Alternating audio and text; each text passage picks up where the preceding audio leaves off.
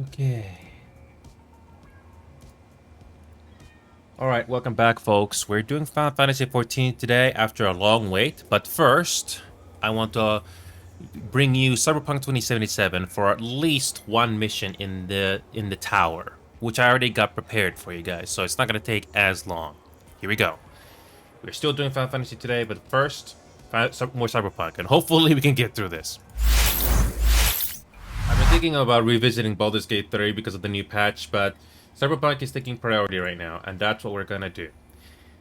And just to save time, I already got the game file saved for the critical moments.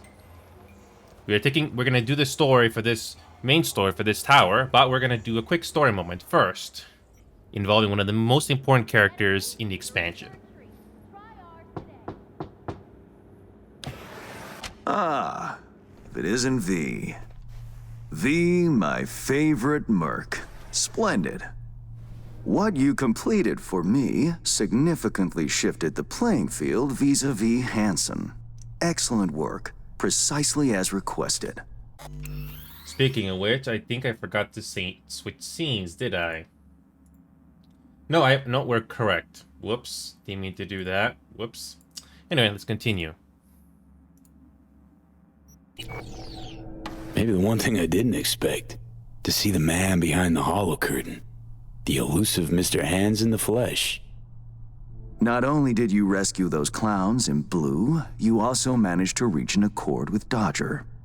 Your head in the game throughout. Well done. You have proven to be a person I can trust, hence my decision to drop the veil and meet in person. A rare occurrence, I assure you. Were I to have more virtuosos like you, I wager I'd have more than Dogtown in my grasp. Dogtown, Pacifica, then I'd line up the rest, snort, and it'd be done.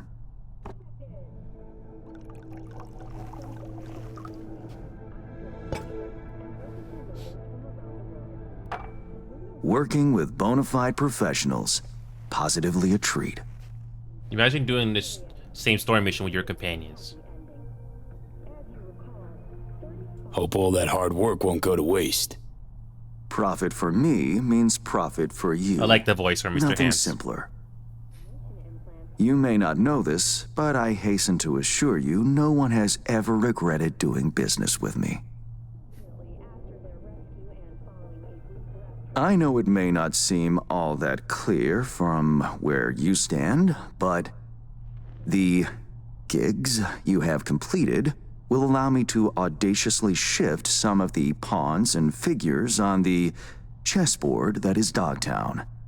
Checkmate is but a few moves away. Take it you prefer Dogtown with no Hansen at the helm. Hansen wields much power, greedily so. He's also clever. These traits I tolerate, even value, when occurring in isolation. But all at once, no. Especially not in one who grips an entire district in the palm of his hand. It makes business trying. Interest you in some tea? It's my own blend. Sure, why not?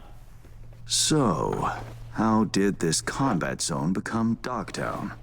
Do you know? Heard this and that. Something to do with the war? 2069. Colonel Hansen led an operation I like the colorfully voice from called Mr. Hands. Midnight Storm. The objective? To occupy this combat zone and establish an NUSA staging ground in Night City. Soon after, the sides agreed to a ceasefire. Hansen's force was left to fend for itself. Headquarters, the public, everyone feigned ignorance, pretending Hansen and company were never here. But our good colonel decided to put down roots. He declared this combat zone an NUSA territory. In our terms, he carved out an enclave for himself and went from soldier to arms dealer overnight. Marooned he was. 2 weeks for a bullet to reach his brain, everyone thought. But his brain remained intact, and he became a force to be reckoned with.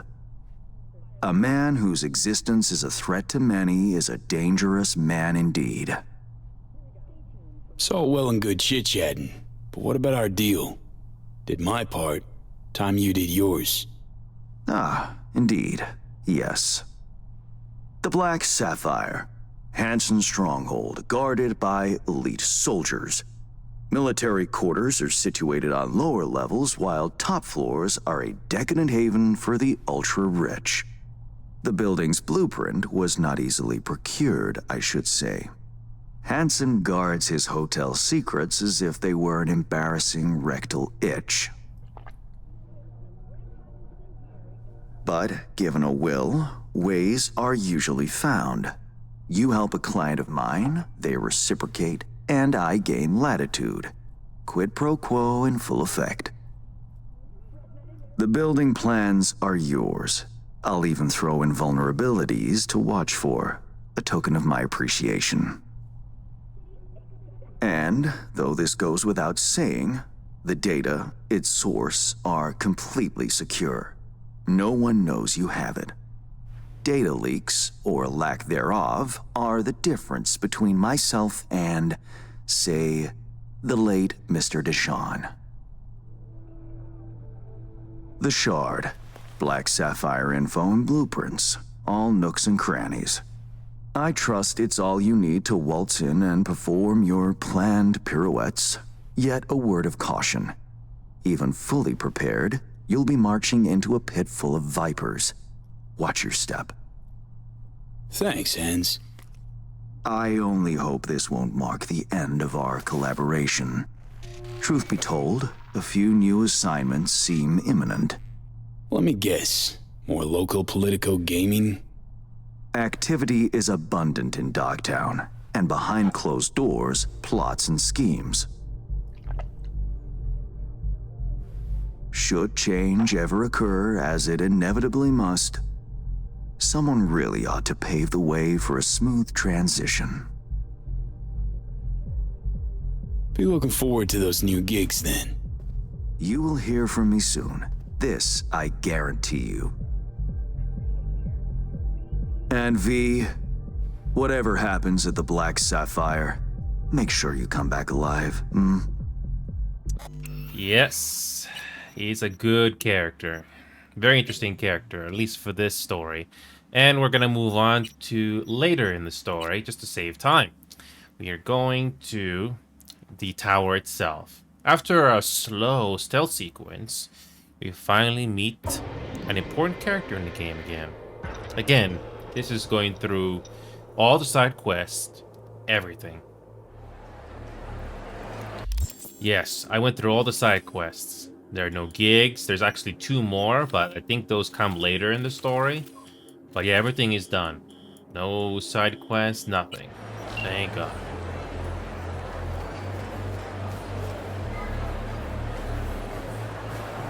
Songbird?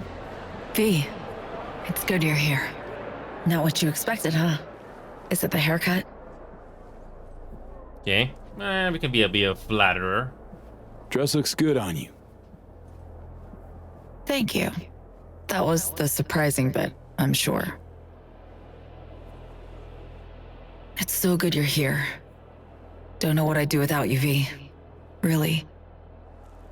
Well, you can count on us for help. Good to finally meet you in the flesh, face to face. Where our last convo ended was troubling.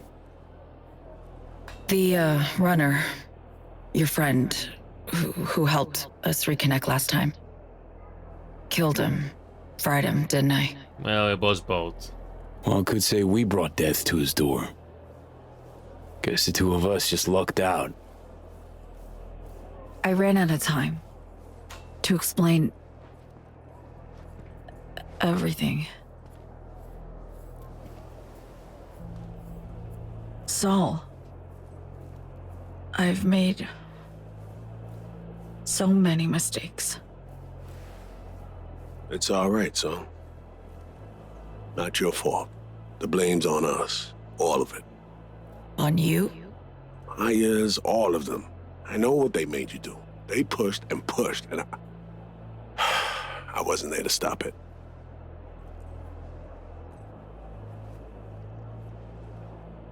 We'll talk later. First order of business, we pull you out of here.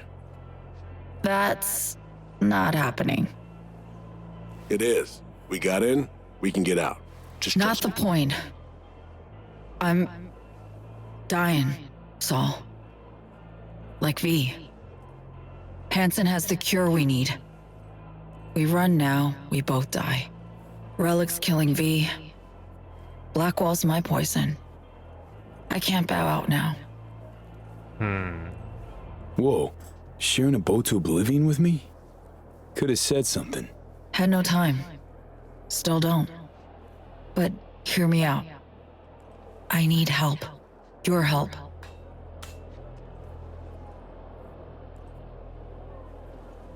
Hansen pulled some tech out of a bunker under Dogtown. Tech that could cure both V and me. We need to clep it. Only way I see of doing that is to stay close. Play the prisoner.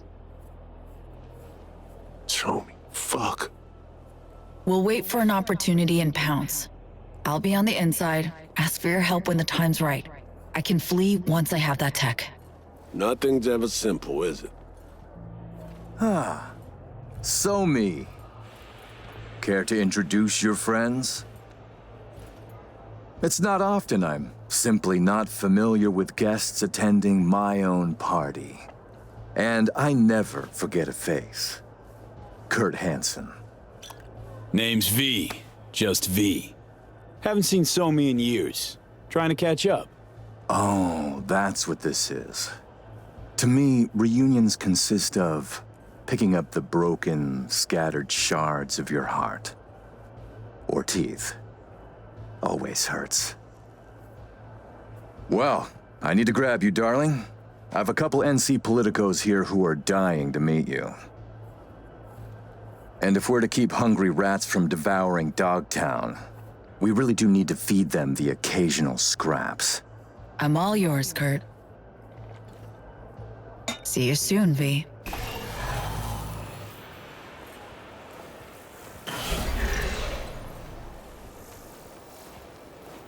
And we got some more banter, but just to save you time, we're gonna skip to this part right here. Just a 5 minutes later. Trust me, it's a lot of gameplay, but yeah, there's also a dance sequence as well, which is really interesting, by the way, that happens after this. But we're gonna skip ahead here. Talk to Songbird via the relic. We can communicate again. All good there, Reed? Yeah. I just need to process for a minute. It's just how I'm built. A little adversity and I need a few moments to think. Come up with anything? Yeah. We now know who took a swipe at Myers' head. Who'd that be? What are you thinking? Don't know about you, but I see coincidences as patterns. Structures we have yet to recognize. What you driving at?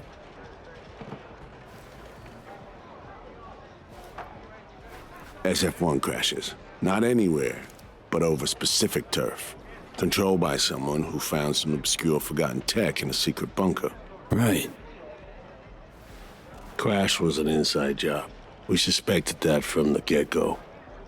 Now we know it was. And we know it was Songbird. She was behind it.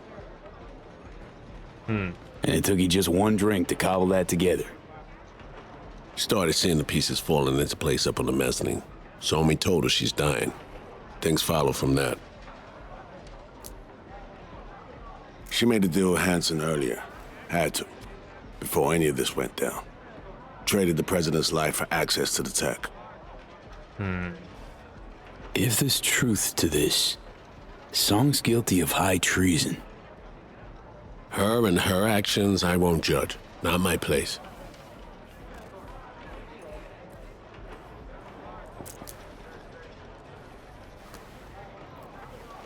As I see it, Somi was playing both sides, simultaneously spinning deals with Hansen and you. She has Hansen set. Then you come in. She contacts you via the relic, asks you to rescue the president. Absolution for her right there. You need to cure just as much, guaranteeing you'll help if her plan falls through. And here we are. Yeah, and here we are, rushing to Songbird's rescue. Thinking a few steps ahead was always her strength. But judgment calls and situational assessment, her Achilles heel. As a chess master, she'd be famous for dazzling plays and excruciatingly beautiful defeats. Sheesh. Don't know what to believe just yet. That's not surprising. But I know Somi well enough to know she'll do her damnedest to be fair. So, what are you thinking about all this? I'm not convinced Somi's to blame for everything. In this trade, nothing's ever as it seems. You gotta keep asking questions till you get to the bottom of it. That's experience talking. Main thing now is to get her out of this cesspool of a sitch. Then we'll see which direction to take. Right. No point pouring over it now. Right. Back to the sitch at hand. What do we have to do to save her? To grab the tech Songbird and I both need, we gotta go to a meet with Hansen. Prep for it's required. Because we show up as a pair of runners. Need to collect their identities first. Whatever that means.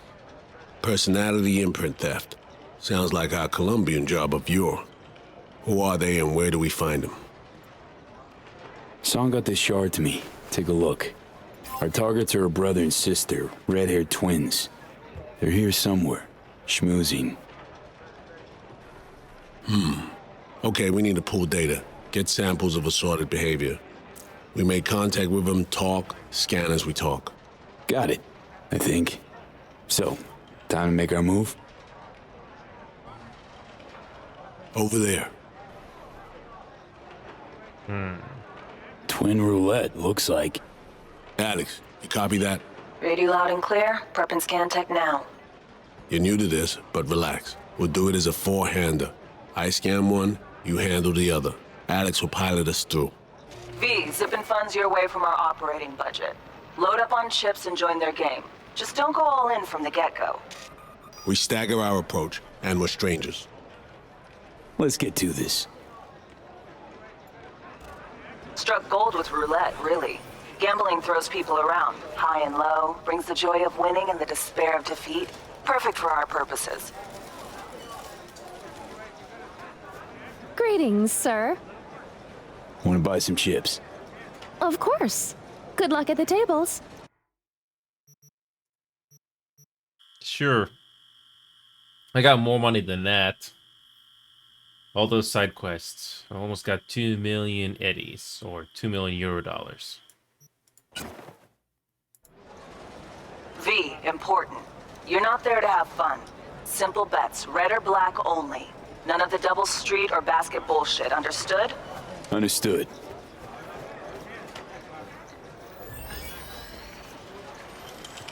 And here we go. We're gonna save the game again at this crucial moment. Crucial moment right here. 29. Will you join us? Odd. Black.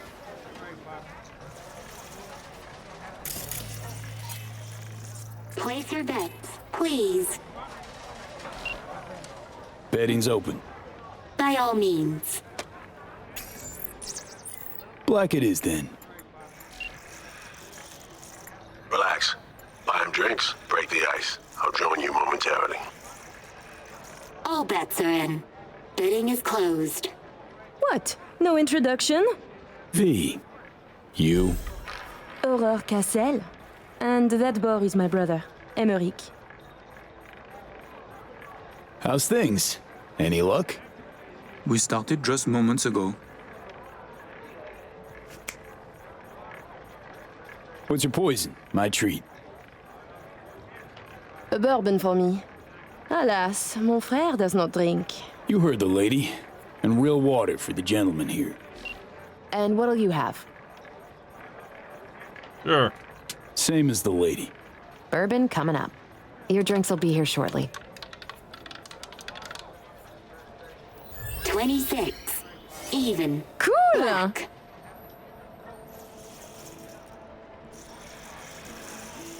Place your bets, please. Last chance. Let's go, let's go. Red. V. Can't get a hold of Reed. No idea where he is. Stall for time, okay? I just realized. You must have dirt beneath your fingernails too, like all these bastards and bitches. That is, unless you're a tourist, like the no-lifers who must watch others live to feel anything. Provocative, this one. Yeah. Conscience ain't sparkling clean. No. I like those who brag about such things. This feels like a James Bond film. 16. Even. Red. Ah, yes. Fucking done here. Duh. Place your bets, please.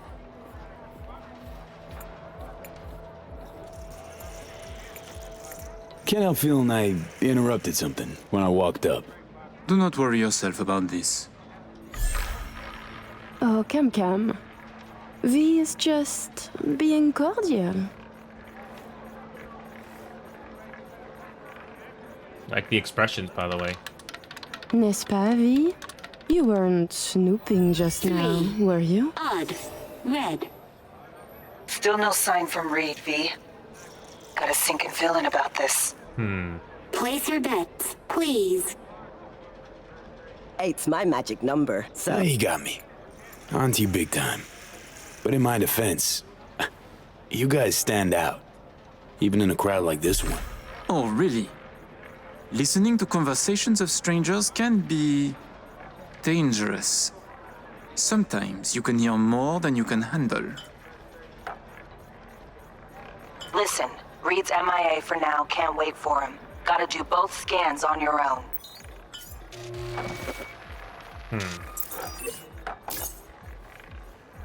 We were discussing local politics, specifically our host, Monsieur Kurt Hansen.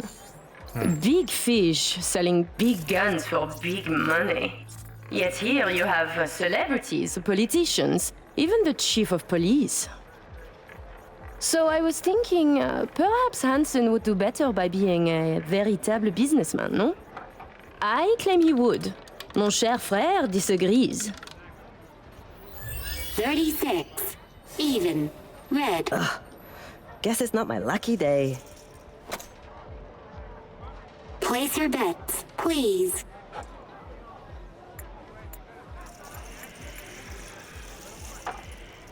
Who is Kurt Hansen really? A crucial question. Tread carefully with that duo, V. The fuck? Psychoanalysis a hobby of yours? Non, putain! I'm merely trying to have a conversation. V, no! Too hard! I'm asking what you think of him, not if his parents loved him. Yeah, Curtis mentality. Guy's a warlord with an oversized ego. Just look at the state of Dogtown. Now that is some cheap psychoanalytic bullshit. Wanted an answer? You got it. Thank you for the bourbon, V. 33. Odd. Black. You can always Place redo your it and see how bets, different it please. is. Let's see how different it is if you redo it. Il n'est vraiment pas très futé, ce petit. Oh, c'est pas comme si je voulais coucher avec lui, hein? Let's do that again. Why not? Yep, it's nice how little choices can make a big difference here. You know what's interesting? Final Fantasy is not as sophisticated as dialogue choices like this. Although, in Cyberpunk, which I've said before, I wish there were more story that you can bring with your companions as well. But hey, it's nice to have different 11. choices. Will you join Odd. us? Black. Thankfully, we can skip. We're gonna skip. Place your bets, please. Thank God we can skip.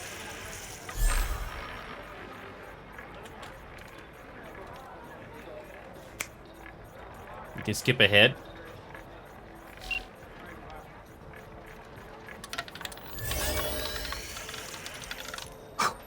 Last chance.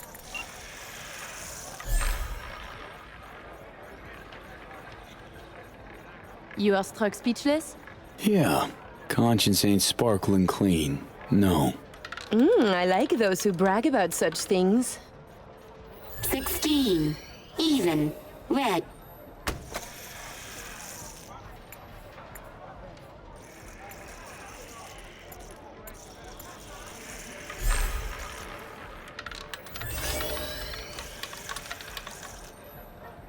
Eight's my magic number.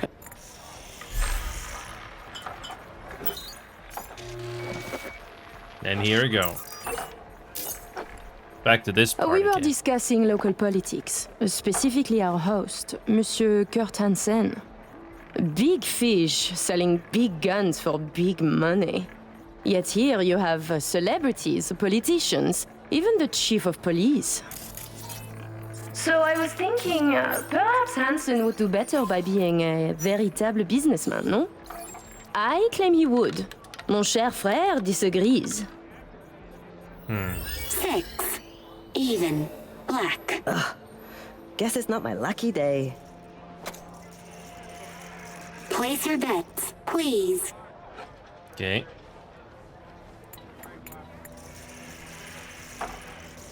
Who is Kurt Hansen really? A crucial question. Tread carefully with that duo, V. Certainly not liable to become a tax-paying, law-abiding Night citizen. Kickbacks to NC officials. Are they not taxes, not protection money? Doing business carries a price. Dogtown needs Night City to prosper. Hansen needs it. Une diversification of profit centers makes sense. I myself have a small firm in Paris. My stand-in takes calls, arranges meetings, and deflects. Why would he need that? Hansen? Providing weapons to banana republics is not quite a sure and stable business. 21. Odd. Red. Place your bets, please. Oh yeah, that was not bad. Better option. Tu ne serais pas en train de devenir trop pote avec lui? Mais fais pas ton jaloux, petit frère. C'est pas comme si on allait baiser, lui et moi. Charming little show you're putting on. You see, Emmerich, we are charming. I mean, Hansen could take Dogtown by the throat, eject the junkies, and make it a paradise for billionaires. Just getting rich is dull. You should work for the community. Invest, create jobs, throw banquets. She's getting chatty. Doing good, V. And charities are excellent washing machines. You launder billions, believe me. 11. Odd. Black.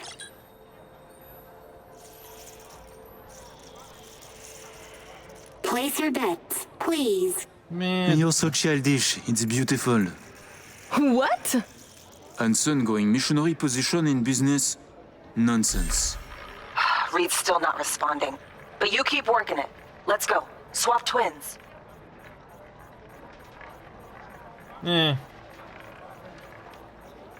Thanks for...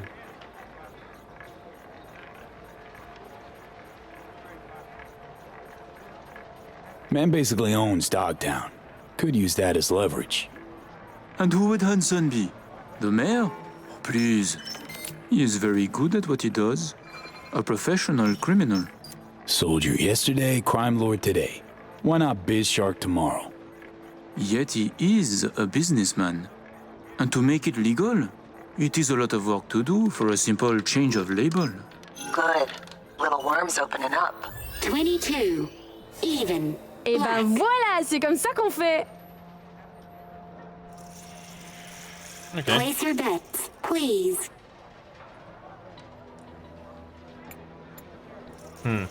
Care to expand? Floor is yours. Allow me to say, V. Arms or property, it would make no difference to me what I sell. And to spend 5 years on efforts to change how people see you, call you, to be upstanding in the eyes of others, I could not give a shit. 24. Even. Black.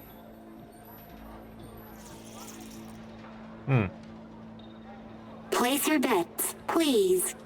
Getting there. Almost got it. Give me something big now. Make them laugh or cry, I don't care. Please place your bet. Like the tingle of risk? Oh mon vieux, t'as pas d'idée. Thinking we can add a little spice to our game. I'm listening. My, I too am curious. How about we go all in? Bet everything we won tonight. And we play different colors, yes? You win or we do, and either you or we lose all. My thoughts exactly. A moment.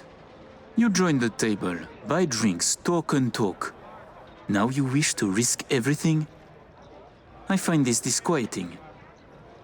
Perhaps you could now tell us about yourself. Tread lightly.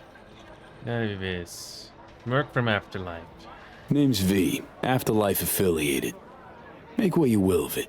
Are you happy now? You choose first then. Sure. Black's my choice. We are red, as our hair. A luscious color.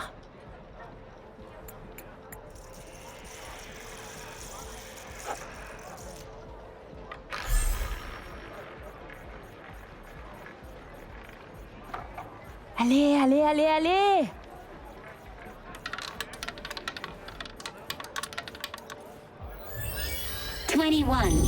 Odd. Ah oui! You win some, you lose some, folks. Leave us for a moment, if you please. Oh, we actually got it. Goodbye then. I know your friend Reed is FIA. My natural assumption is you're an agent too. I'm also guessing you two took it upon yourselves to save the president, then exfil her out of Dogtown. Okay. I should send you back to Night City in body bags, filled with pieces. That's the case, smart man. Wow, you cracked it. Clever man. To be honest, I got tired of the media circus. All the allegations thrown in my face, the bullshit propaganda. Luckily, we can put all that behind us now.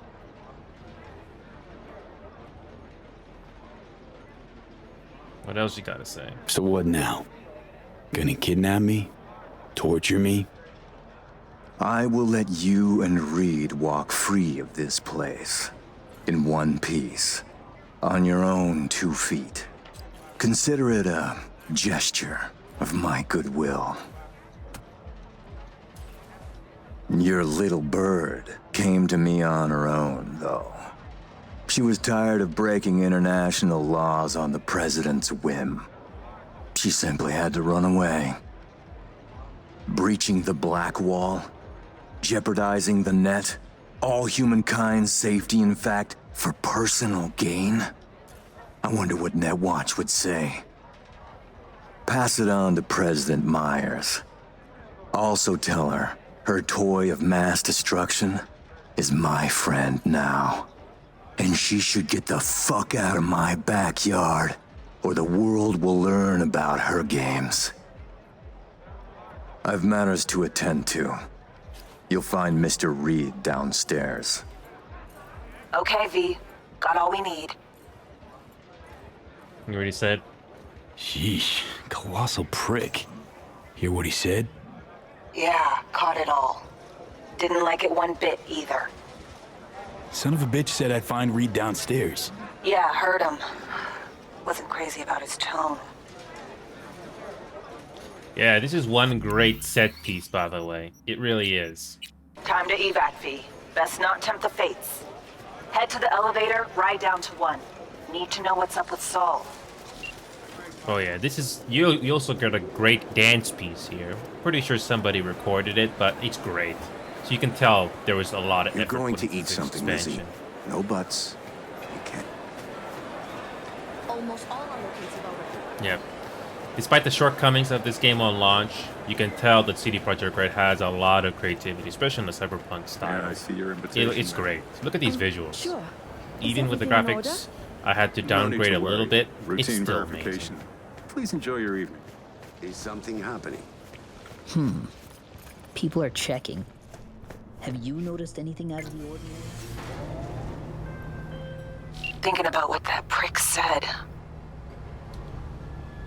Yeah. Songbird's a walking, talking WMD. And Hansen's got her on a tight leash. And he can prime her for use whenever he wants. Listen, V, we need to get her out. For everyone's sake. Guy knows. Got some dirt on Myers. Can't imagine it happening. But if the public learns that any US president willingly broke international laws governing cyberspace use... NUSA's fucked. Myers will either have to take the fall, let herself be buried in dirt for this, or she'll defy the world and spark another war. Fuck me. Oh, just once I'd like to see things go smoothly, as planned. This feels so very, very wrong. Nothing's ever simple, is it? And that took half an hour with save files. You and your chum best be headed the fuck out now. Straight on from here. Gonna walk you two out. Come on, V. No reason to hang.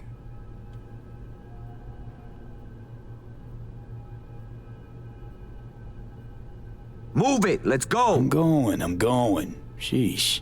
That's right, you are. And no funny biz while you're at it. Yep. I mean, I could do the corporal route.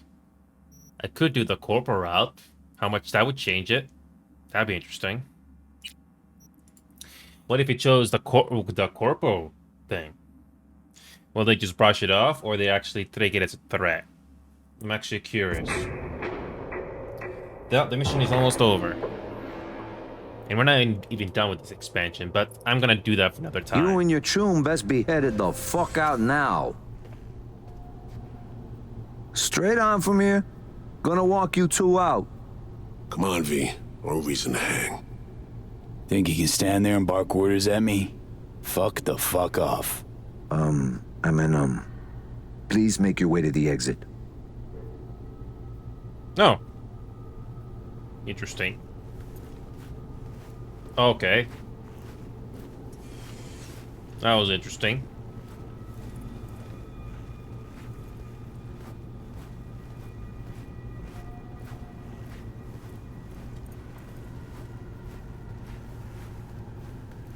And the lighting looks good.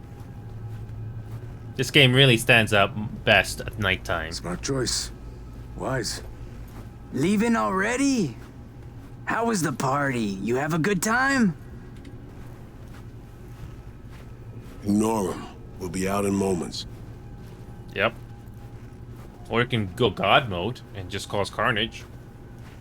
Pretty sure someone has done that at this point.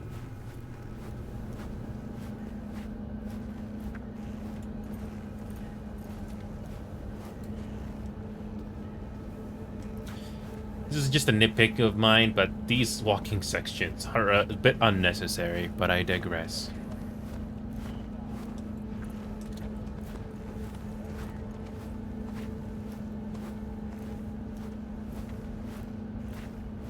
No stopping, let's go. Fuck off. Follow me.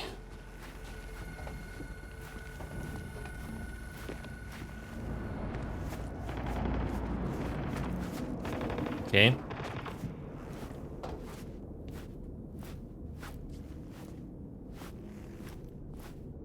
How'd things go, V? Got everything. All set. You got thorough scans of the runners. Both of them. Yourself. I said we got everything. Well. And then you, excused yourself. Stepped away. Disappeared?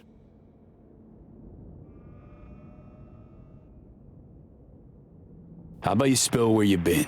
What happened? Had us worried. The op was underway. I didn't want to jeopardize it, so when confronted, I behaved. They'd cornered me, got me before we could meet up. Forget the rest. How'd it go at the table? Anything to worry about? So yeah, Roguezukin, I basically got to this part of the story finally, after going through more side quests. Hansen showed up. We chatted. Threats were made, actually. Said if Myers doesn't let up, the world will learn about Songbird piercing the Black Wall.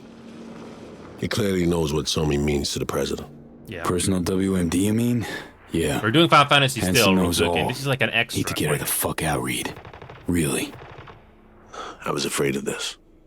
Okay. P, Alex and I have work. We need to analyze the data from Songbird. Might take a day or two. Preem. Open comms line then? Sure. We'll work out a game plan. We're doing Endwalker, Get back Rook. to you This ASAP. is like consider this an extra. Oh, I save you the and time. V, bang up work. See, I just finished the quest now. There we go. We just finished the quest just now. Yeah, this is a bonus. Yep, this is a bonus, basically. And, yep, I got some save files here, which you probably recognize. And, yeah.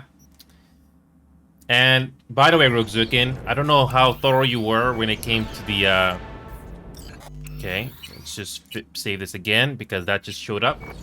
So, another free bonus for Rookzukin is this. I don't know how thorough you were on the side quests, but, okay, let me just get rid of these autosaves. Why there are so many of these? There you go.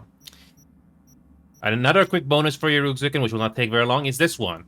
Again, I don't know how many of the side quests you did in this game, but I was thorough. This one was one of the more interesting ones.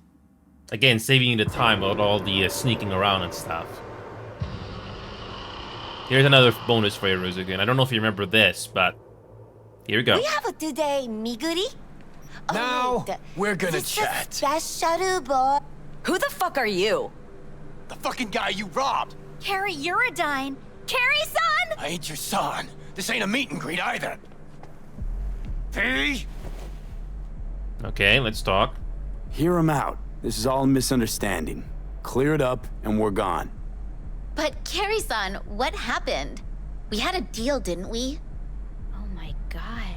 Is this about that N54 interview? We, didn't mean to offend or anything. Old doesn't mean anything anymore. No wonder the truck didn't get to him. Even dumber than I thought. Oh, well, what's what this deal? Wait. What's this about a deal? We signed a deal with MSM to play Carrie-san's user-friendly. It's like our new single for the North American leg of the tour. Over my dead body. But we're going to bring your rock into a new era. Isn't that what you want? Rock? You? Okay, let me tell you something. It's been claimed before, but you actually did it. Rock is dead, and you killed it. Congratulations! Your manager contacted ours. Said you wanted to work with us. Kovacic? The fuck? He never even asked me. The fucking corpo cuntbag. Listen, Carrie-san, that cover is an expression of our love for you. Please, let's work something out. Rock might be dead, but Carrie's blind if he can't see these girls got potential. For once, Johnny is absolutely right. Yep, the label basically screwed everyone off. Looks like the label fucked you all. You're their pawns. They're playing you. Looks that way. Fuck. You know, got nothing against you. The sitch, that's what's fucked. Well, you chained your gonk ass to the corpos. What'd you expect? We'll talk to the label, Carrie-san. But right now, we'll make our displeasure known. Your song's not in the set. We're calling off the concert and suspending the tour. Seriously? You'll lose millions. They'll lose even more. Well, okay. You girls, you're all right. What I said earlier, No biggie, Carrie-san! Even monkeys fall from trees. Right. Let's go, V. Wait! Carrie-san, can we get a pic with you? Just as a souvenir?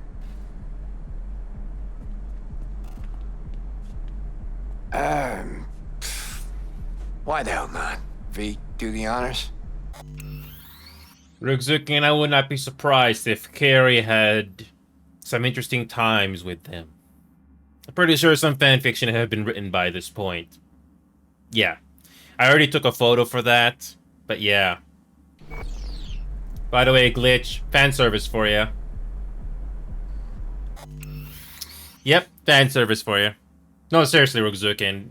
I'm pretty sure there's some fanfiction written with Carrie and the three girls. I mean, this is one of the more interesting side stories I've seen in this game. And that's saying a lot. And we're gonna go back to the latest save. I'm not gonna spend another hour on this game, but I just wanted to quickly show you as a bonus. And Glitch, what you saw for the last 46 minutes is a bonus. We're still doing Final Fantasy XIV tonight, but I just wanted to do this as a quick bonus. Because I'm doing the Phantom Liberty story first, and then we will do the main story for this game. Okay.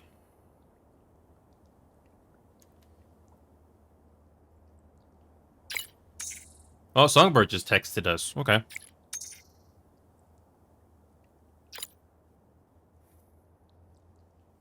Okay. No, Glitch, you came at the right time, Glitch. That was just a side quest and the main story what you saw. If you look at this VOD again, you basically see the story basically summarized in 46 minutes. And yeah, and by the way, the visuals for this game is pretty good, Glitch. Cyberpunk 2077 looks the best at nighttime. Daytime looks a bit more generic, but yeah, the devs for this game did a very good job with the lighting at nighttime. This is where the game really looks at its best, even if you turn down the settings a bit. It's amazing.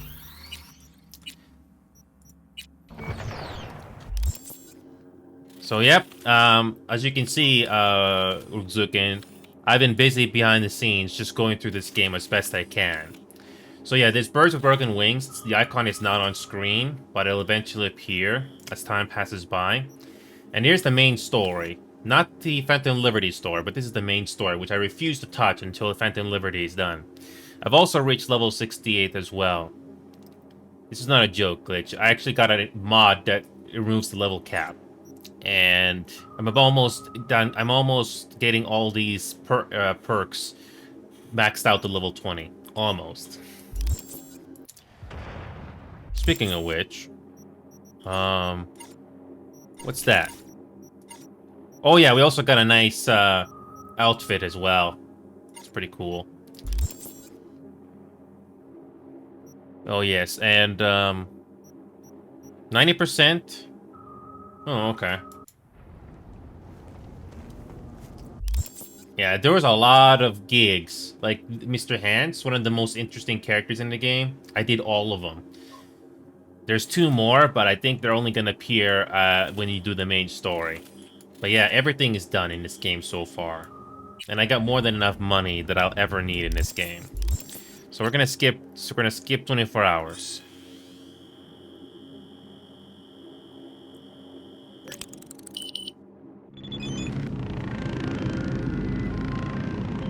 Okay. Hey V, Recon's in our rear view now. Get yourself ready and meet me at Alex's. Sure. See you there. Turns out she's here. And we got text messages.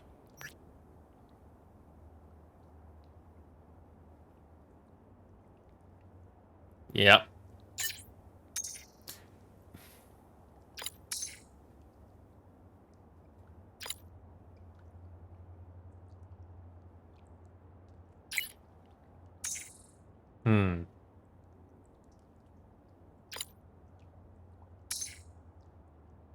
Okay.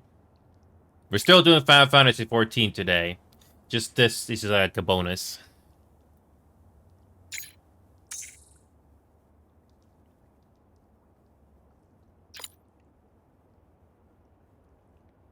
Okay.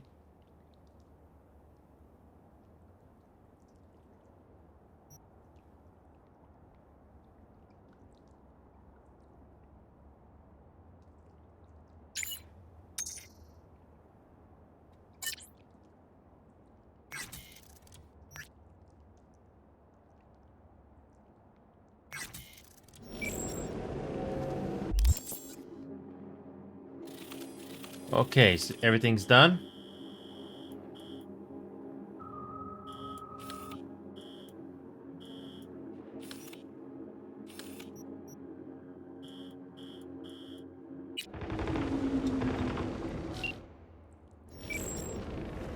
Okay.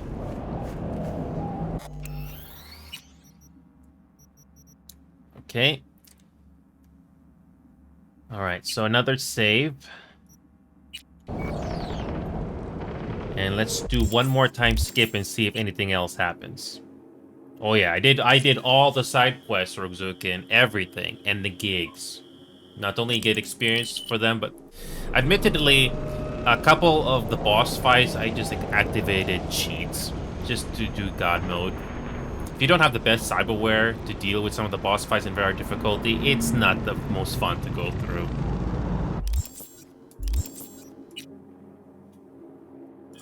I'm gonna do one more time skip here and see if there's anything new.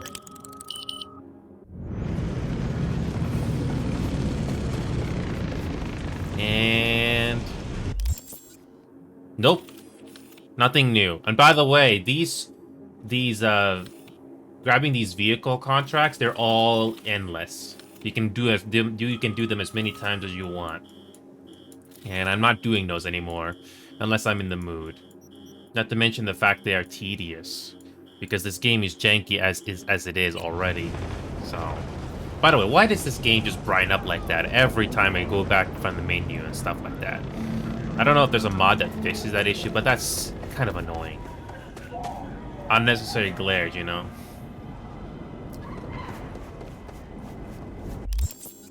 So yep, I'm gonna make sure that there are no other side quests. Again, this is not gonna take too long. I'm just gonna teleport right here. The game doesn't allow you to fast travel like that, like in Final Fantasy at all. But thankfully, with simple modding, that's done. Very easy. I don't know why that's not a thing, but whatever. Some of the cars in this game definitely look like a Tesla in a way. For example, this one vehicle I got from a side quest. This looks pretty cool, doesn't it? You would think it's like a Tesla sedan, but it's not. Oh yeah, I like the visuals. I like the designs for these vehicles in this game.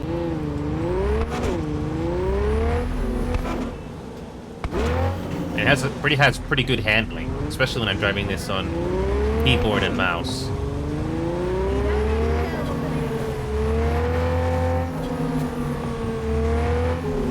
Yeah, I'm just making sure there are no other additional side quests as well that will appear on the map.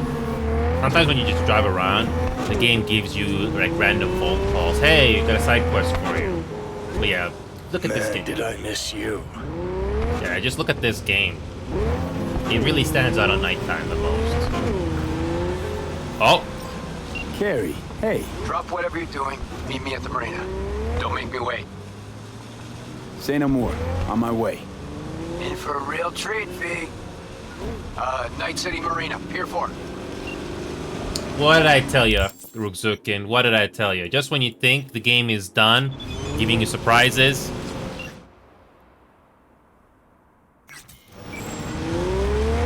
What did I tell you? I'm just driving around and then all of a sudden you get another side quest. But, again, as you saw on the map, the good news is I took care of most of them. So whenever something pops up, it's not a big deal. One more drive here, and let's see if anything else happens. It's too bad this game did not launch, did not get the most polish when it first came out all those years ago. But at least the expansion was, when it comes to the story, it's fine.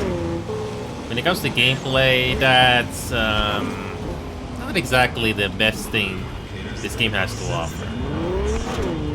Again, I'm not gonna do that side quest here because I've already gone here for like an hour.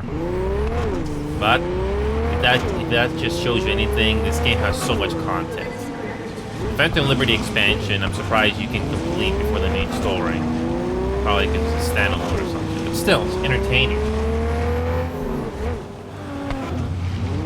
And interestingly enough, Rukzukin, there are some VR chat worlds that have cyberpunk interiors in it. I have to look it up because after going through this game for so many hours, I'm curious how much of it has got ported into it.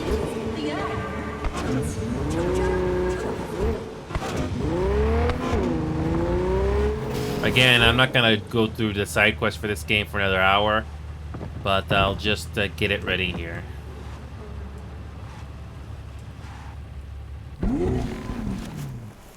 get it saved here. Okay. Loot this one more time. Nope, nothing. Alright, I'm gonna save this game right here. And that's it. That's a bonus for you guys. Man, so many things to do in this game. And I tried my best to do everything. Baldur's Gate 3 finally got its final patch, by the way. Ruzukin. Patch 8. Baldur's Gate 3 is a big game, by the way. 147 gigabytes. Anyway. So we are finally doing Final Fantasy again. I haven't touched this game in a long while. So we're finally going to touch the story for this game and get my interest back into this. So I didn't forget. It's just that, you know, Cyberpunk really did sidetrack me in a way. But first, I'm going to have to cover the screen because I have to do the password for this game again. I really gotta... I don't remember the password offhand. So, yeah, I just gotta quickly pull it up here.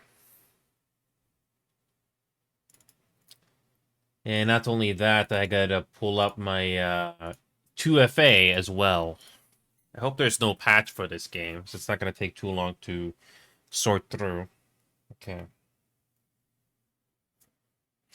So yeah, Rugs, and hopefully you're not disappointed. It's just that I like to go through the side quests for the game, not only to see if anything sticks out, but also for the experience and the lore. Those also take quite a bit of time. And did I mention how janky Cyberpunk is? It's not as bad as it was on launch, but it's still janky. So that's why sometimes you gotta go through some trial and error, to say the least. Alright. Alright. I got the launcher all ready to go.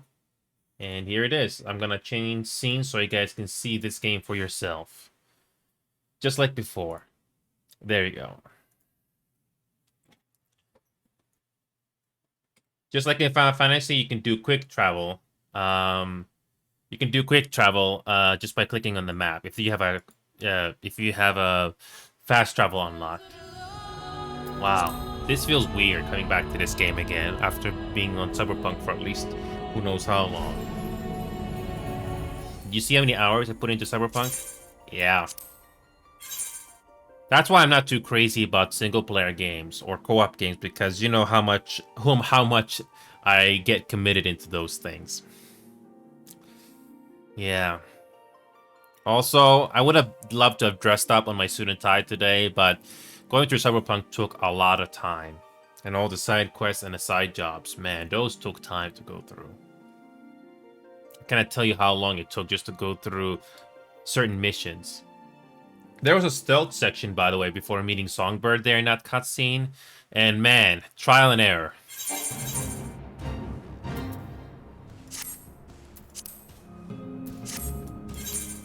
Okay. I'm not doing the duty roulette here. We're gonna go on the main story here. We're just going to the story right away.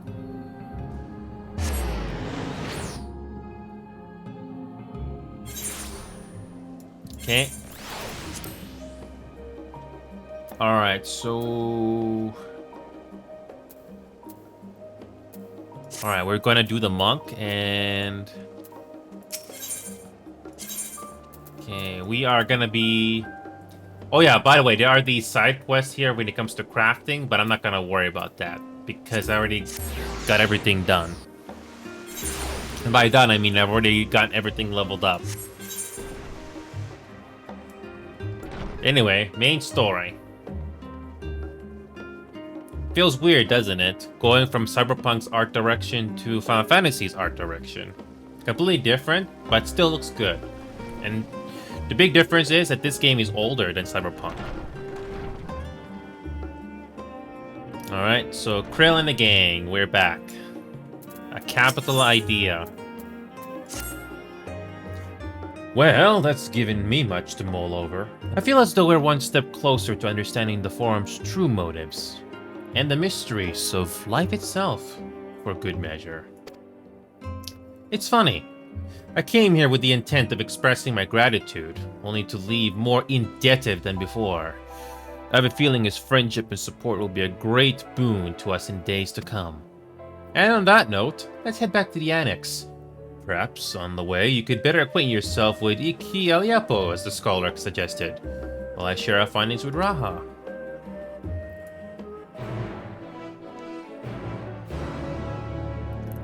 Oh yes, we're talking to Grahatia again, who's really good at studying.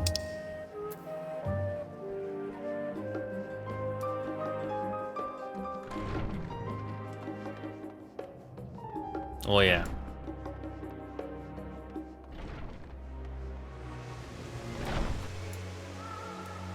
Yeah, this game is surprisingly optimized, but then again, this game is on a custom engine. Yeah, it feels like the game got better with age.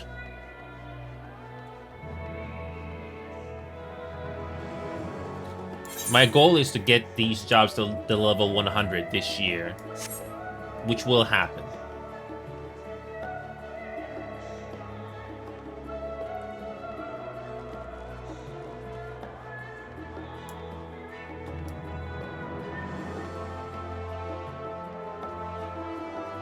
Okay, let's continue with the story.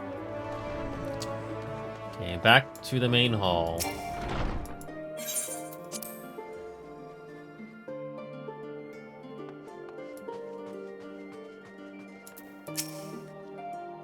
Justini returned not long after we departed for the studio. A shame that he missed the chance to attend our lecture with the scholar. Or perhaps not. Having spent most of the time in Davnir, I've yet to fully grasp the lie of the land here in Charlayan. Even finding my way to the annex proved a challenge. You better not let your guard down or on key. One small favor becomes another, then another, and before you know it, you'll be running to the other side of the world in search of a bottle of wine or some other rubbish. Then again, it might make for a welcome change of pace from your usual heroics. And as the scholar said, it could also lead to interesting discoveries. It seems I've done an adequate job of relaying Scholar Monty Change's lecture to Raha, given his experiences in the field of souls and memories. He had no trouble understanding it. Alright.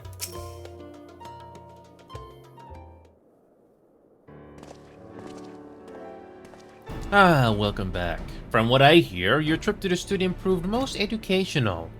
While you were away, I received word from our fellow Scions. As expected, news of the warding scales was met with much joy. Preparations are now underway to bring the leadership of the Grand Company of Erzia and the Eastern Alliance together to determine a way forward.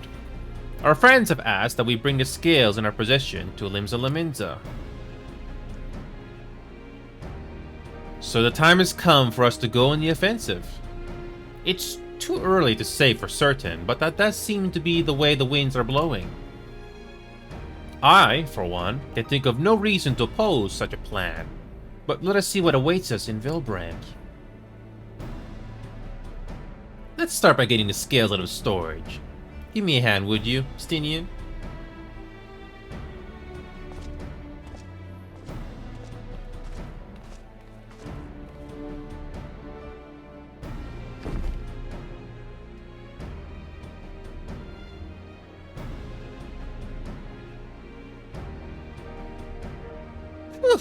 Didn't realize these crates were so heavy.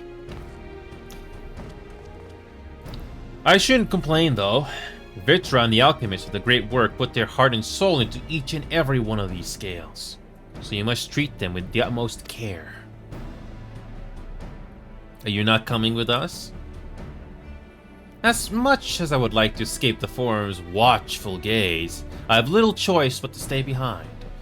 We're already on thin ice, and if I, in my capacity as our official representative, were found to be consorting with foreign powers, well, you can imagine how that would go. I shall remain here, and do my utmost to avoid ruffling any more feathers, as I await word from Master Matoya and our other allies. With luck, we'll soon have good news of our own to share. The tide is about to turn. I can feel it. To Limsa Laminza, the pirate town.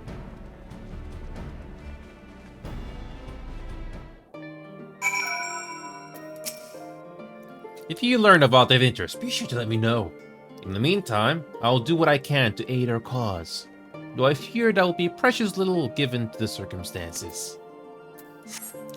Well, so we're back to the pirate town. My god, it feels so weird to be back in this game again. By the way, it took me like 3 or 4 weeks just to level up jobs from level 80 to 90 every freaking day. Well, because of Cyberpunk, it took me quite a while. Alright, the command room is right over here.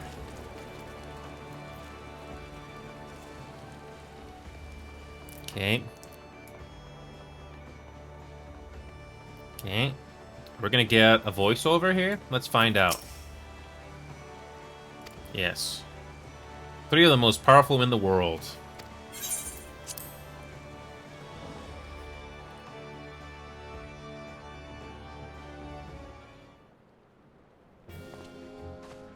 Do we get voiceovers?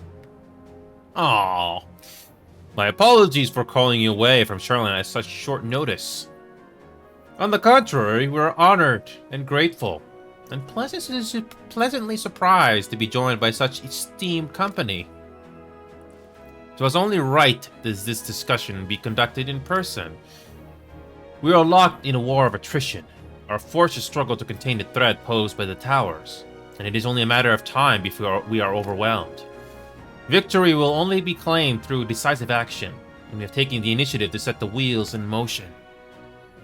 It is reassuring to learn we are all in accord. But might I ask what your plan entails?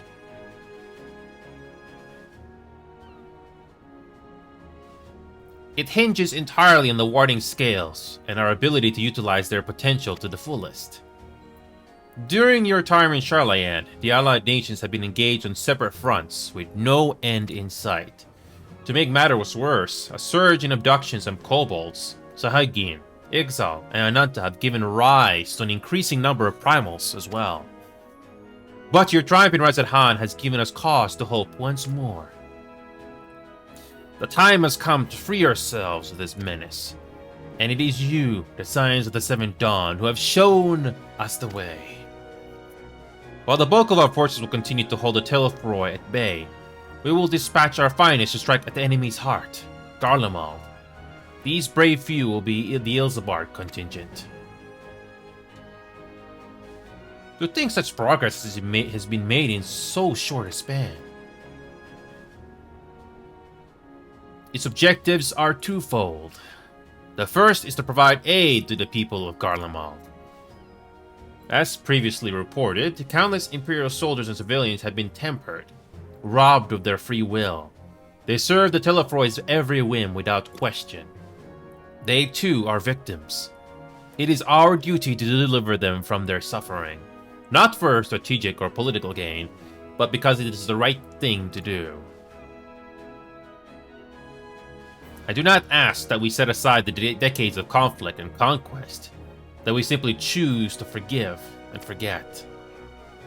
I ask only that in choosing to remember, we do not also forsake our compassion and morality, for without that, there can be no reconciliation, only death without end.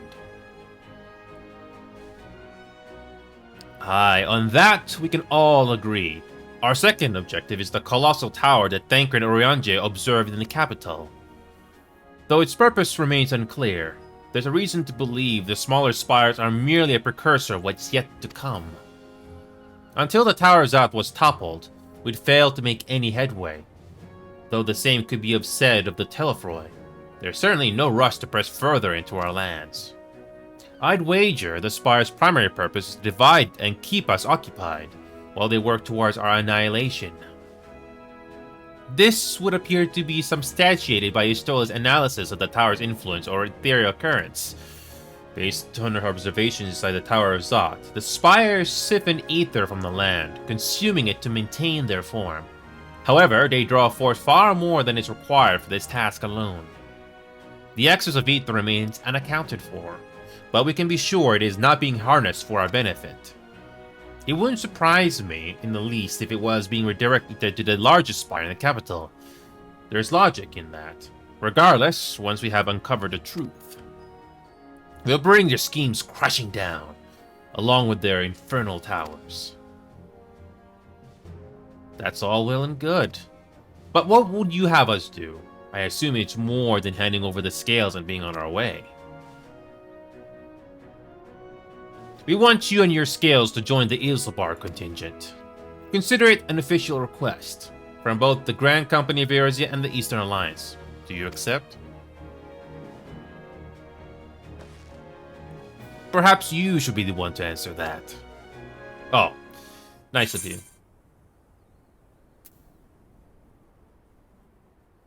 For honor and glory.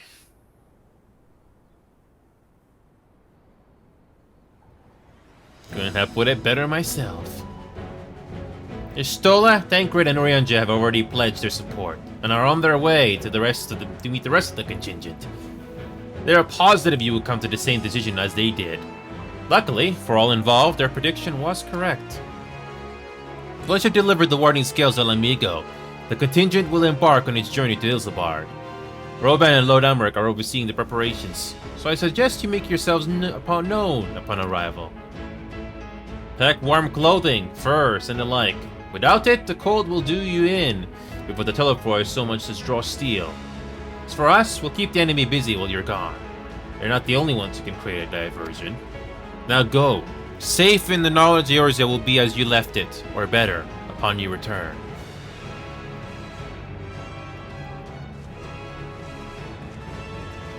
So we're going to a new area again, huh? Okay.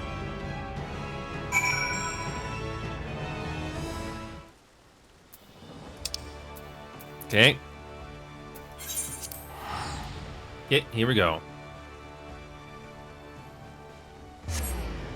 Just like in Cyberpunk, this should be possible in vanilla, but nope.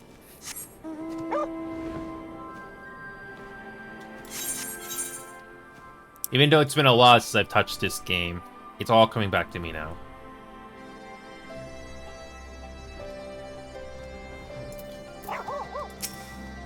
If Amric asked after me, say I'm getting on fine and leaving at that. Don't you dare breathe a word about the Court. Ah, fancy meeting you here. I trust our mutual friend is settling into a life as a scion. Collaboration never was his forte. The moment the fighting ended, off he'd go, like a galley cat swept up in a strong breeze. But rest assured, he'll always be there when you need him. Probably. I must quiz Tancred and Orianja in the conditions we can expect in Garlemald.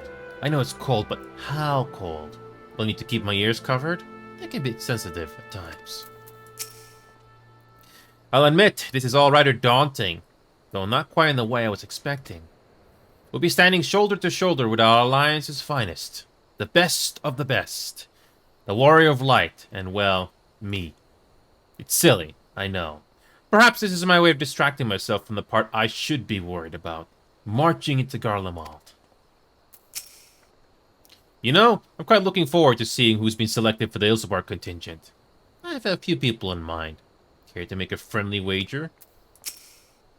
Okay. Ah, the Wanderers return. You've been busy, bringing down a tower and producing the keys to destroying the rest of them. You should be proud. Those warding scales of yours are what's made this whole venture possible. Will you and Lord Amric be leading the contingent? Regrettably, no. Our role is to organize the various delegations into a cohesive unit. Once we have seen you all off, it's back to our respective posts. We dare not neglect our duties for too long unless our defensive efforts fall into disarray. And just between us, there was a fair amount of opposition to the formation of the Ilsabar contingent. The very suggestion that we send out some of our finest troops to an enemy alliance to render aid into the Guardians has made me rather unpopular in certain quarters. Can't please them all. Sadly not, though I do my best. Truth be told, I'd much rather be at your side, charging into the fray. Alas, I have battles of my own to fight, where words may serve me better than any blade. I hate to say it, but Lord Amric's struggles mirror my own. For the time being, the best we can offer you is the peace of mind from knowing Eorzea is in safe hands. As you fight the good fight in Ilsabard, I and the other commanders will do what we can to convince the naysayers that our cause is just. Thank you, both of you. We meet again. Oh, it's you. Much has occurred since we parted ways in Werlut. From what I gather, the protective talismans you obtained led to the formation of this expeditionary force. Our contribution in this occasion is but a minor one, that being the information I've shared with Maxima. For the sake of the people of Garlemald, may the fates be on your side. So you're not coming with us. Strange. I thought you have a stake in this. I do. The Telfor I've laid waste on my homeland and enslaved my people. But though every mote of my being cries for vengeance, I cannot be the one to deliver it. My presence alone would place the entire mission in jeopardy. I stand accused of murdering Emperor Varus and plunging Garlemald into chaos.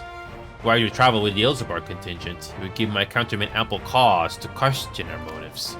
Conversely, those who believe me innocent may instead celebrate the return of a former legatus and attempt to raise me to a position of leadership, further destabilizing the region and complicating the contingent's mission. Whether I am branded a villain or hailed as a hero, I would only hinder your efforts.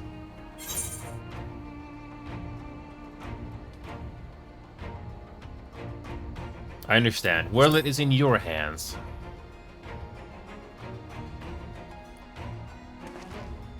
And I will defend it to my dying breath. After the sacrifices my sons and daughters made, I can do no less. I didn't forget about that. I and the government of Werlut intend to offer refuge to those fleeing Garlemald. Should that time come, we will be ready. In light of Gaius' rather unique circumstances, I instead will assume the role of your guide. Though I may have defected for political reasons, my love for Garlemald endures. I would stop at nothing to protect her and her people. Well said. Might I ask you to escort our friends inside? You might even bump into an old acquaintance or two. If I don't see you again here you depart, may the Fury God protect you. All of you.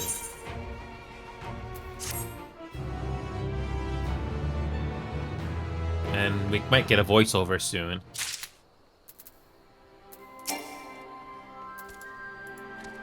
Regardless of how my countrymen receive you, the cold will not treat you kindly.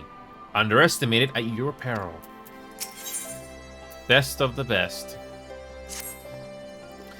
The other members of the Ilzabar contingent are gathered in the royal palace. I shall inform them of your arrival, so please, make your way inside as soon as you're ready. Okay. Yep.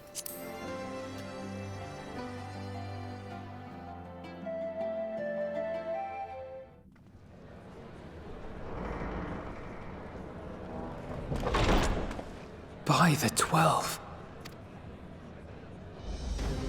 That's a lot of NPCs. The lighting is good. Wow. That looks good. Glad you could join us. I hope you don't mind, but we went ahead and started without you. As you can imagine, our traveling companions were eager to become acquainted. 'Tis a rare thing indeed to see such a diverse and talented group of individuals assembled for a single purpose. We fight not only for the sake of Eorzea, but for the entire world, including the people of Garlemald. Much rides on the efforts of the Ilzabard contingent. Wow. Indeed, which is why I am glad to find myself in the company of many trusted comrades, yourselves included. Nice. Lucia! I have come at the behest of Lord Emmerich, who has honored me with the role of Ishgard's representative. And for the good of all nations, not least my former homeland, I am determined to see this mission through to its end. We have a hard road ahead of us, but walk it we shall, together. Nice. We too welcome this opportunity to work together once more. I have faith that, if there is a way to resolve this conflict, we will find it. Allow me to introduce you to the rest of our company. Everyone! If I may have your attention.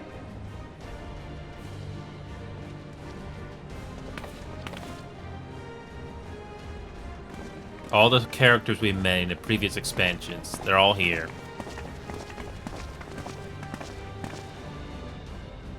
This looks so good.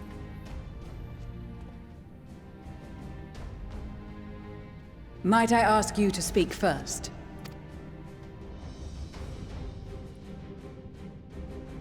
If I must, I am Arun Senna, spokesman for the Gridanian delegation. Here on behalf of my esteemed sister, the Elder Seedseer, we shall provide support and protection to those in need during our time in Garlemald. To that end, I am joined by healers selected by the Conjurers Guild, with the Order of the Twin Adder's Finest serving as our escort. Nice. Of course, with an experienced white mage such as yourself accompanying us as well, those requiring more involved treatment will be in safe hands. Raya O sends her regards, by the way. Oh, the game actually recognizes that we're a white mage as well. Oh, that's so nice of them. Suppose I'd better say my piece. Oh, it's you again. Wait, I know you. Oh. The name's Sicard, in case you've forgotten. Truth be told, I'd rather you had forgotten. Any road, the Admiral asked Captain Hillfear to send his best, and for whatever reason, he picked me. Of course, if I'd refused, I'd be the laughingstock of the bloody executioners, and my reputation's taken enough of a keyhauling as it is. But more importantly, like any pirate worth his salt, I know when you're staring down a storm, you gotta trust in the commander of your ship. So if the Admiral wants us to go to Garlemald, not for plunder and glory, but the promise of peace in our time, then that's what we'll do. Since we all know how much the Empire loves its steel, we thought we'd bring along a few smiths to make the most of it. Give them a pile of scrap and they'll cobble together anything you fancy. Of course, just like the Gridanians, we got fighters of our own. We might have come with a more constructive purpose in mind, but we're more than capable of cracking skulls, believe you me. Well, you're certainly raring to go. But then again, so are we. The most dependable warriors of Uldar and Alamigo have assembled at the Sultana and General Aldin's behest. If Garlemald has truly fallen, then the whole place is likely to be crawling with Telophoroi. We'll need plenty of troops to clear and hold a path for others to follow. That's where we come in. Naturally, Marshal Tarapin and I will be leading from the front.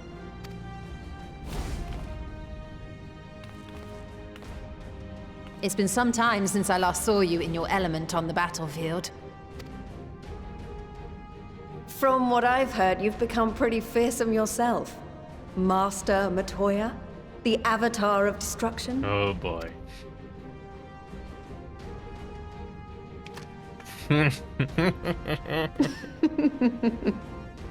With comrades like these, I know we'll succeed, no matter what awaits us. Again, simple character moments like this. So good. And then we might finally get a chance to enjoy a good long rest. But until then, let's give it our all. If you made it this far into the game with all these expansions, the game rewards you with story moments like this. It really feels rewarding.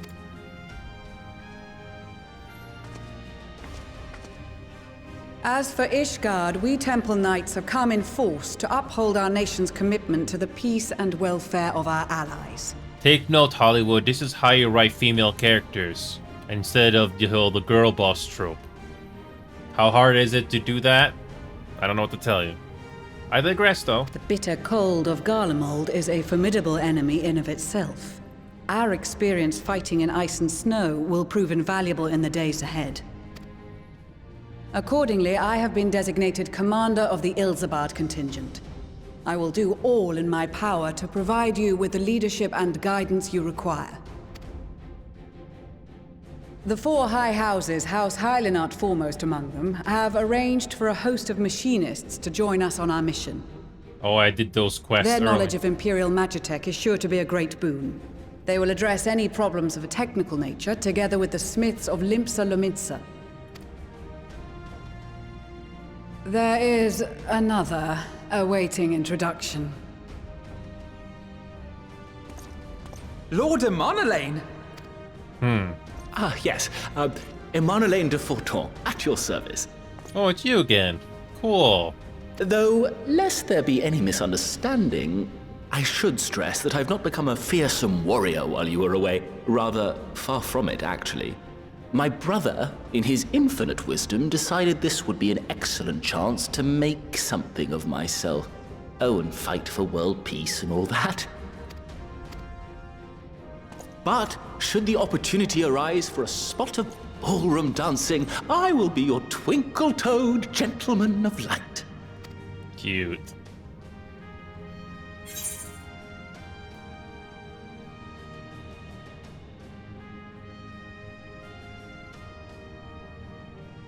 Wait a minute. Are those background characters not moving at all? Are they blinking at all? They look like statues in the background there.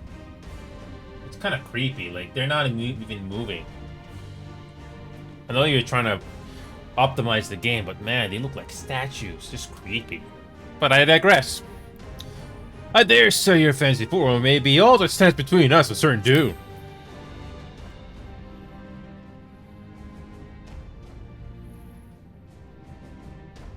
Huzzah! I cannot wait to regale Honoroa with my tales of daring do.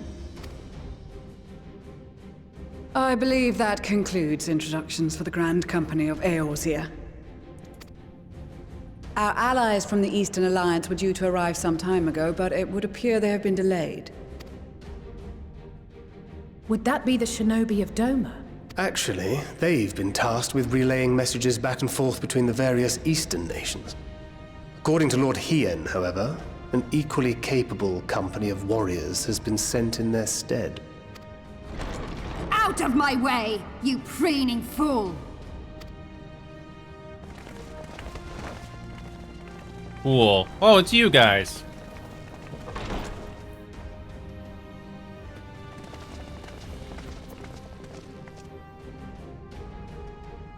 Forgive us for coming late. We are the delegates of the Eastern Alliance. Oh, nice to see them again. Cyrena, and you've brought company. For battle and blood we come, as the steppe is sorely lacking in both. No towers befoul our lands, so we marched on those of Doma, only to find them beyond our reach. Oh. But now our thirst for slaughter will be slaked. No quarter to the enemy! Sadu Hatun, no. We go to make peace with the Iron Men, not war. Warriors of the Steppe, we've heard many tales of your bravery. We welcome you as allies. And these other ones you have brought are... Members of the Dalmascan resistance group, Lente's Tears. And the Bosnian resistance. Between them, they have a wealth of experience in espionage, and are particularly adept at infiltrating Imperial facilities. Which is fortuitous, since Garlemald's domain is so vast that I could never hope to handle reconnaissance duties all by myself. Dalmasca, Bosnia, Alamigo. All lands which have suffered the tyranny of the Empire. I would never presume to question your motives. Nevertheless, I must reiterate that our goal is to aid the victims of the Telophoroi, the common folk of Garlemald. And they are victims, make no mistake. Though I understand that many may struggle to see them as such. You're more right than you know. For every one of us that answered the call, there were a dozen that refused. Not only in Alamigo, but everywhere we went. And who could blame them? The Empire's always been the enemy. But after seeing what we've seen, fighting and working against and with Garleans. There's no denying the simple truth. They're just people. No different from you or I. They've got their share of liars and murderers, but so do we. So do we all. Fordola, who once swore herself to Garlemald, has proven herself a trusted ally time and time again. Every Eorzean here knows Cid Garland, the Imperial defector who shared with us countless technological wonders. Gaius Bloody Balesar himself is working to help rebuild Wurlid, a nation he once conquered. So you can believe me when I say that every fighter here understands and accepts that the Imperials are not monsters and are deserving of help. Or at least that they were able to put aside their feelings for the greater good. It won't be easy, but we're all determined to make this world a better place.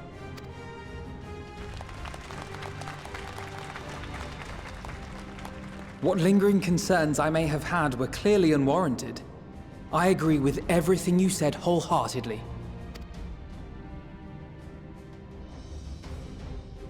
Then we are in accord. Now, let us review our strategy. To reach the Garlean capital in northern Ilsabard, we must cross the central mountain range. Fortunately, Garlond Ironworks can provide aerial transport, sparing us this most treacherous part of our journey. However, attempting to fly any closer to Garlemald would attract the attention of the Telophoroi. As they appear to have seized control of the majority of the Imperial military, we must assume that includes its fleet. In addition, Garlemald possesses devices that can interfere with airship navigational systems, further discouraging an airborne approach. Given the circumstances, the closest we dare deploy our contingent is an area between the range and the capital, the Magna Glaciers. From there, we must travel the rest of the way on foot. We will also need to bring the airships with us to ensure we can withdraw with haste. Although much of the terrain will be blanketed in snow, we should be able to make use of local roads and shipping facilities. The vast ice field will afford us an unobstructed view of the surrounding area. On the other hand, it will also allow others to easily spot us, so it is imperative that we only make camp in positions where we can easily defend ourselves. And the airships, which must be kept safe at all costs. We cannot account for every possibility, so we must be prepared to think on our feet. We will be tested. Sorely tested, I expect. But for our homes and for our people, and a people not our own but in need, we will succeed. Spare no effort in your preparations. Once we depart, there is no turning back.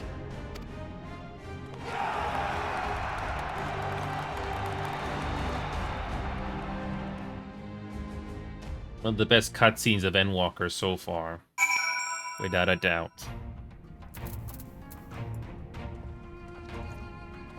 Wow, so many characters here from previous expansions, all here. With the Mole, Champions of the Nadam, and the Notral having sent so many here, I thought to defend a step in their absence. And I would have done so were it not for my step-brothers. They urged me to grant our allies the sun's might, that his radiance may deliver them unto victory. Though I must tolerate the presence of this feral Dottrel J-Dog, as first among my brothers, I could do no less than accept this challenge. My deeds will become the stuff of legends.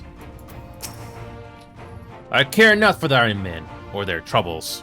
It is the destiny of the weak to die in ignominy. Even so, I will do as I have agreed. I have volunteered to join this band at Serena's request, and if she thinks it's a worthy cause, that is reason enough.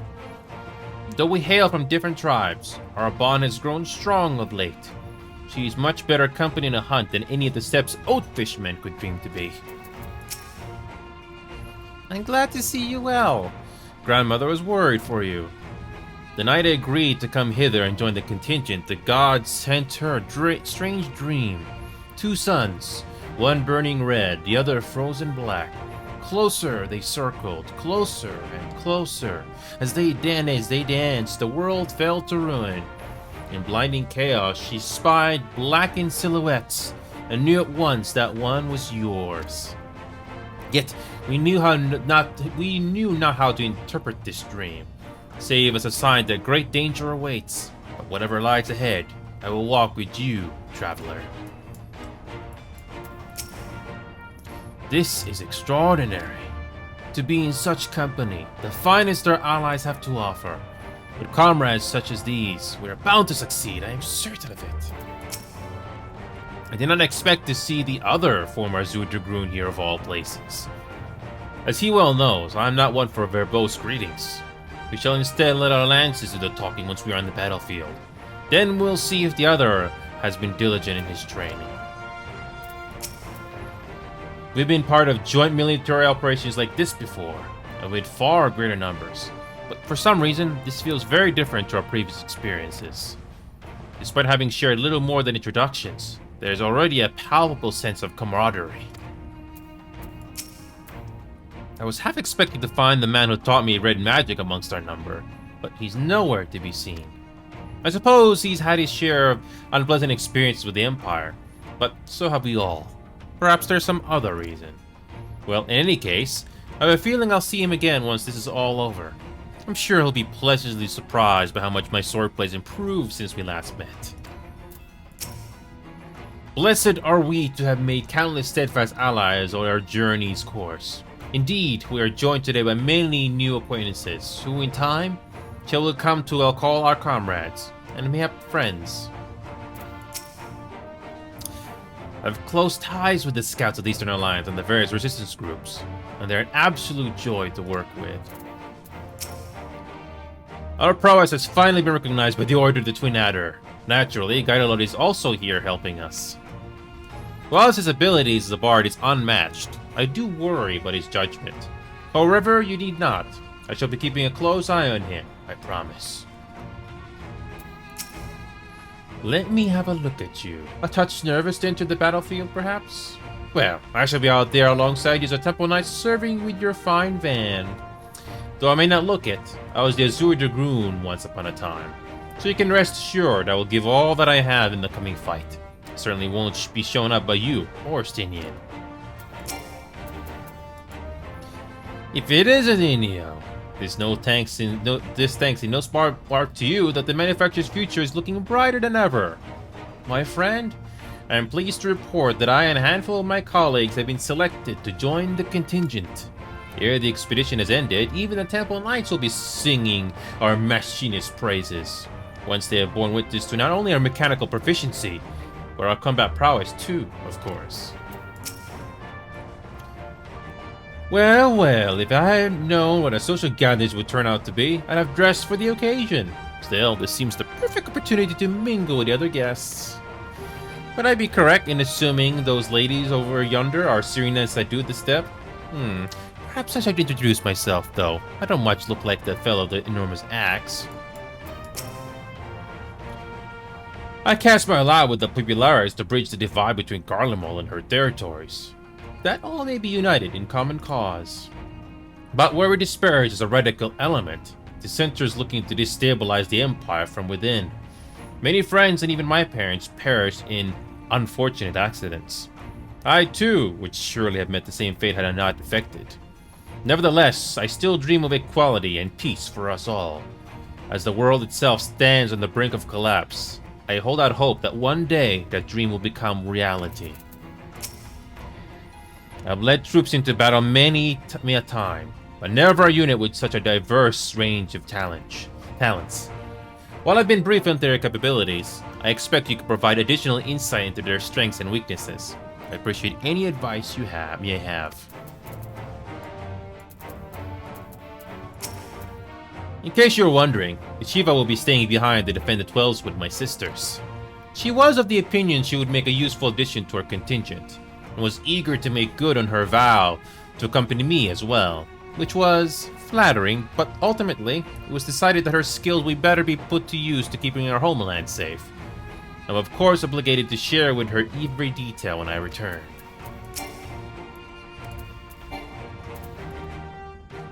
Can't lie to you, I wasn't entirely for this whole thing when Sanson spoke to me, but if it means being your brother in arms, then who am I to pettifog?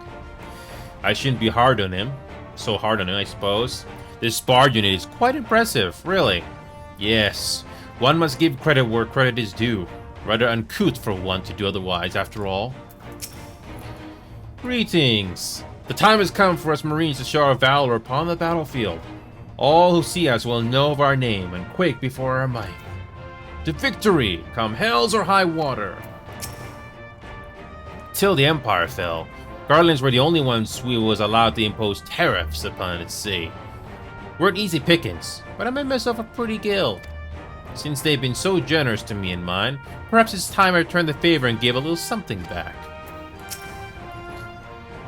Often has Father told me of the struggles faced by El Amigo in the days of the occupation, and I too have crossed swords with Empire on many occasions, though Garlemald has long been our bitter enemy. Her Grace is elected to bolster the Ilsapar contingent with members of the Immortal Flames. As representatives of the Sultanate, we are one in our commitment to the cause. It seems so long ago we were sailing across the Ruby Sea, and charging about the Azim Steppe with Ciri and the others. I'd say we're overdue for another adventure.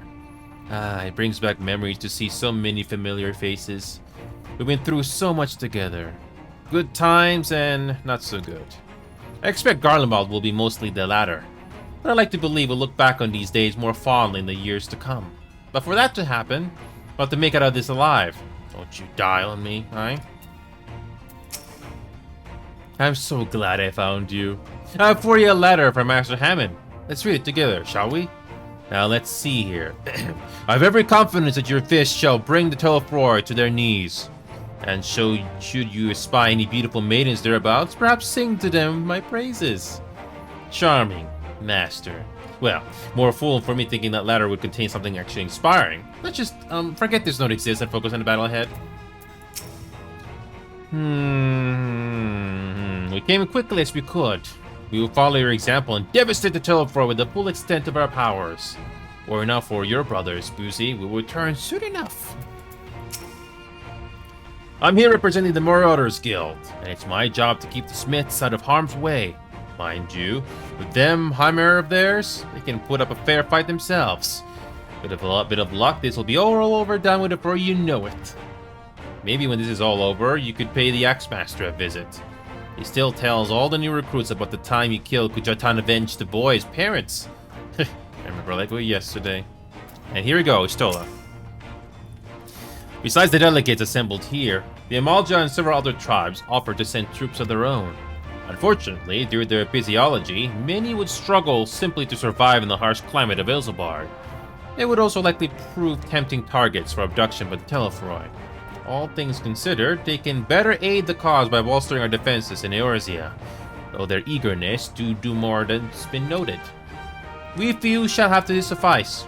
Where we embark, we must distribute the rewarding scales to our comrades. Care to do the honors?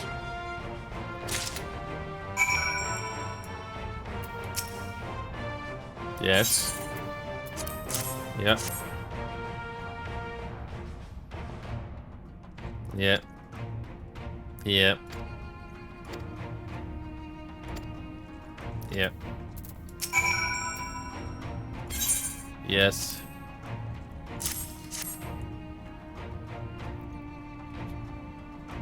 Mm-hmm. Yep. Yes.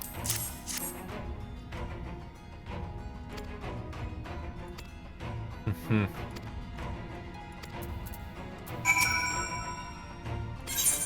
Yep.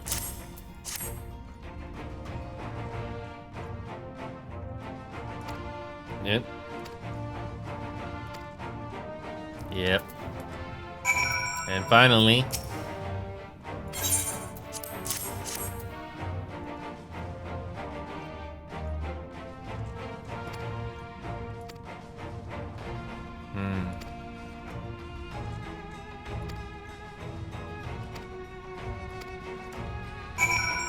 And finally, Maxima.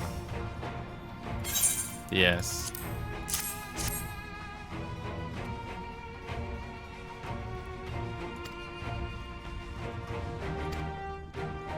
Yep.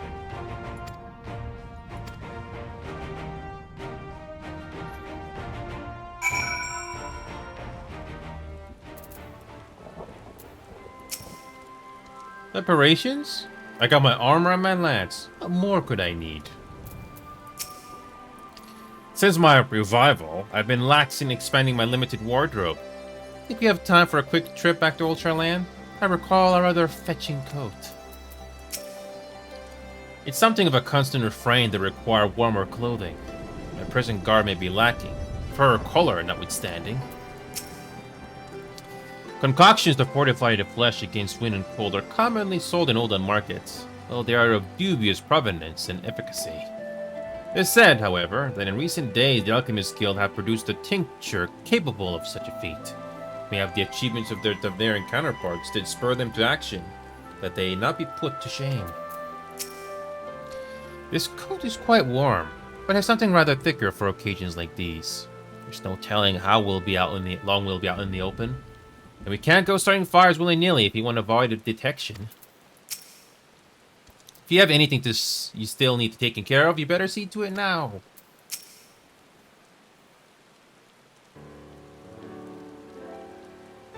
This is our last chance to make ready before we set forth. You needn't worry about Oriandra and I. We still have what we wore in Garlemald before. Justinian claims to be quite warm and toasty beneath his armor. And since he spent a fair bit of time up north recently as well, I have no reason to doubt his words. Most of the others will be borrowing the Grand Company stock. The rest of you could do likewise. I suppose, you provided you're not only overly concerned with style.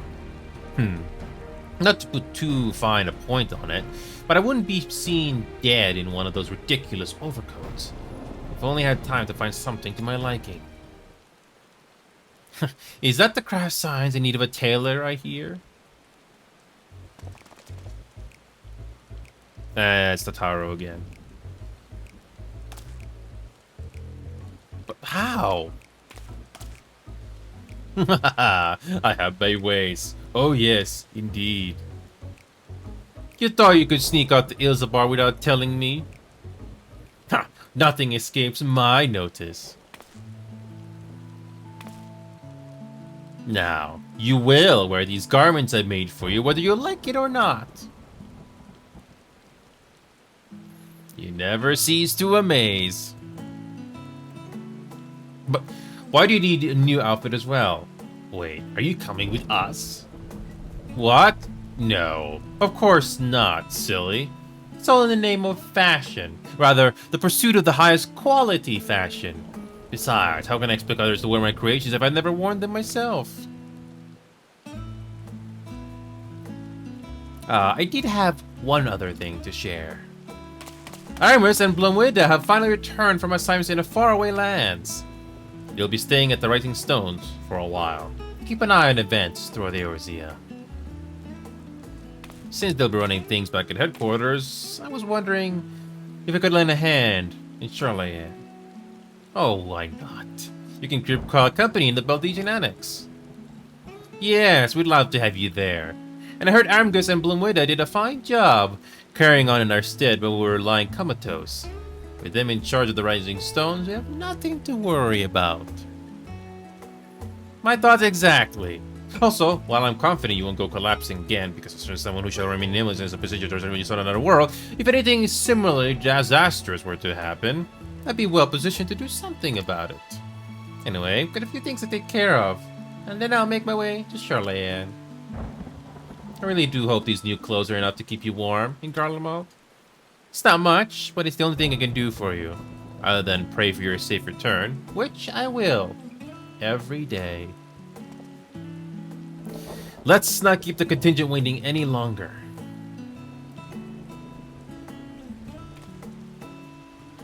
Here are your winter woolies, handcrafted by yours truly. North Sea coat, nice.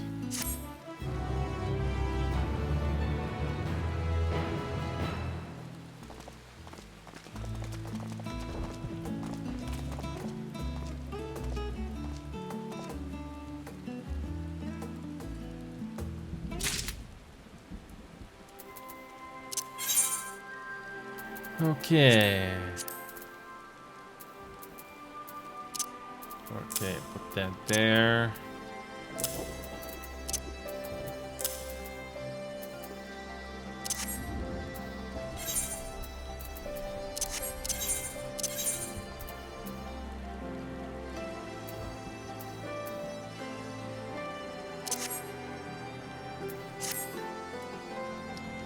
Okay. Alright, let's continue with the story, shall we? A frosty reception. Tower of Suspicious under closure. I'm told the airship pilot has been sent to meet you. Ah, there he is. Alright, this is where we go our separate ways. Do be careful, won't you?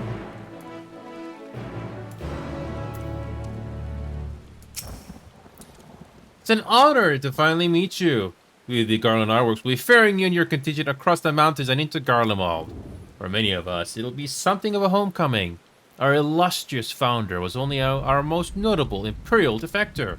For that reason, the company is committed to the success of this expedition. Our resources are at your disposal, and if there is aught we might do to be of further assistance, please do not hesitate to ask. If you're ready to depart, I will ready the engines. Okay, we got time.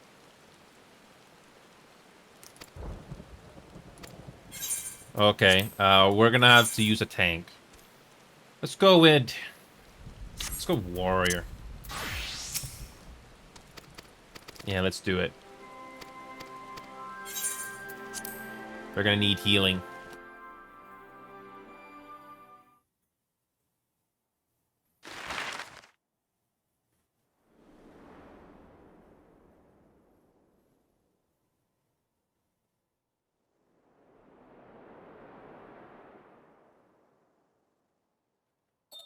Ilsabad, divided in twain by a vast mountain range.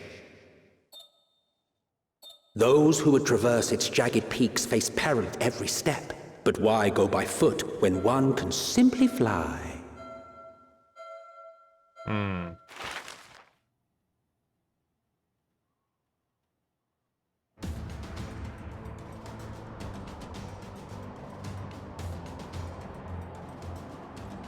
On the outskirts of the Imperial capital, in the frozen wastes of the Magna Glacius,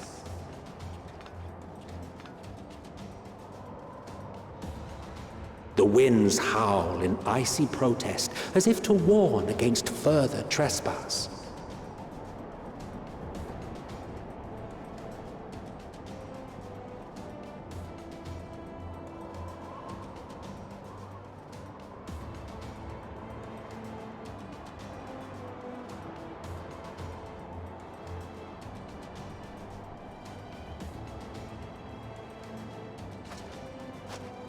We've received word from Thancred's reconnaissance party. They've sighted a detachment of heavily armed Imperials. Survivors of the Civil War, perhaps? Perhaps, but there is more to it than that. Maxima reports that they're led by Vergilia, legatus of the 3rd Legion, which comprises the bulk of their number. However, they are also joined by several members of the 1st.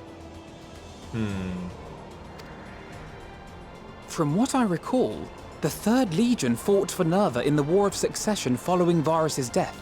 The 1st, on the other hand, were under the direct command of the Emperor and rejected Nerva's claim to the throne.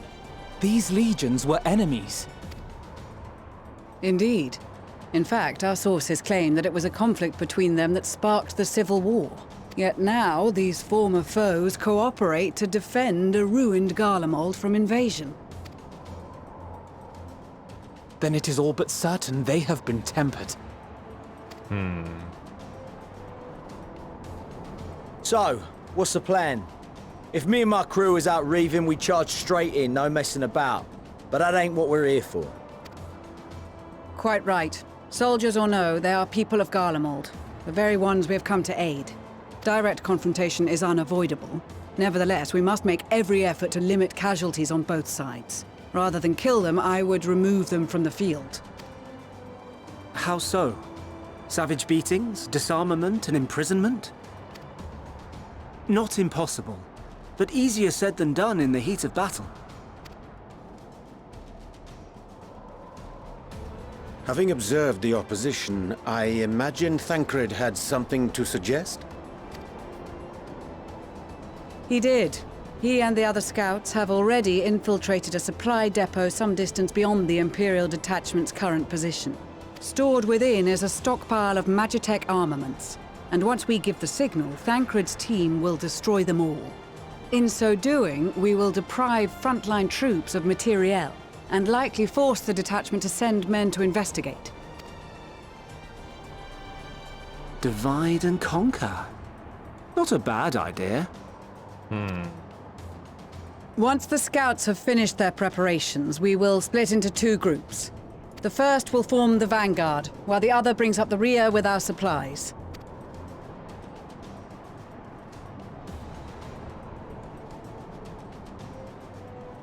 As for the Scions, I ask that you lend your assistance where you deem it needed most. I would prefer, however, that you accompany the rearguard and be prepared to join the van at a moment's notice. Kept in reserve as our trump card, so to speak.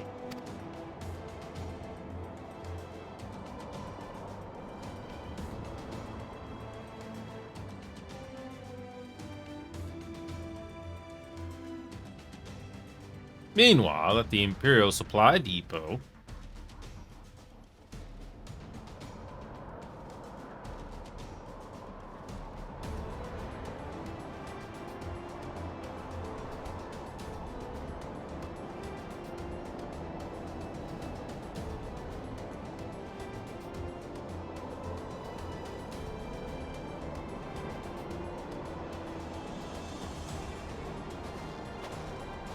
Your proposal was well received. More specifically, they asked that we destroy the Imperial's toys in as spectacular a fashion as possible. Ishtola always did have a flair for the dramatic.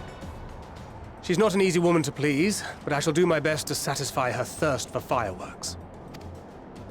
All right, once more for my peace of mind. Our first objective will be to rig the enemy's Magitech with explosives. After we've withdrawn to a safe distance, we'll detonate them remotely. Our second will be to issue a deactivation command to the automated units via the control terminal. If our calculations are correct, this signal should reach those deployed on the front line, giving our friends a much-needed upper hand. The blizzard will help us stay hidden, so let's aim to get in and out before it passes. Trust in the plan, and we should all live to see tomorrow. In the meantime, I will relay messages back and forth as the situation unfolds. You'll forgive me if I ask again, but are you certain you wish to play the lone wolf? Wouldn't have it any other way. Call it foolish and reckless if you like, but I'll get the job done. I always do. Very well. I wish you the best of luck.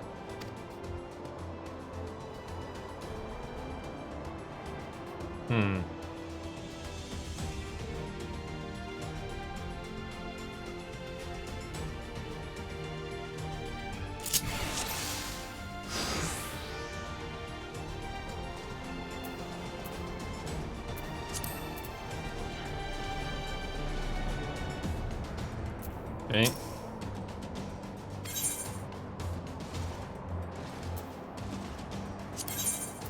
Keep your wits about you. It's time. We only have one shot at this, so let's make it count.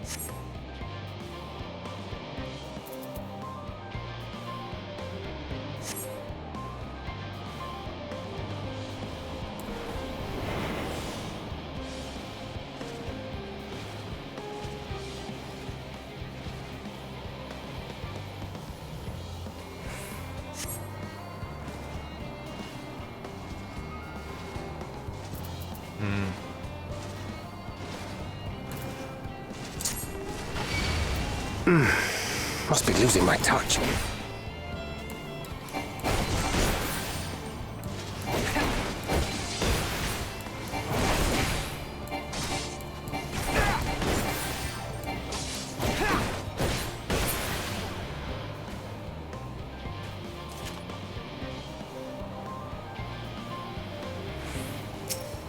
Okay.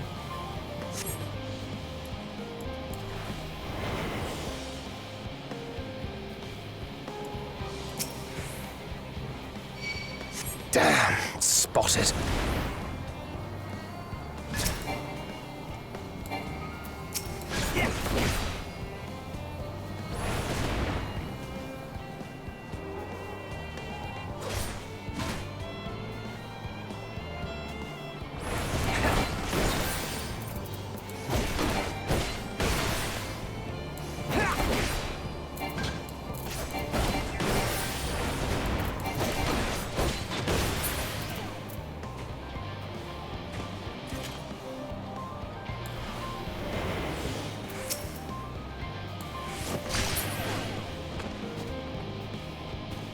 Okay, I should have done that earlier, but whatever.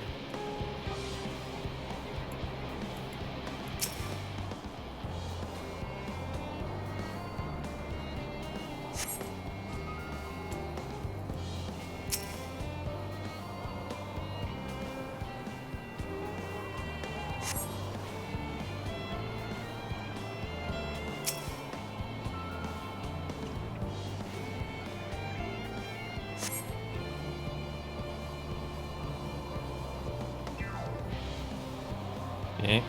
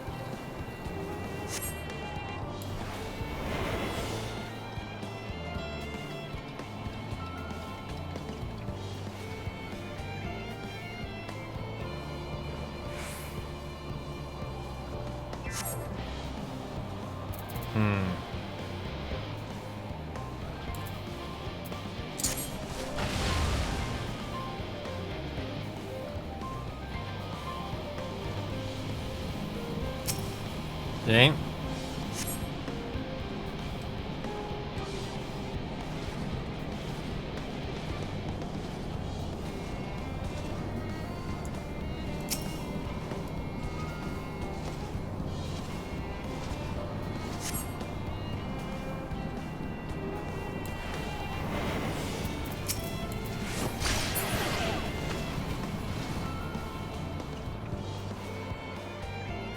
Okay.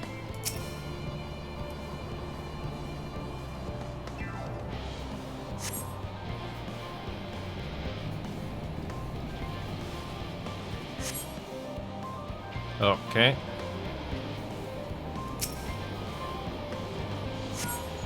This is Thancred. The explosives are in place. Very good. All is proceeding as planned. Head to the control terminal. It should be to the northwest. Understood. Have the others wait at the rendezvous point.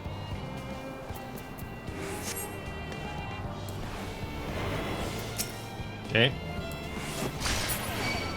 7 hells.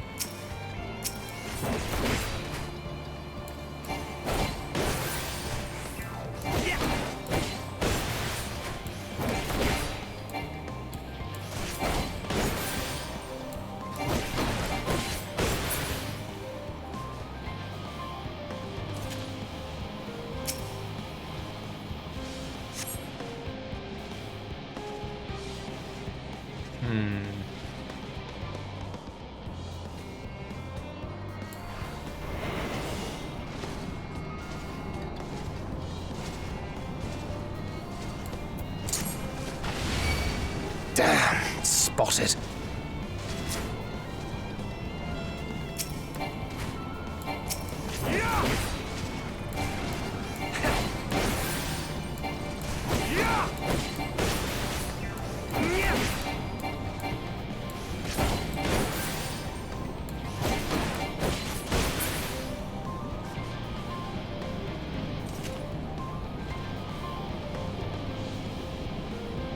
Okay.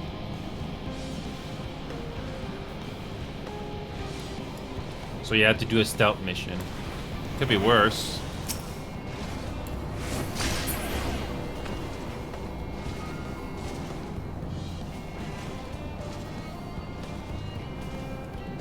At least there's no time limit. Oh well, there is a time limit, but it's more than generous. I don't think you can deal with magic attacks at all. Yeah. Yeah. So you have to avoid the slashers.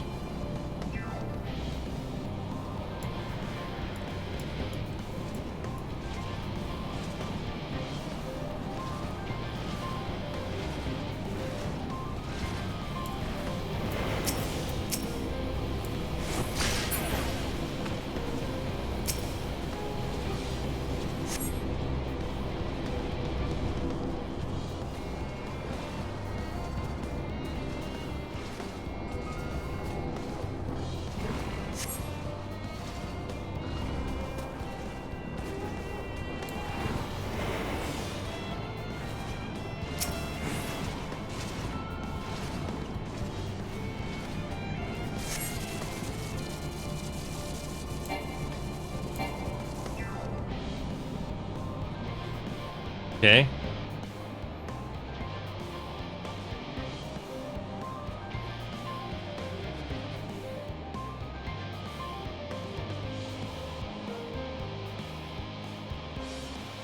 Okay, that wasn't the worst thing ever. You are returned, and none the worse for wear, to my considerable relief. It could have been worse. What news from our comrades? They stand at the ready. Excellent. Then let the fireworks begin.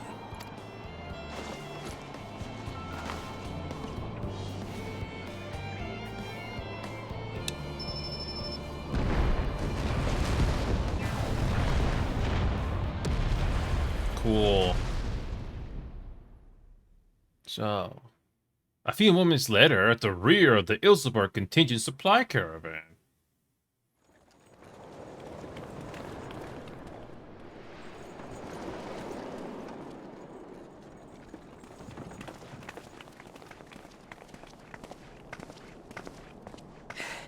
The blizzard's beginning to clear.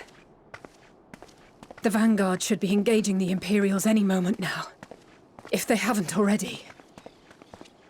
Ishtola and the others are with them, so I'm sure they'll be all right, but...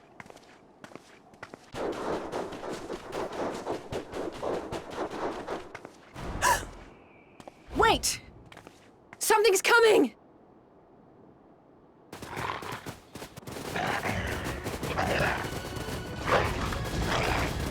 Oi, oi!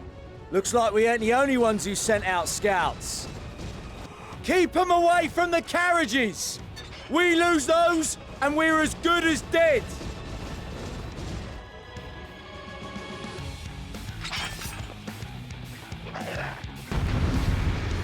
Yep.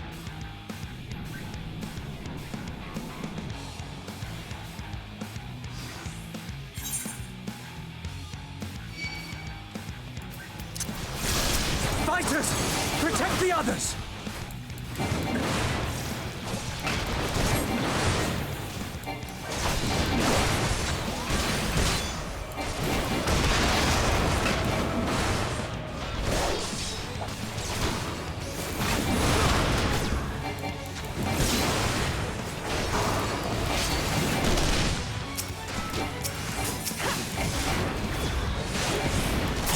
I like the music. This one is one of my favorites.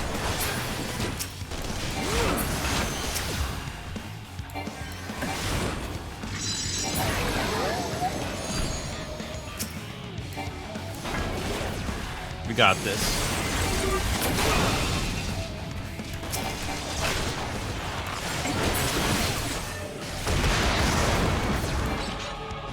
A brief respite, but stay alert. Keep the carriages safe.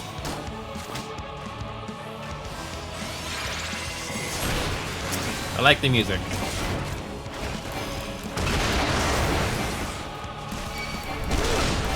What impeccable timing!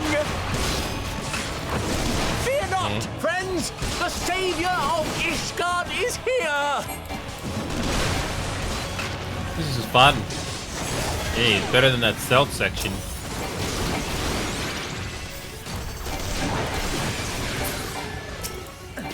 Cool.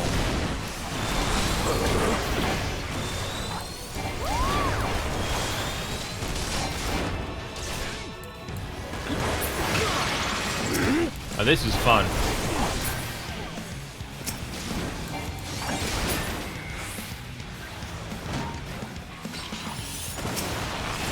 Okay. A fine display, but the other carriages are still in danger. Go on ahead. We'll hold the line. So, there must be more to this. We're the only ones still struggling. Yes. Time we put our backs into it then.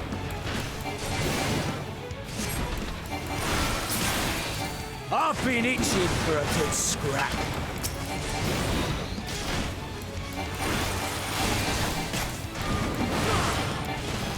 So, what's the big threat?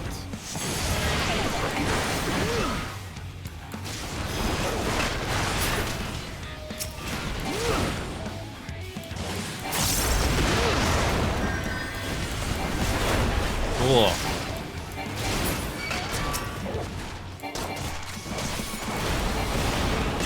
I like the music here.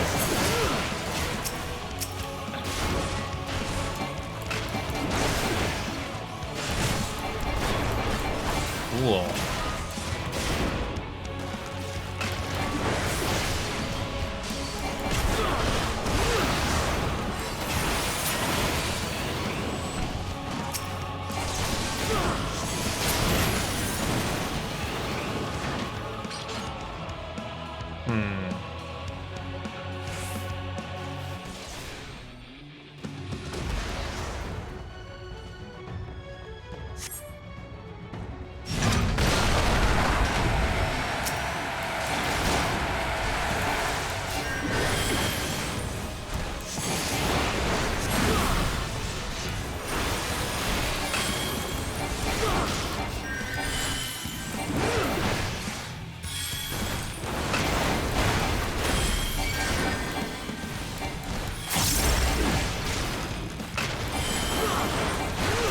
Okay.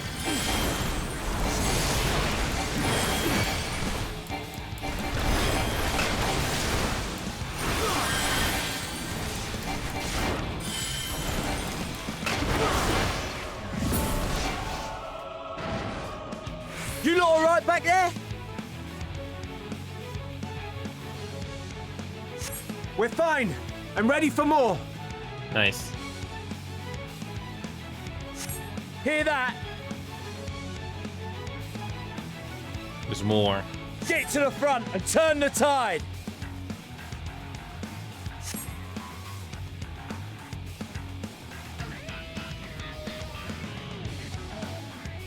Okay. Meanwhile, on the front line.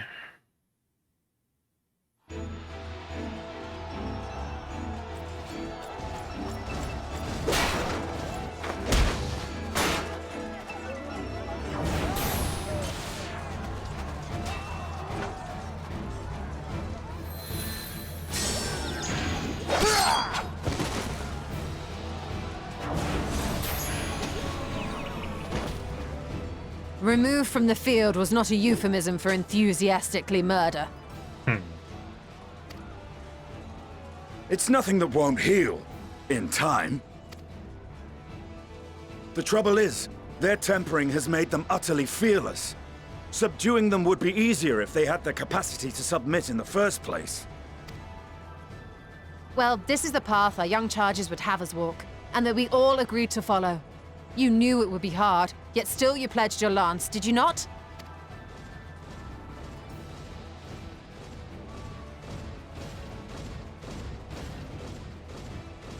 That I did.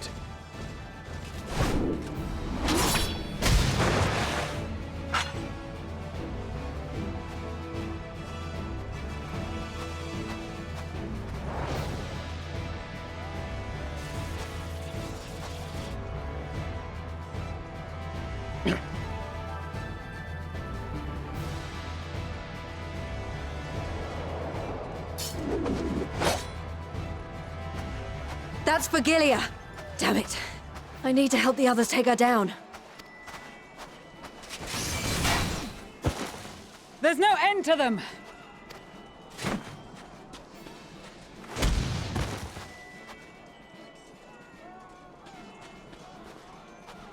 I was wondering when you'd turn up.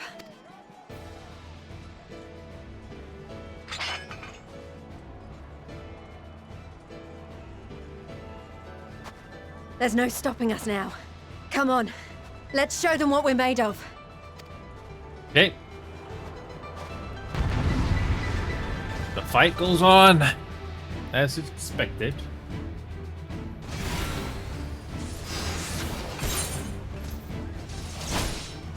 We have them now! Forward! Okay.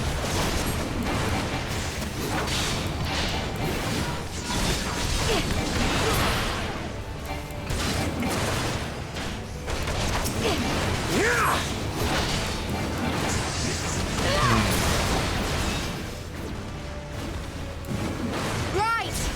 Let them have it! Oh yeah, the production value for these duty instances definitely got better as time went on. In the early expansions, it was pretty run-of-the-mill, but here, there's a story purpose for them, which is nice.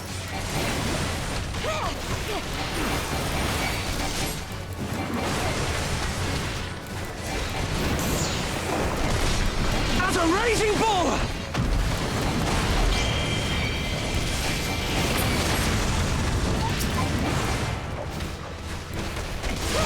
Alrighty, the battle continues. But like I said before, I have a feeling something has to happen here in the plot. I don't expect this to be a happy ending. Something has to happen.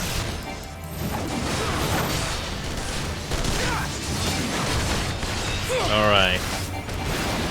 So here comes the boss. Reminds me of Xenos.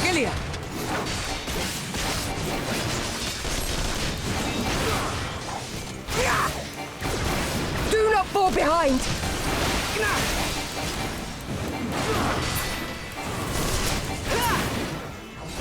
Oh.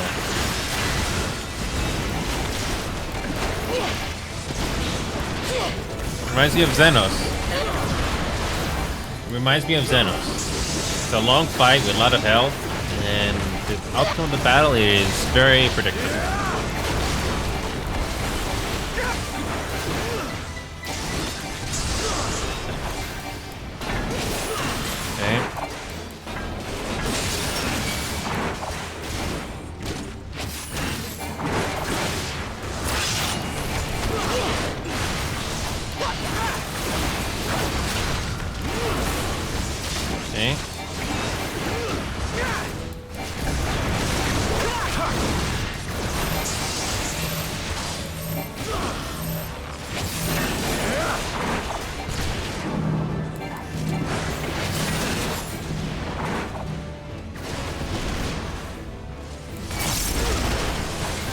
Okay.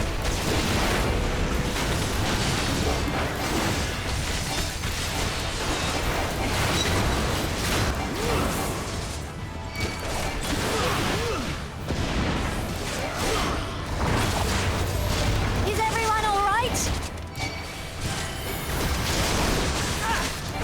Okay, here we go.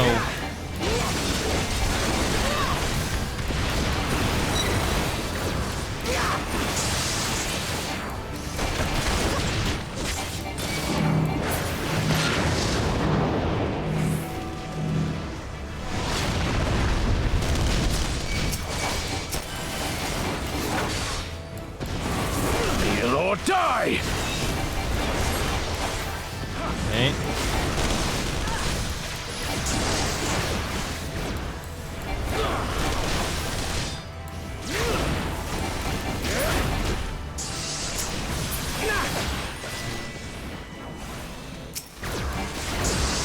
Okay.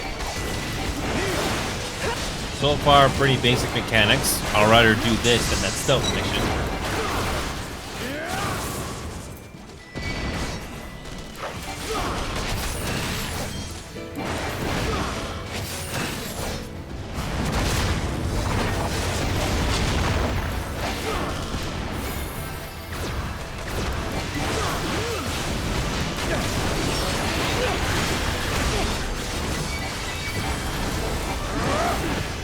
Cool.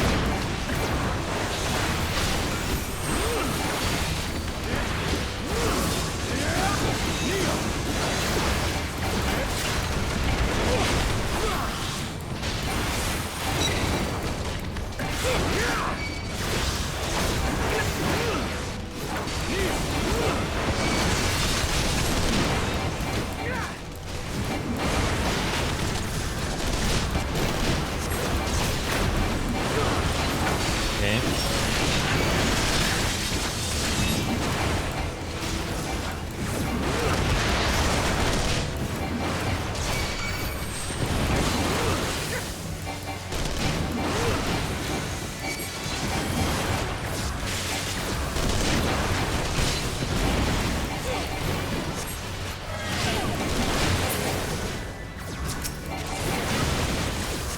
Tremble before the sun!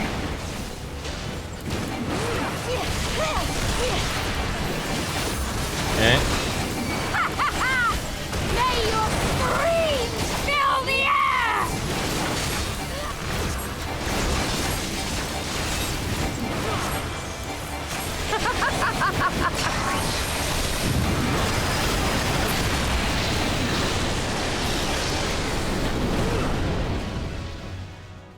That's it?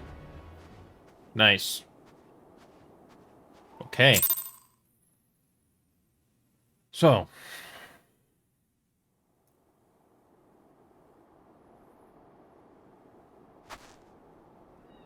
A worthy adversary. Rest, recover, reclaim yourself. Then we will fight again, to the death. Sadu Hatun!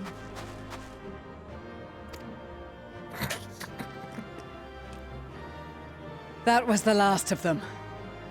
So far. The day is ours, thanks to your timely arrival. What of the supply caravan? Should be fine as far as I know. Outmaneuvered, but not outmatched. Good. Let us take the Imperials into custody and rejoin our comrades. And soon we shall arrive at the capital. What is that monstrosity? Kind of reminds me of Prototype. That those games that involve the city being manifested. So cold and unforgiving. Thus spoke Emperor Solus as he gazed upon his barren domain.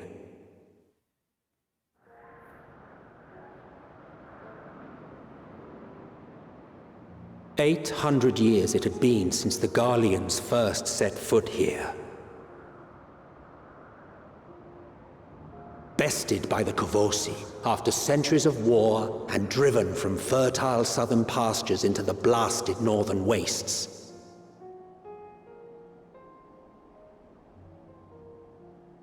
In that garden of desolation, they clung to one another for warmth, freezing, hungry, desperate, hated.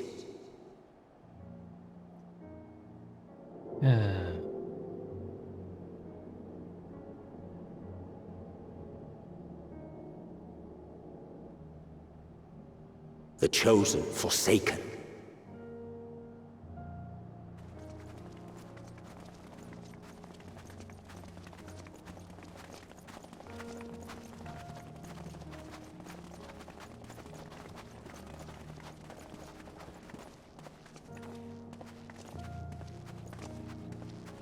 In the year 1513 of the 6th Astral Era, a young legatus named Solus single-handedly sparked the Magitech Revolution.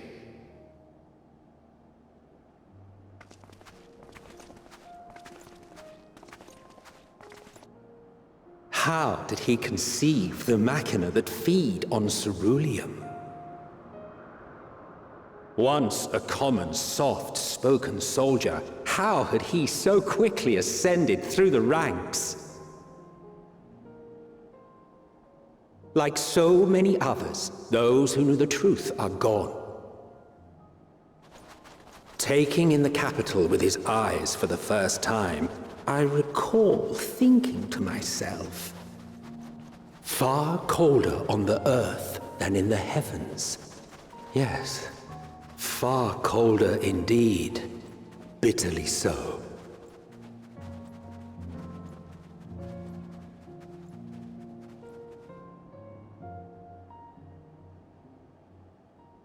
And we are in Garlemald after all these years.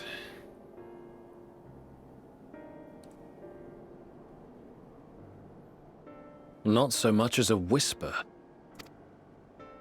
The roads leading beyond the city walls would have been used less in recent years. Nevertheless, this was one of the most important gateways into the capital. A buzz day and night with activity, aye. Merchants passing through the checkpoint, many of them stopping at the local hostelries. Surely they cannot all have been tempered. We can consider the question after we have made camp. If we spend any longer outside, we may well freeze to death where we stand. The tempered Imperials, too.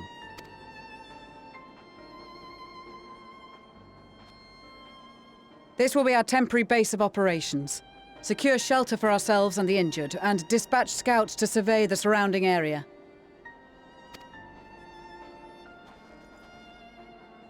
If we're planning on staying here a while, we ought to give this place a proper name. Well, the constant sound of ice cracking underfoot makes me think of broken glass. An apt name, perhaps. But enough of this. To work, everyone!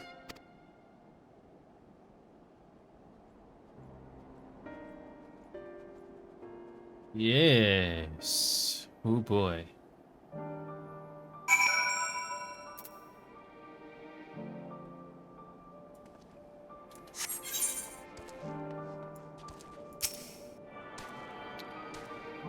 All right.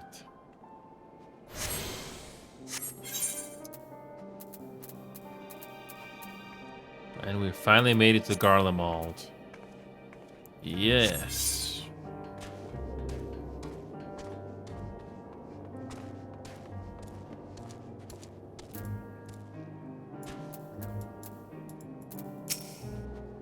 Shouldn't be long before we have a half-decent camp with so many helping hands.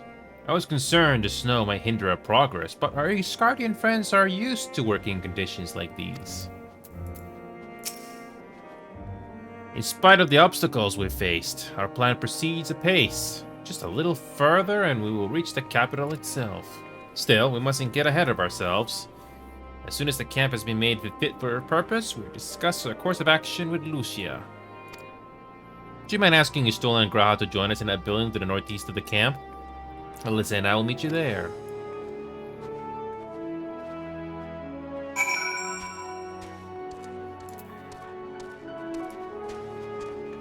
Okay. A meeting. Yes, I'll make my way over once my head has cleared. In truth, I've been feeling out of sorts since we arrived. The air is thick with a palpable aura of malevolence. There's the monstrous tower on the horizon, jagged, hideous, unholy. Even at this distance, its presence is overwhelming. Much like the sensation I felt in the Tower of Zot, only far more terrifying. Ether flows unceasingly towards it, converging into a swirling mass of unfathomable power. For a blessing, the constant chill in the air is helping to anchor my senses in the here and now. Tell the others I shall be with you in a few moments.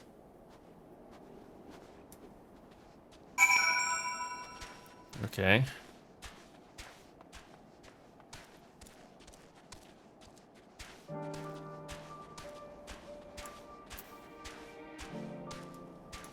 Okay. You'll be pleased to know most of the Tempered have been quartered inside the nearby buildings and are receiving treatment as we speak. I do, however, feel no small amount of guilt for commandeering civilian homes. The occupants may be long gone, but everything is exactly as they left it. Considering the length of time that has clearly passed since, one would expect to find them ransacked. Strangely, there are no signs of anything having been stolen. It's possible that everyone fled at the first sign of trouble, though it seems to me they have left far too many useful possessions behind. Aye. Although there is no conclusive evidence, I strongly suspect they were tempered. Sorry, I was merely thinking aloud. You mentioned a meeting? I'll make my way there. This feels like Stormblood all over again, except this is much bigger in stakes.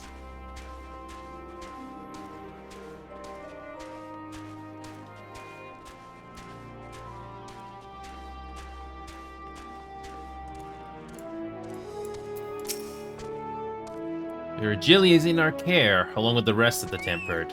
Glory to Garlemald! Glory to Garlemald! They still whisper in their sleep, even as they writhe in pain. Roban taught me a lot about military strategy during exercise in the Fringes. Coordinating units with wildly different capabilities, surveying and securing hostile terrain, that sort of a thing. Now I had the chance to put his teachings into practice. We've asked the Ironworks members and some of our other comrades to stay with the airships in the event we are discovered. We must be ready to move them swiftly to a safer location. This is all that remains of Laterum. Home has become empty husks. If this is the state of the outlying villages, I dread to think what has become of the capital. Tempered soldiers are sleeping soundly while they undergo treatment. There are too many to attend at once, but I and the other healers will see to all eventually. Hell spells, this place is bloody freezing. I'll be tied to the Tumpas in a storm than to suffer this cold any longer. I don't care what anyone can spare a swig of rum. They'll sort me right out. Thank you for informing the others of our meeting. When everyone is here, we will begin.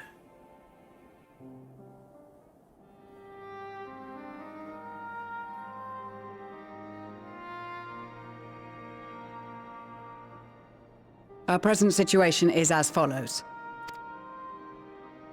Efforts to aid the people of Garlemald have begun in earnest. Moreover, having entered into the capital, the Imperial Palace is within our reach.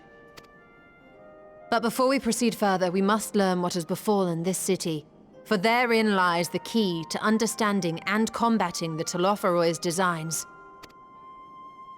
I have a suggestion, if I may. Several of the Imperial soldiers we captured on the Magna Glaciers are members of the Populares and acquaintances of mine. Once we have cured them of their tempering, they should be able to give a reliable account of the events leading to the capital's downfall. A promising idea. I will assist the healers and their ministrations. Of course, I will require a proxy of my own, assuming you can spare one. Would you like a hand? No, I am sure we will manage. Better that you take my place in the field. The noxious ether of this place disagrees with me, and as I shall need to draw on my own for the treatment, 'twill be prudent for me to remain within the camp. This talk of curing the tempered is all well and good, but I reckon the cold is a more pressing concern. All the houses round here are fitted with ceruleum heaters that could keep us warm and toasty. Problem is, the machines seem to have given up the ghost, and if we keep sitting around, freezing our asses off, we'll be next. My smiths reckon that with the right parts, they can have them working again, but it won't be easy. Understood. The machinist will assist them in the repairs.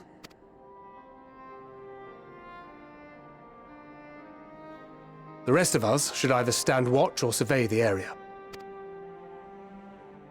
We've made our presence known to the Telophoroi. They will be searching for us, if they have not already ascertained our position. That we have seen no sign of them since the battle suggests they have yet to do so. However, I suspect they may be biding their time. Or perhaps we are beneath their notice.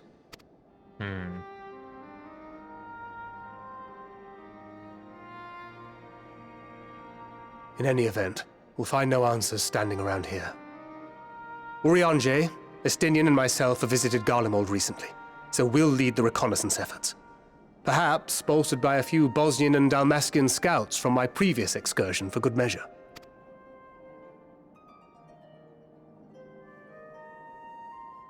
Don't forget about us Alamegans.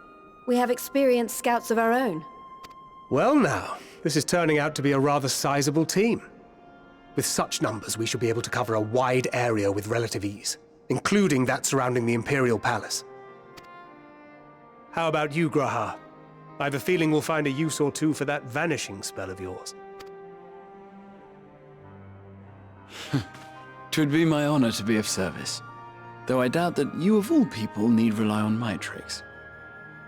Imagine if Gratia was the voice of Asterion the Vampire in Baldur's Gate 3. I think he would have been good for the role, too. That leaves us with guard duty. As a matter of fact, I have something else in mind for the two of you and Alphino. Between here and the center of the capital lies the Eblan Rhine. I would have you search the area for survivors. Your keen sense of direction, honed in your extensive travels, should prove useful in navigating the ice fields. This is how you write characters, folks. This is not girl boss. This is just, you know, for their own merits.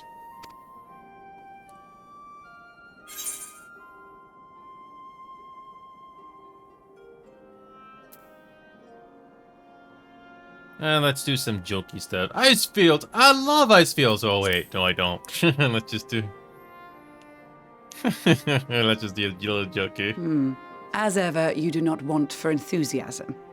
But given your experience traipsing about through Kurthus, I should be surprised if you let a little inclement weather dampen your redoubtable spirits. And even if that were the case, the promise of hot soup upon your return would surely spur you to action. You all have your duties. Let us make haste. May the Fury bless and keep you.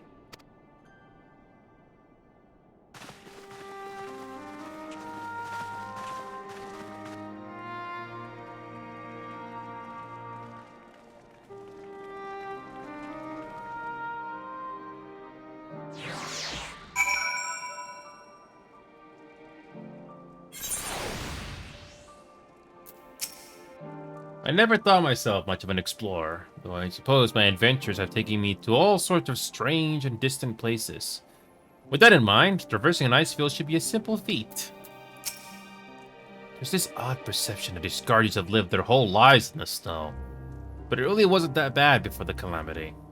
And afterwards, well, I was rarely more than a few paces from a raging fire. This dreadful place, on the other hand, is nothing but cold, cold, cold. And my understanding that Ilsapart has always been this way. Gods, can you imagine? Let's see here. 1, 2, 4. Let's bring out a Dragoon for leveling. Why not? Gods be good. If it's this cold with Tatar's clothing, I dread to think how we'd fare without it. I must remember to thank her when we next meet.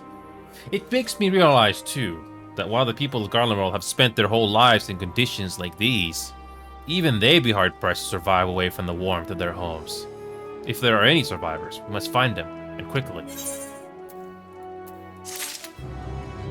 Okay, nice. And now we're gonna bring out our dancer. Tracks in the snow. What ho, chums? Be given something to do, have you? As it happens, I too have been ordered to make myself useful. Sounds like rather a tall order.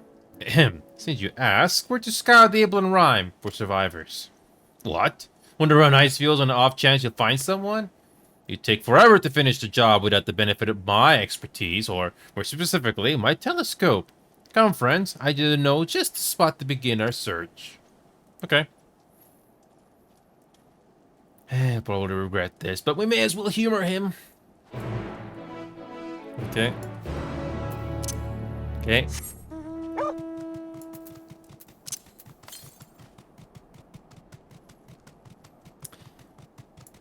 Cool.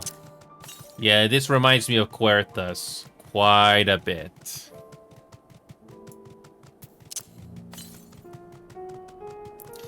Yeah, it's very similar to the Querthus from A Realm Reborn.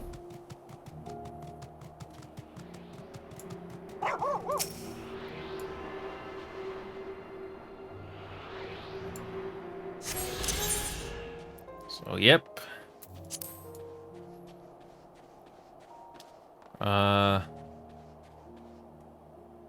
Oh, wrong way. Okay, here we go. Few buildings I can see don't appear to be residences. We still warrant investigation, though. I'm surprised by how many wild beasts there are roaming about the place. Perhaps now that the soldiers have gone, they're free to wander and forage as they please.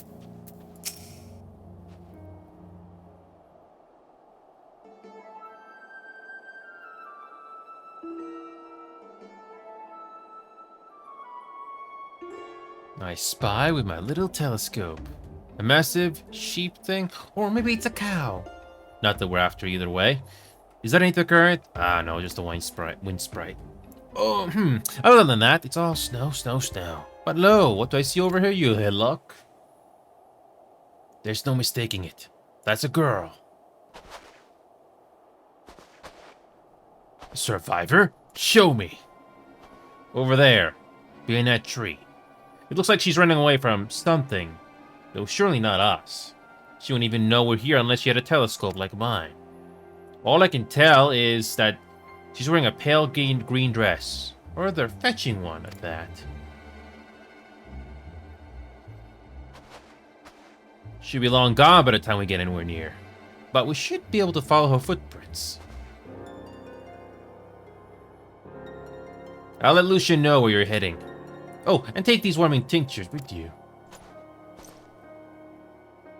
The poor girl must be chilled to the bone, if not on the verge of freezing to death. That's actually very thoughtful. Thank you. But would you need some for yourself? No, I'll be fine. As a man of chivalry, my honor demands I do no less. And lest we forget, the very reason we are here is to protect those in need. Now go, and Godspeed.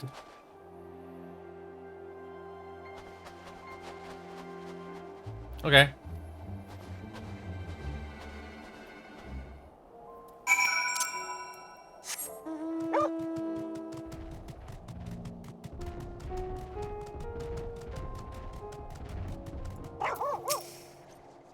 Are you still here? If you dial any longer, you'll miss your chance to play the hero. Oh, thanks. Thanks, game.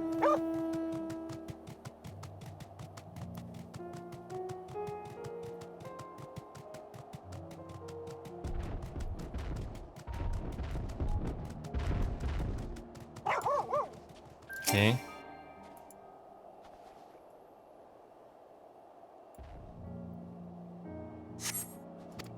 Okay.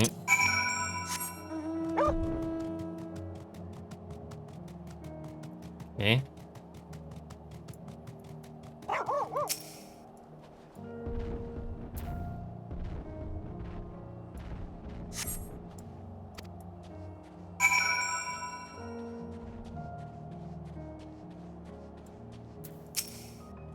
According to the label here, this place was used by those involved with extracting cerulean. We're getting closer, sure of it. At first, we thought she'd gone inside the building, but the door doesn't look to have been opened in some time. She might still be nearby, so we'll keep looking around here. Then again, it's also possible she ran right past this place. Do you mind searching up ahead? Okay.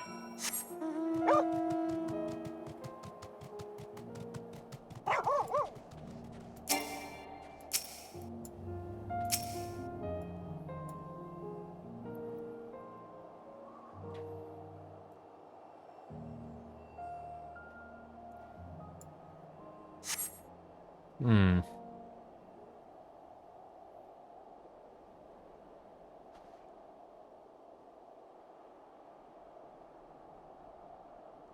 To get voiceovers?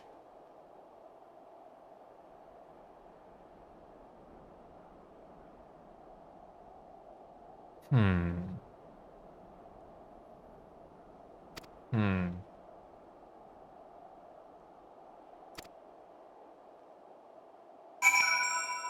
Okay.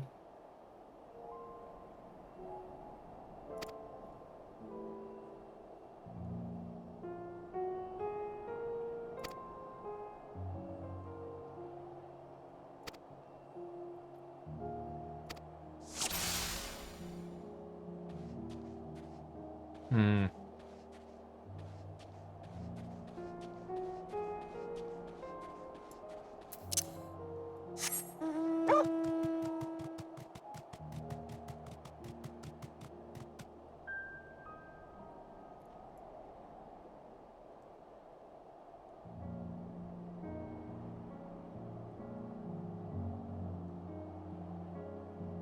Hmm.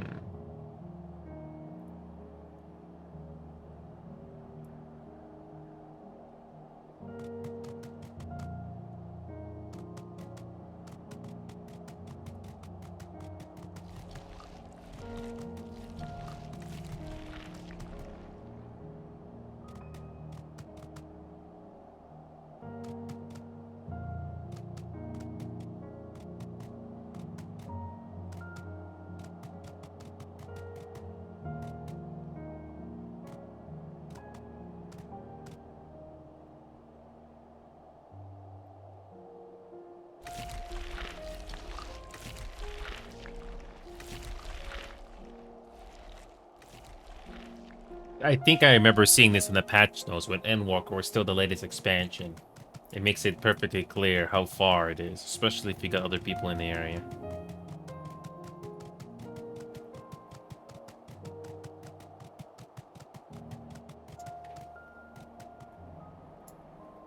Okay.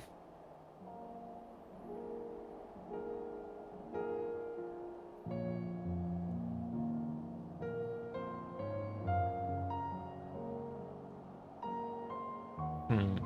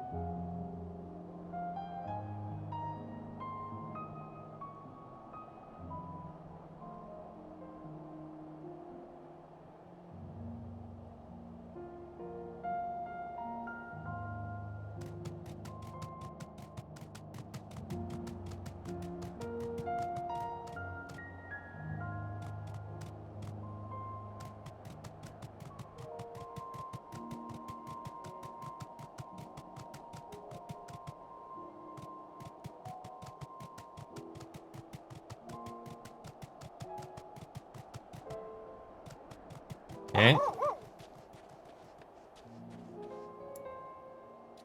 Okay.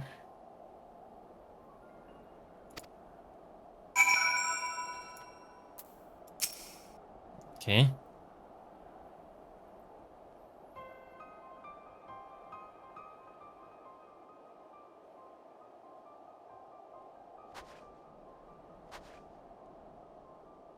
Who are you? Stay back. This house is packed with explosives. Take another step and I'll blow this place sky high. Please, we just want to talk.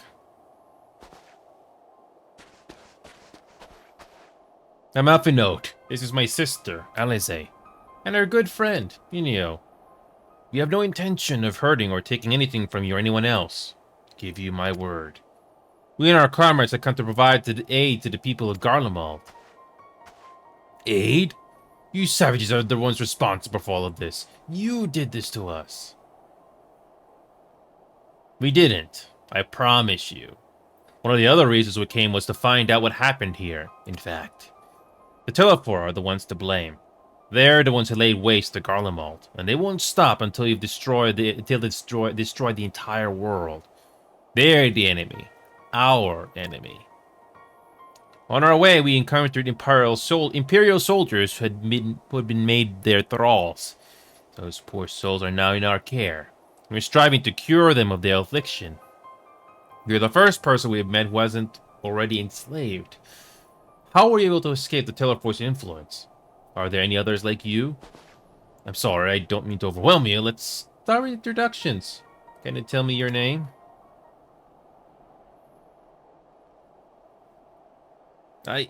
My name's Licinia. As for how I've managed to stay sane, I've been asking myself the same question. Ever since that night, that roar, that terrible roar, and then the screams. I was screaming too, I think. I'm not sure, I can't remember. Then came the silence. Everything was still. It was like waking up from a nightmare. I thought that maybe the fighting had stopped, so I stepped outside. If your hells are real, I saw one that day. I ran, past friends, people I'd known all my life, eyes vacant, dead, staring at the sky. Others were mad and violent. I saw them struggle with soldiers, but didn't stay to watch. I fled as far as my legs would take me.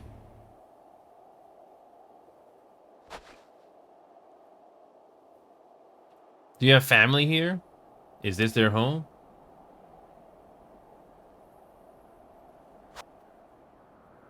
No. This is Victor's spoils. A mansion for retired soldiers, or it was.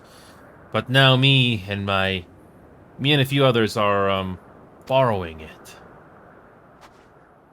As for the explosives, I was making that up. I just wanted to keep everyone else safe, and I didn't know if you were... The truth is, our supplies are running low. You said you're here to help. Can you? Of course. Whatever assistance we can provide, we will. Thank you. I better tell the others first, though. Wait here.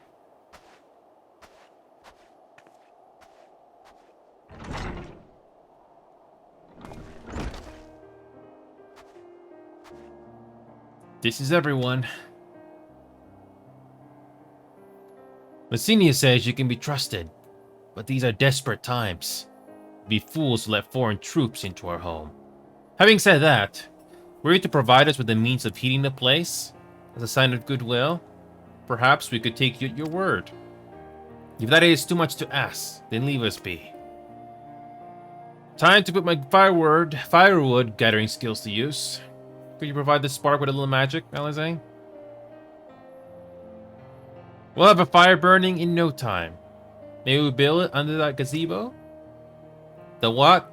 Oh, you mean the bower. Yes. Yes, do as you will.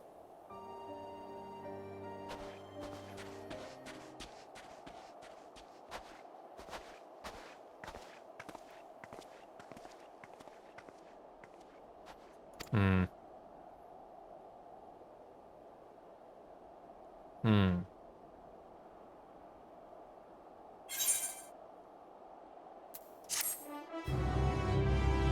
Okay.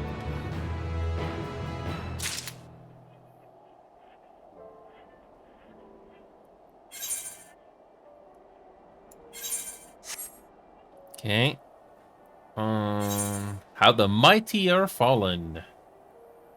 Alright, Dragoon.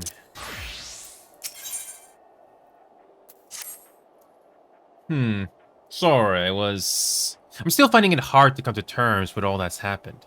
Now that you're here, though, I'm hoping things might change for the better. You know, I've worked up quite a sweat from all that running about, so I'll leave space around the fire for the others. As you can tell, they're in far worse state than me. We're planning to look for somewhere warmer with more food, but they're not going anywhere until we nurse them back to health. Which I don't know how to do. Is there anything you can do to help them?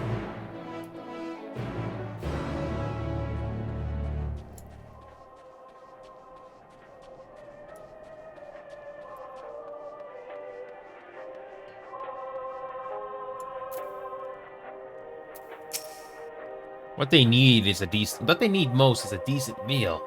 They have food back at the camp, but there's the distance to consider. All's well, all's well. With food in my belly and a song in my heart. Can feel my fingers again.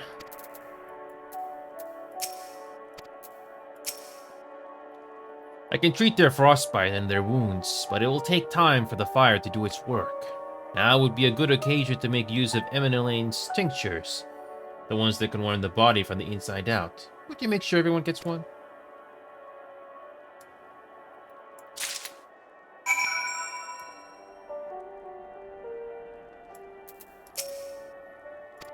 Okay.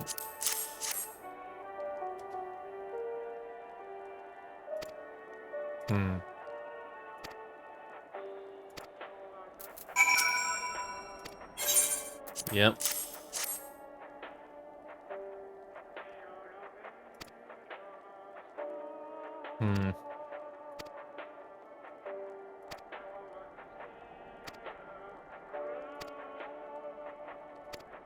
Yeah.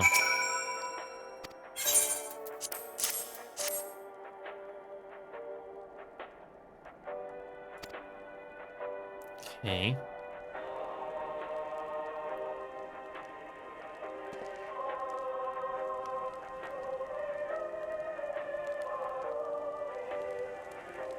A radio. This? It's a radio. You don't have them where you come from, I take it. You use them to listen to messages sent by others, or even over great distances. There are different types, but this model is by far the most popular. Made with quality components crafted with the finest ore, sourced from Locus Amuinus, that is. Not all that useful since the capital fell into ruin. People of the broadcasting station must have either fled or ended up like all the others. Because all we've been hearing is the same music being played over and over again. Home beyond the horizon. An ode to the brave men and women sent to reclaim our ancestral homeland of Locus Amuinus. We may have founded an empire in these frozen wastes, but we always hope to take back what once was ours. This is a solemn reminder that we must suffer great hardships. Better days will surely come. Despite everything, I believe that Emperor Varus yet lives, and that he speaks to us through our radios. It was a cunning strategy, faking his murder. He must have foreseen this catastrophe and chosen to conceal himself, that he may one day make his triumphant return. Yes, I'm sure of it. Emperor Varus could not be so defeated so easily. Well...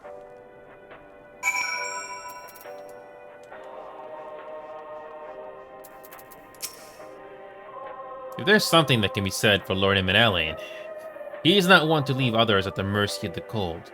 Of course, being a man of Puertas, I'm sure he is more aware than most of its dangers. But I sense that is not the only reason. Ever since the warm welcome we received at Camp Dragonhead, the hospitality he and his brothers afforded us has been nothing short of exemplary. Perhaps they aspire to live up to the example set by Lord Edmont.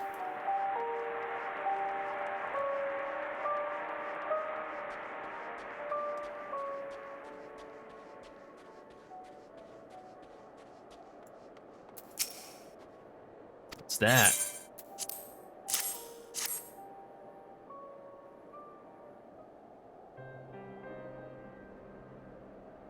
So this is what you give the others. Thank you. I'll save it for later. Actually, I have a few things to ask you. Are you part of the group staying in Latero? I saw Legatus Virgilius' troops heading towards the Magnetic Glaciers a few days ago. Are they the ones you encountered? Camp Broken Glass, you call it. And Virgilia and her men are all there now. So how did you reach the Magna Glacius? Did you cross the mountains on foot? Long story. Airships. Then there might be a way to... Messenia, where is everyone? Is something the matter?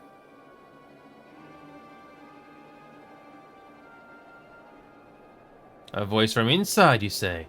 You must be imagining things. Everyone's out here, come on. Perhaps the baby Amasia has found its way into the house. It'd be the first time. You got the soldiers to scare them off. Wild animals have been roaming closer to the settlements. Some have been known to attack people, too. I've just an idea. If you and yours are strong enough to defeat a Legatus, then surely a few beasts shouldn't pose a threat. If you have a mind to continue helping us, perhaps you could head to the other side of the lake. There's a small group of tappers living there. People whose job was to extract ceruleum. They still do, from what we can tell. I've already tried asking if they would share their fuel with us, but they're not willing to give it away. They want food. In exchange, lots of food, and that's something we don't have and can't get on our own. On top of that, to even reach there then, we have to make our way past all those creatures. Would you be willing to go in our place? You only need enough ceruleum to last until the others are strong enough to travel to your camp. If the offer still stands, that is. Oh, and I don't expect you to give up your own supplies. But there might be another way to pay the tappers.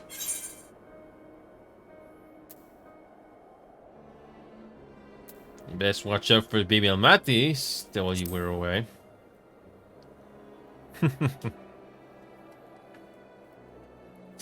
Ah, yes, of course. Pesci and I'll be sure to shoo them away. To reach Tapper's Den, you have to cross the lake. The ice is thick enough to support a person's weight, but if you'd rather not take the risk, you'll need to take the long way around. Finding the entrance can be a bit tricky, too. So it's easier just look for someone standing guard outside. However, if you decide to head there, please be careful. Okay.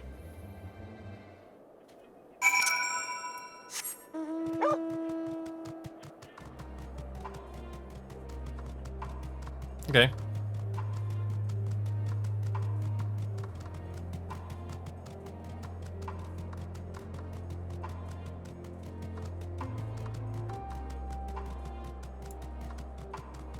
Wait a minute, is there a teleporter up there?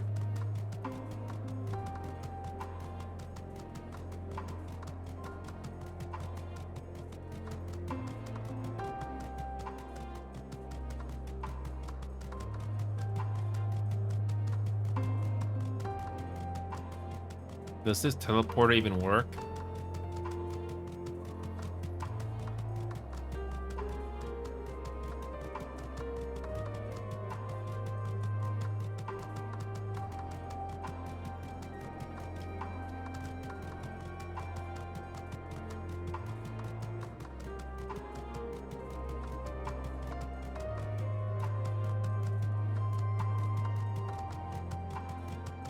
Wait a minute, is it underground?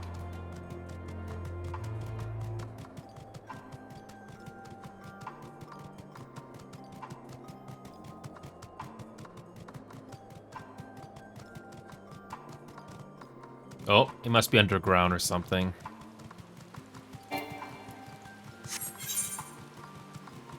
Yep, it must be underground or something because I can't get there.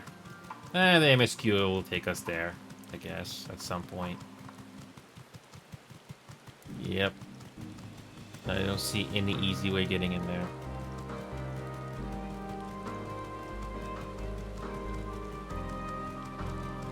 Yep. Alright, back the way we came.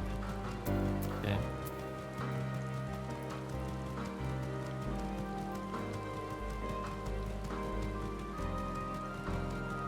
Okay. Yeah, this Garlemald place looks very, very similar to Coerthas. Similar looking environments with all the snow. But at least we have, you know, 2 other maps that look different. Davnir probably the most visually appealing so far.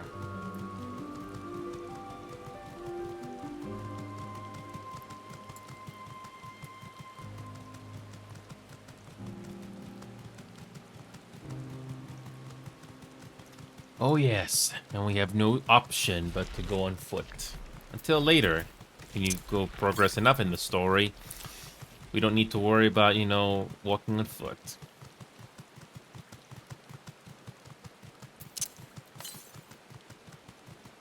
Alright, there's another ether current here because it's on the way.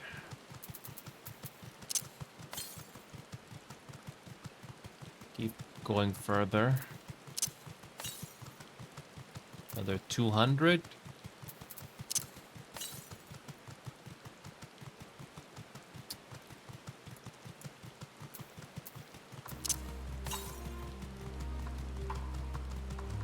Alright, there should be somewhere around here.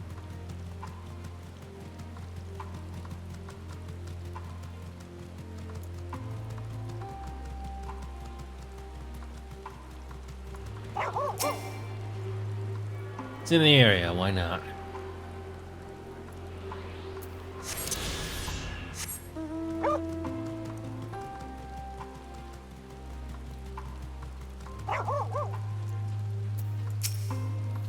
Who goes there? How did you find us? What do you mean I stand out like a sore thumb? With the purebloods over at Victor's Spoils that hadn't given away our location, you would never have found us. Those stuck-up arseholes thought they could come waltzing in here demanding cerulean with nothing to offer in return. Ha! Looks like the boot's on the other foot now the capital's gone to shite. So they resorted to sending you to negotiate. I know your game, sellsword. If they think we'll give in to intimidation, they got another thing coming.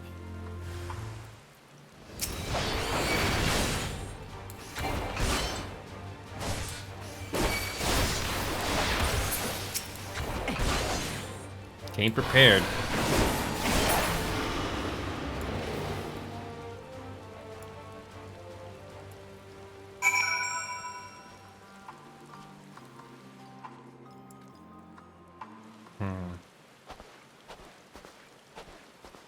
There you are. Just after you left, Lucina asked me to go and catch up with you, in case you needed a hand.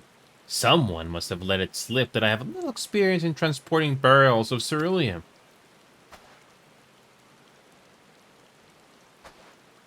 So this is Tapper's Den. Well then, after you.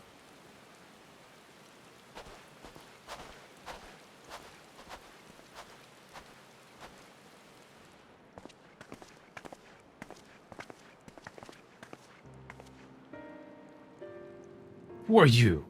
What happened to the guards? Eorzeans and rebels here to save the people of Garlemald? That doesn't make any goddamn sense. Why in the hell would you pass up this chance to put those Imperial bastards to the sword? Let me guess. None of you are Garlean.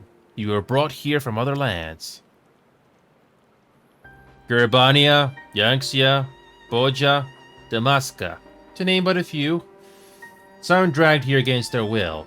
Others fed bollocks about a better life. All put to work extracting ceruleum. All given the esteemed title of An, placing us firmly on the bottom rung of the ladder. But the old hierarchy means nothing in New Garlemald, says we. About the only thing that's escaped more or less unscathed is Cerulia Ingens, still sustaining us, even with our paymasters out of the picture. We hear you're experts in drawing up ceruleum from the bottom of the lake, but how can you do that if it's frozen over? Ha! Wouldn't you like to know? Trade secrets, I'm afraid. At any rate, it's not as if ceruleum is used much for these days. But with the city in ruins, we take enough to power heaters and save the surplus for later. And though it helps stave off the cold, it does sod all about our hunger unless we can trade it away.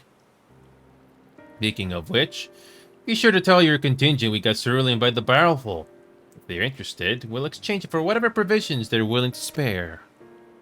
We can certainly ask, but if you're all free to go now, why carry on living here? Free to go? Go where? Even if we manage to get back to our homelands, there'd be nothing left for us thanks to the Empire.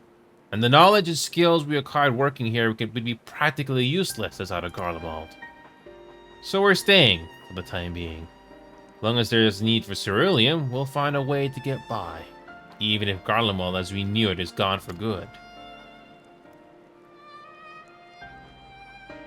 Gone for good.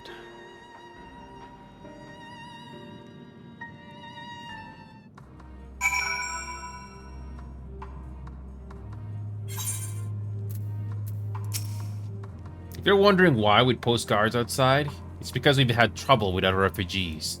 And I don't mean the ones that Victor spoils. Some of them come bearing weapons, and won't take no for an answer. As for the 2 guards you met on the way in, I'll tell them what we discussed, once they've recovered from the beating you gave them. Come to think of it, maybe we should ask your contingent to send some bandages and healing balm. Regardless of what the Ilsapar contingent does with the people of Garlemald, the Empire itself is already a thing of the past.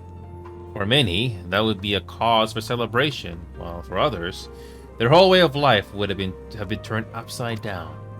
Through all the atrocities committed in the Empire's name, perhaps it is for the best that it is consigned to history. But what of the ordinary people? Their lives, their stories? Should they be forgotten too? I suppose there'll be plenty of time to ponder that later. For now, let's see about getting some ceruleum. There we go, level 91 finally. And now to bring out the dancer. At the end of the trail. So, you've come seeking ceruleum, have you? What? Those purebloods up at Victor Spoil sent you? To turn to their enemies for help. They must be more desperate than I thought. Then again, Licinia's got her little sister to think about. A sister? But we only saw Licinia and 3 men. It's possible she died from whatever was ailing her. She needed treatment. I doubt there'd be any way to get it around here. I may have refused Licinia at first, thinking she'd come back with something to exchange, but I can spare them a bottle's worth of ceruleum. Consider it a reward for introducing me to the rest of your contingent. Be sure to send them our way, you hear? I can't for the life of me think why Licinia would keep her sister's secret from us. But we can ask about that after we deliver this ceruleum. Come on, let's hurry back. I don't know the details, but she mentioned a sister 3 years her junior who's in poor health. That being the case, I thought her people would be willing to cough up some supplies in exchange for ceruleum. But maybe they didn't have anything after all.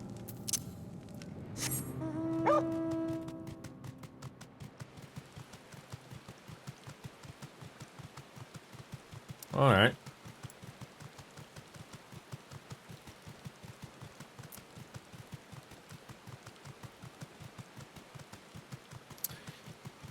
Oh, that is one interesting looking fortress they've built.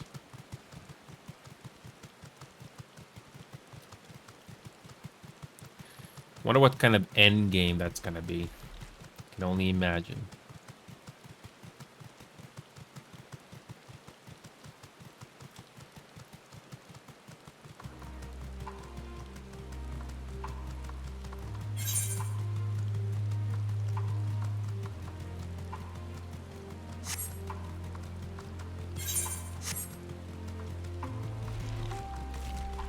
Okay, we're almost back.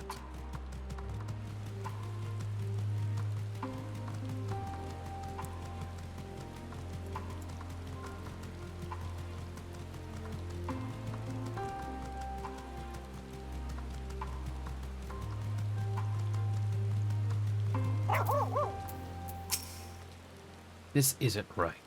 It's too quiet. I would have thought Alpha Node would still be treating them on the fire, but they're nowhere to be seen. I'll look inside the house while you search outside. They can't have gone far.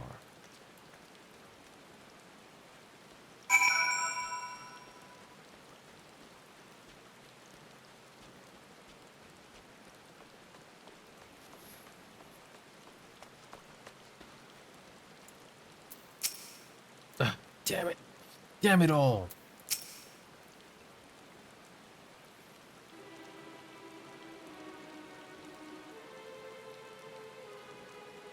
They asked me to help carry supplies. But when I followed them back here, they attacked me. Caught me off guard. Forced me to defend myself. I fear they fared rather worse than me.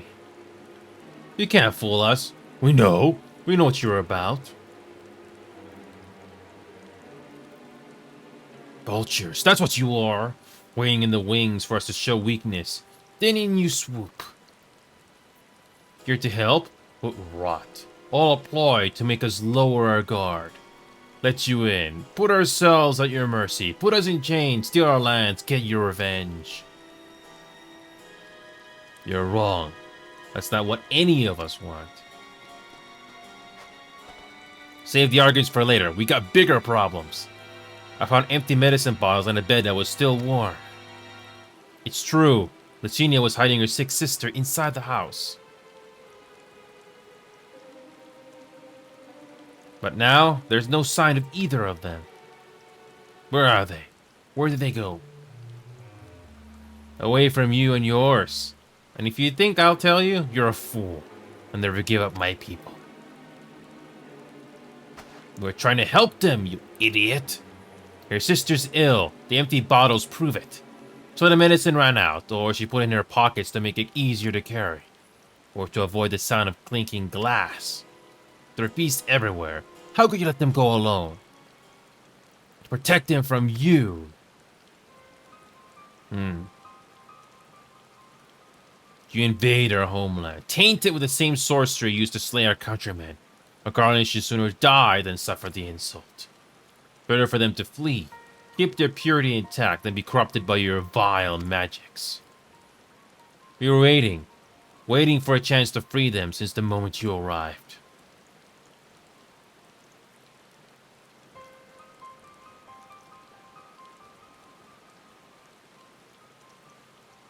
This is getting us nowhere. I cannot say how Lysini and her sister will react when you find them, but find them we must. Go without me, both of you. I first need to tend to my injuries and theirs. I will join you in the search after. Alright. Careful. We'll do our best to find them quickly. There's only one path out of here, so that's where we'll start.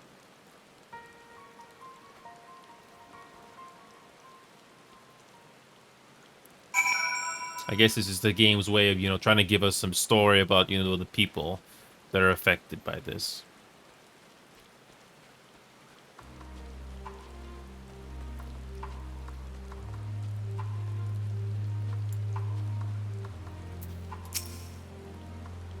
Two sets of fresh footprints. Young women, judging by the size. This is definitely them. Come on.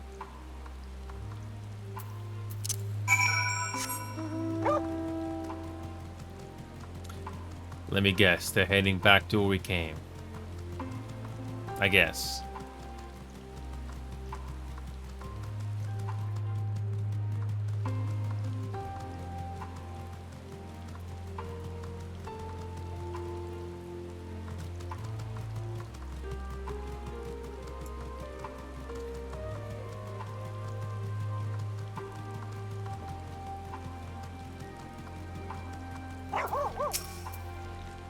Trail stops at the frozen lake.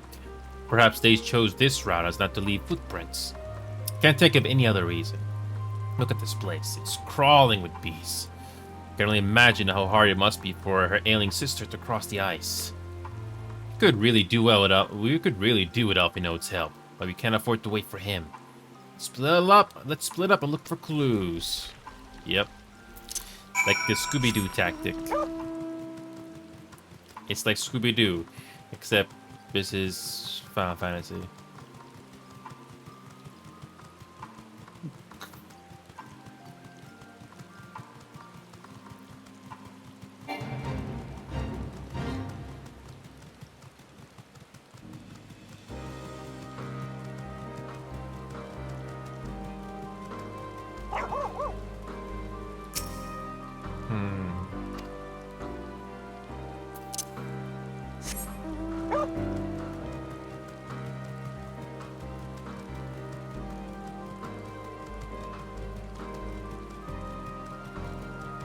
Okay.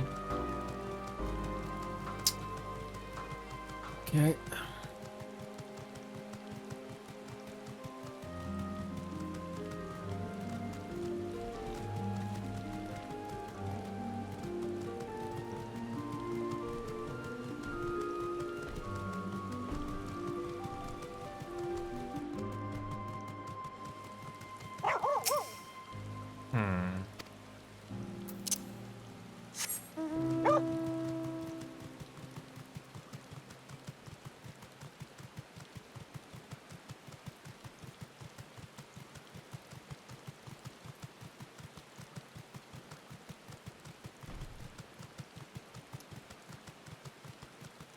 Huge. Okay, there's another one.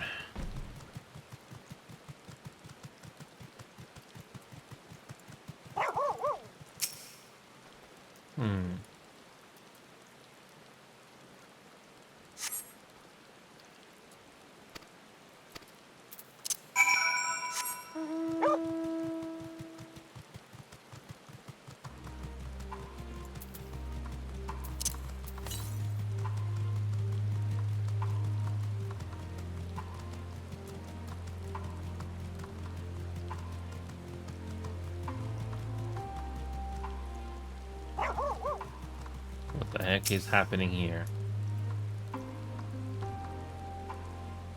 Is that radio?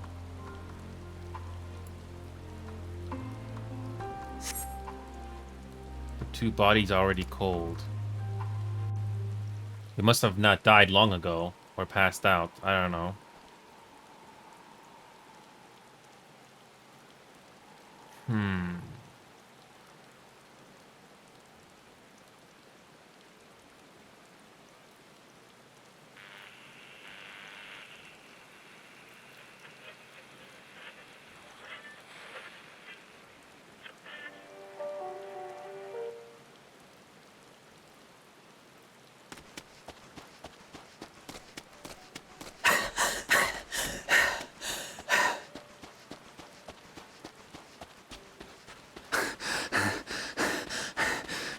We get voiceovers.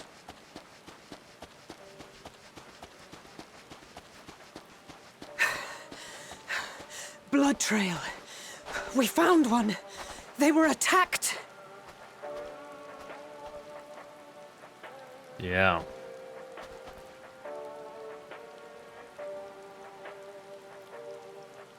No.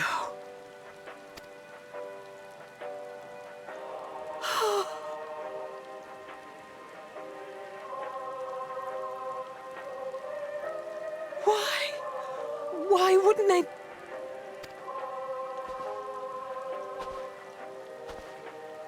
Safer to brave the wilds than trust in our magic.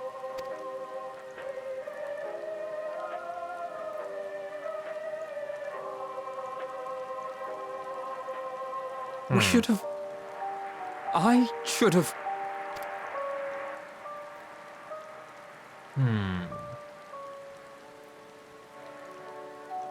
We can't leave them like this. We have to take them home. What if we're only making it worse? Maybe we don't belong here, but neither do they. Not out here in the wind and the cold.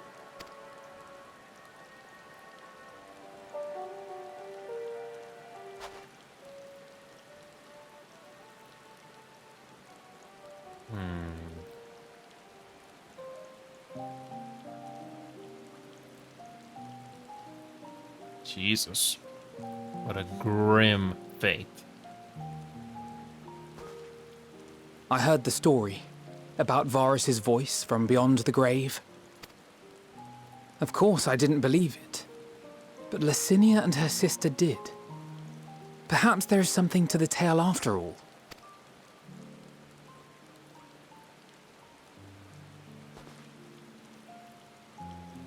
I want to understand. So I'm going to borrow this for a while, if that's all right. You had every reason not to trust us. We came as trespassers, invaders. But I pray that in time, we will be more than that to you. That we will find a way to help your loved ones. And see that no more children are left to freeze alone in the snow.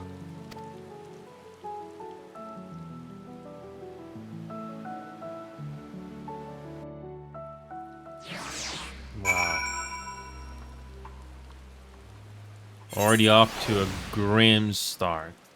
Lovely. There must have been something we could have done. But what? Should have never come here. Would they be still alive if we hadn't?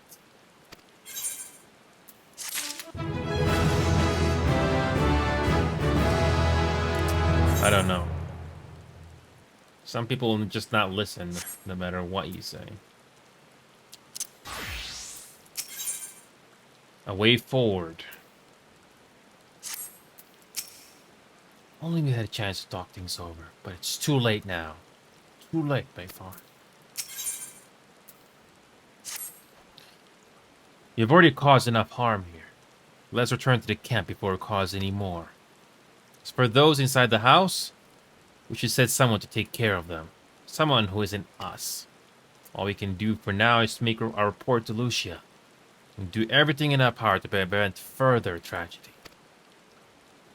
So let us linger here no more. Come.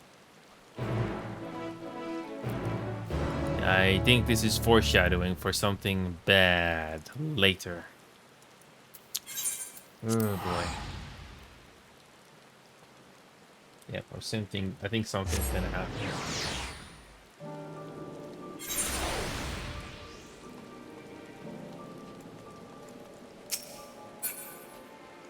Something's going to happen. I don't know what.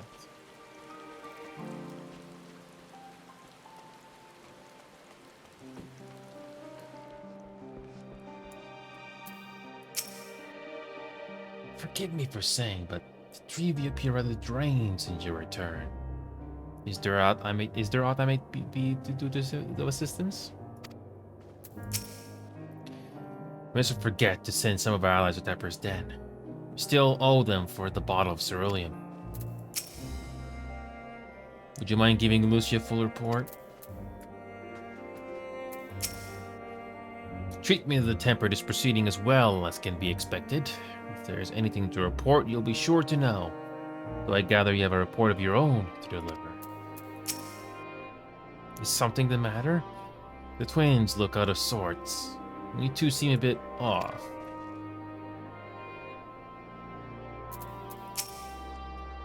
I'll not say enough and they'll tell me they have finished their preliminary search for survivors, but refrain from saying much more than that. Clearly they're reluctant to provide details. Might I ask for your account? Well...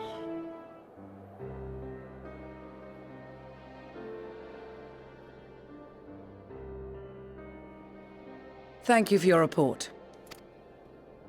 We shall inform the troops of these developments and instruct them to proceed with the utmost caution should they encounter any survivors. Allow me to go and speak with the ones at the victor's spoils. They may be more willing to listen to a fellow Garlean and accept our offer of assistance. I pray you are right.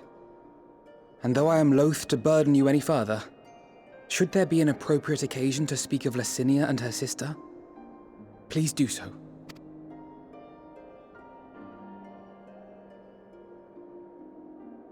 I am sorry to have put you through this. My distress is nothing compared to their suffering. So tell me, what else have we learned?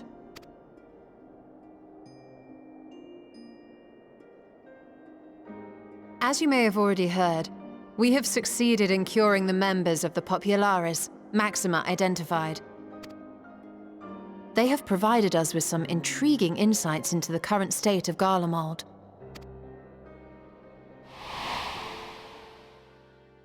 The assassination of Emperor Varus was the catalyst for the civil war.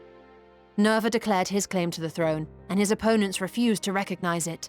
Fighting broke out in the capital, where Nerva's 3rd Legion clashed with the 1st, who remained loyal to Varus even after his death. Of course, even Imperial warmongers would balk at the idea of turning their shining city into a battleground. Like burning down the wood to spite the wasps. Neither side would be so mad. Unless something or someone inflamed their animosity to such an extent that they could not help but act against their better judgment.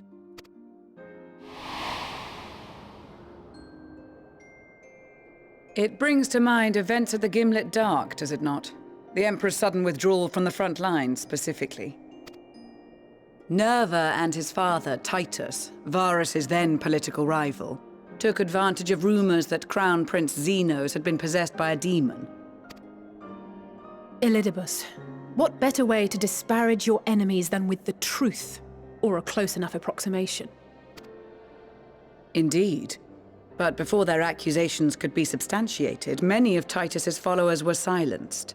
While some were merely stripped of their status, others died under curious circumstances. One after another, suddenly and suspiciously. Again, Elidibus. Like as not, he had a hand in it. No evidence was found to implicate Varus, certainly. Nevertheless, Titus, Nerva, and the 3rd Legion would have judged it a brazen attempt by the Emperor to rid himself of his political enemies. And then, in the midst of this growing turmoil, Varus Sosgalvis is murdered. And Garlemald's own prodigal son, Gaius van Belsar, is named the murderer. Shortly thereafter, Nerva claims the right of succession, and in response, the 1st Legion claims the assassination was part of a coup d'etat orchestrated by Titus and Nerva.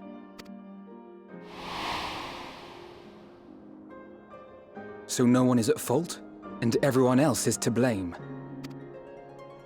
I should add that both parties received substantial financial backing, presumably to provide them with the means and encouragement to pursue a swift victory, and that these contributions came from the self-same benefactor. I'd heard House Brutus had been filling the 3rd Legion's coffers, but the 1st as well. It would seem so. Though the Populares determined that the 1st Legion received funds from a variety of organizations, all had connections to House Brutus. So Fandaniel, in the guise of Asahi, was playing both sides against each other the entire time. The information we gained from my friends does not end there. One night, shortly after fighting broke out, the capital was shaken by an immense tremor. From that point onward, they have no memories, no recollection of any events, including our clash on the Magna Glaciers. But when asked about the Imperial Palace and its bizarre transformation, they somehow recall Emperor Varys giving them orders in their dreams. May the Tower of Babel stand as testament to the glory of Garlemald. This sounds awfully familiar. We have something to show you all.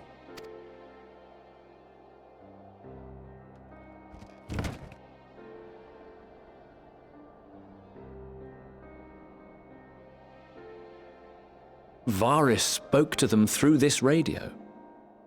Perhaps it was a recording, but if not, that would be inexplicable.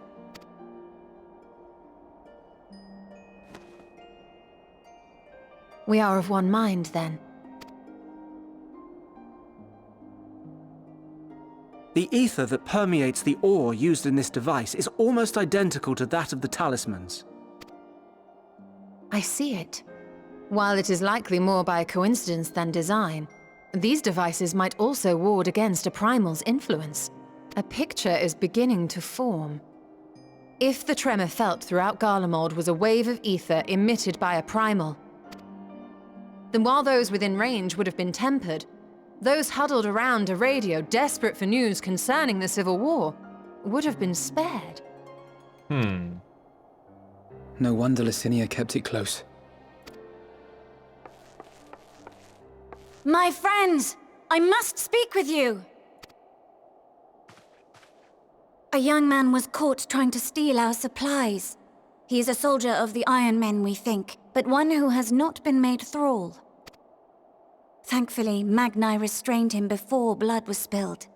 The stranger is outside, if you wish to ask him questions. I think we do.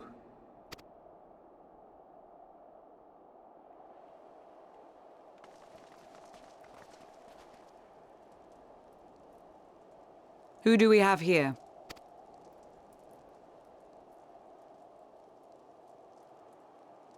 Garleans?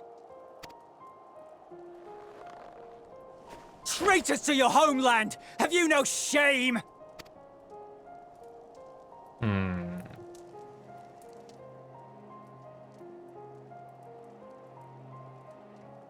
I am Lucia Junius, a Temple Knight of Ishgard. And you are?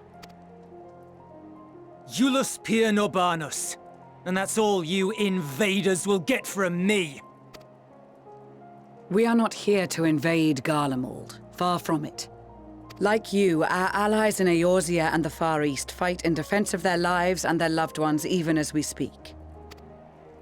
But it is the people of Garlemald who have suffered most. This we know. And that is why we have come to offer you our aid, that we may unite against our common foe.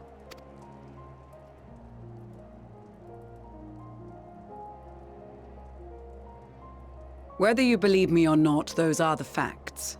Now, answer me this. Why would a proud soldier of the Empire be reduced to stealing? The situation must be dire indeed for you to go to such lengths. If it is supplies you seek, we would gladly share ours, or turn a blind eye while you leave with your spoils.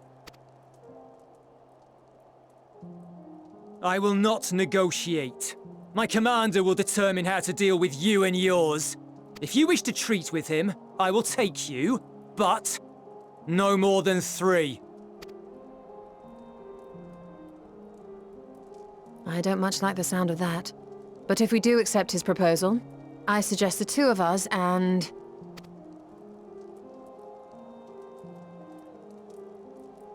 Please allow me and Alize to act as envoys. May I ask why? We have seen with our own eyes the hardships the Garleans face. How their futures and lives hang in the balance. It's not the warmest invitation, but it's an opportunity to prove our intentions true. Maybe not a chance to make things right, but a chance to make them better.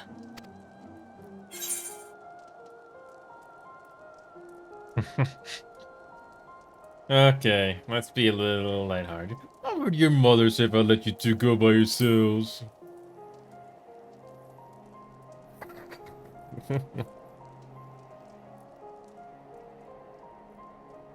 I can see that persuading you otherwise is a lost cause, but you will proceed with the utmost care.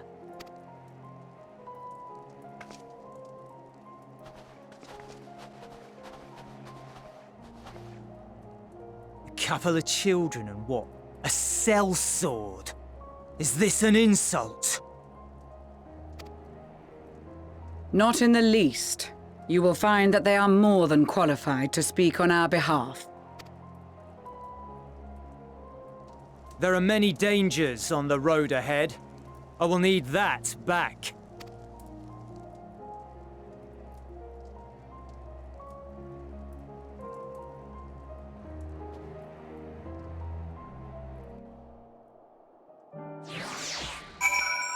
So, the plot continues to thicken.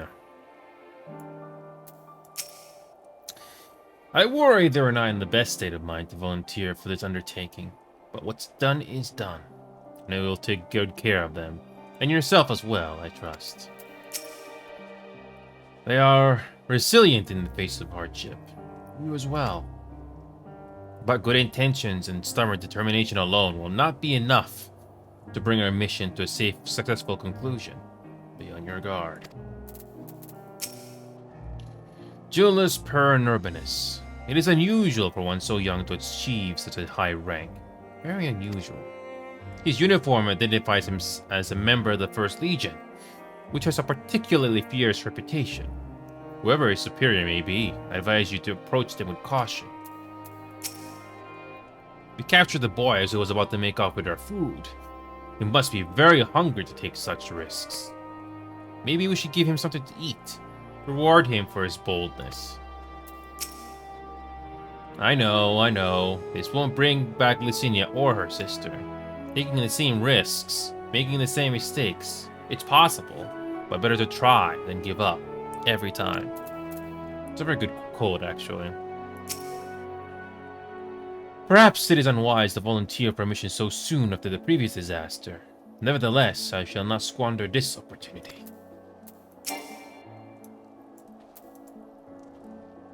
The lowly task of keeping watch over provisions would not normally befit the sun, but these being unusual circumstances, I will let no man take that which is not by right theirs.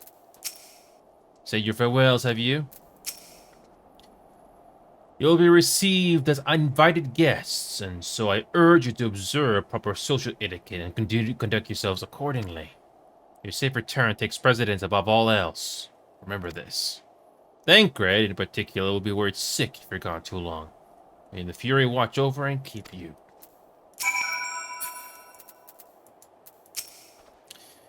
Are you and the children ready? I'll explain the route once we are outside your camp. If anyone attempts to follow us, we will judge it as an act of hostility. We will not hesitate to take appropriate measures. I would expect nothing less. You have our full cooperation.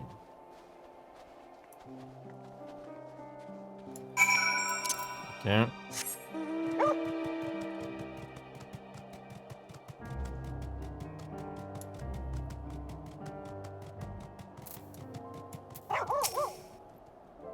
Where do you think the headquarters are? I assume there are a few others beside him and this commander he mentioned. We only do as instructed. After all, this is what we've been striving for ever since we arrived. Alright, this is far enough. Listen carefully. Head over that hill, then follow the road until we reach Liminal Station 4. Children in the lead, I want you where I can see you. We do have names, you know. I'm Alize and he's Alfinode. And last but not least, there's Ynea. Ynea, where have I heard that before? No matter. Alfinode and Alize will watch the road ahead while we bring up the rear. I wasn't lying about there being any dangers. So you're to run, not saunter. Run towards the station. If you can think about going for your weapon, the deal's off. Should any creatures bar the way, we go around them.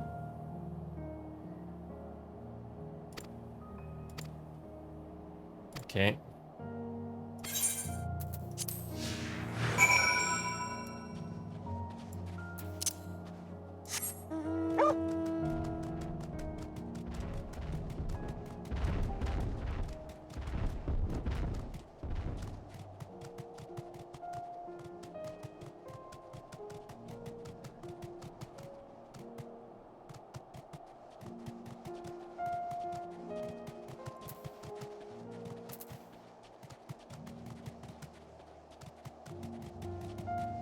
Okay.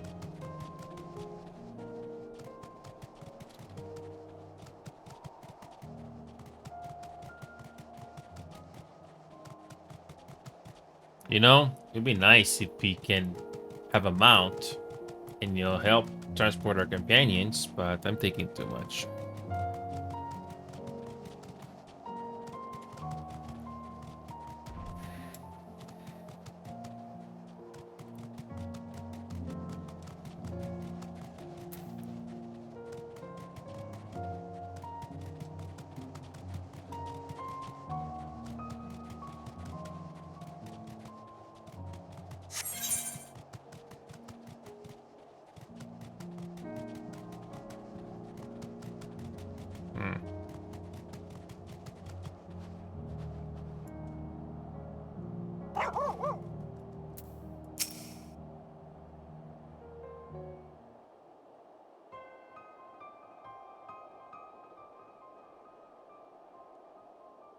This is it. The first stop, that is.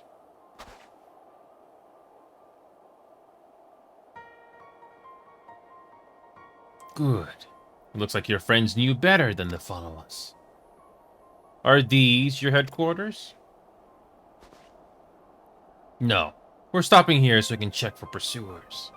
Since it appears you've kept to your side of the bargain, we can carry on.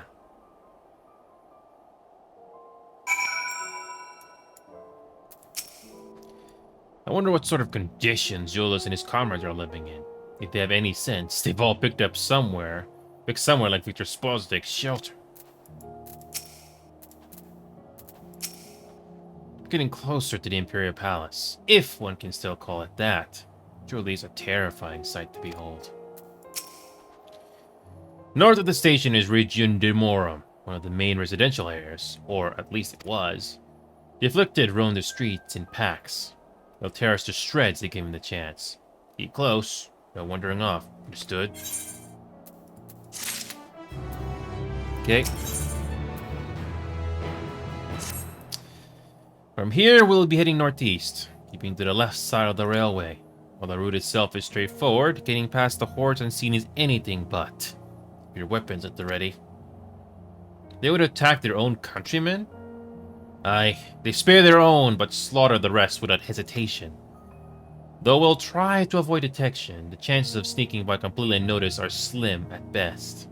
I'll lead the way, but in the event we are unseen, we are to fight them off. Those two will follow us, provided they can refrain from drawing their weapons. While I doubt they'll be foolish enough to stab their guide in the back, I will not take that chance. With that said, let us proceed. Okay.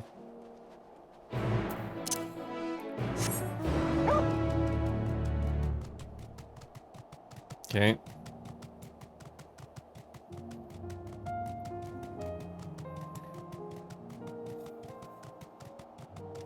Okay, let's turn into a warrior.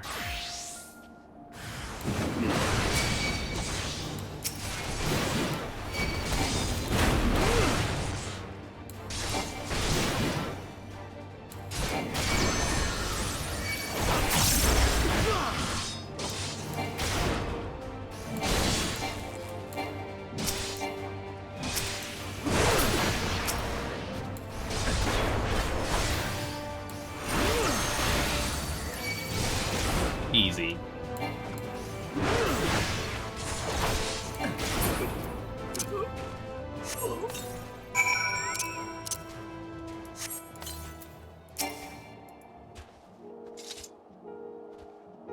I see all your comrades chose you. Julius, our contingent has a cure for the afflicted, or tempered as we call them. You people would need to be taken into custody that we may administer the treatment. But they would eventually regain their sanity. Is that so? For all I know, your treatment would simply force them to forsake one master for another. As far as I and my legion are concerned, they are no longer our people. They are beyond saving. Those who thought differently and tried to reason with them were butchered for their bleeding hearts. Come, we have to keep moving.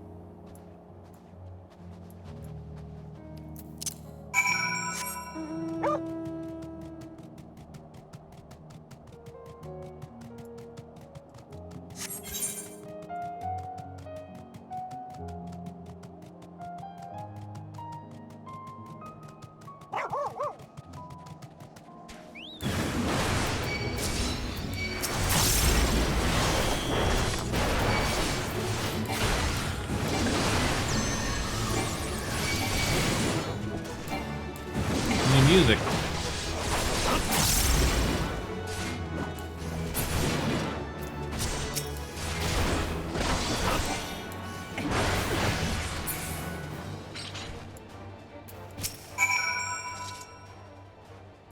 Looks like we're not being followed. We'll continue onward.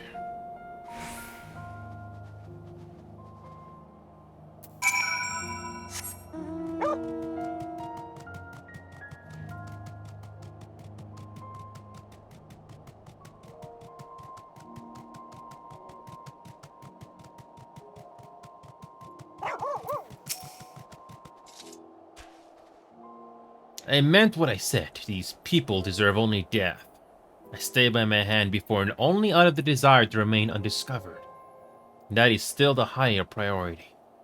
We should continue to avoid any unnecessary confrontations. Keep following the railway. Okay.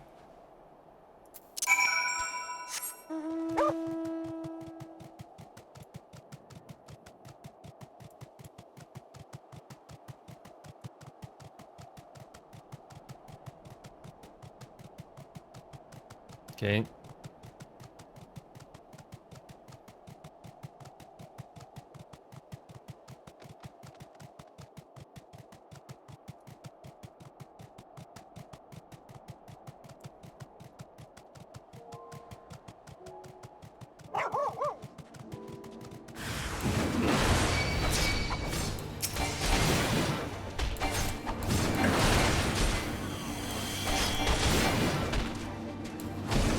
These are different.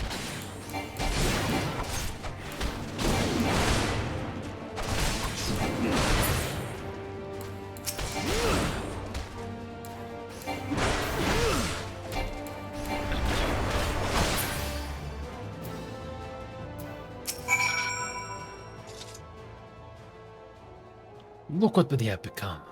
Would you still stand there and claim they can be cured?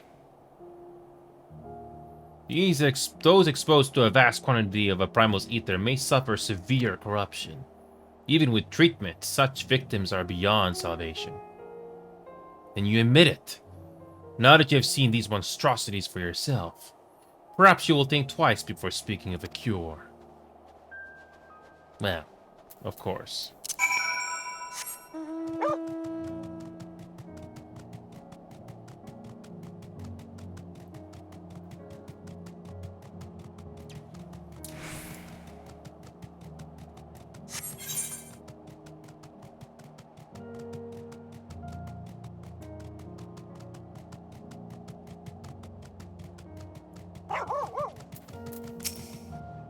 We're almost there. You have kept your side of the agreement, so I'll keep mine. This way. Okay.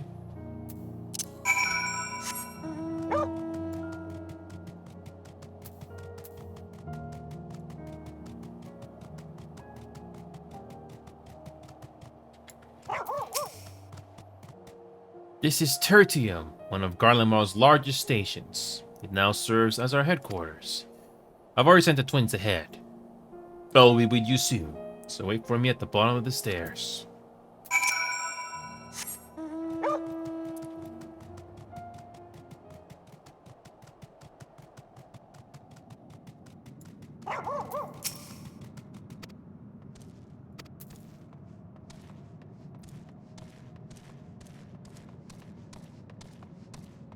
I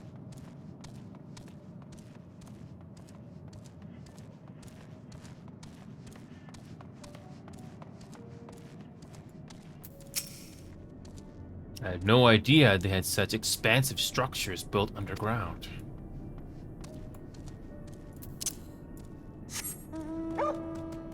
They have a train station. Oh, that's new.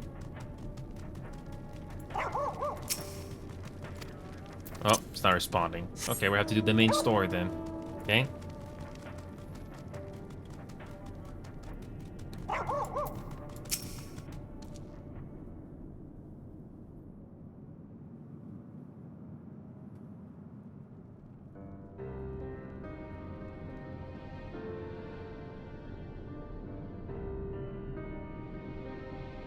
It's plain to see why they chose this as their base of operations.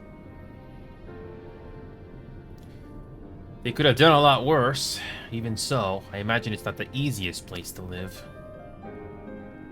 Indeed. And if Julius was willing to make the perilous journey to Camp Broken Glass in search of food, their own supplies must be all but exhausted. They may be shielded from the wind and snow, but it's still bitterly cold. Much like Victor's spoils, it must be a constant struggle to keep their people warm. Lower your voices. While you may be here as my guest, the others will not take kindly to your presence. My commander is in a locomotive over there.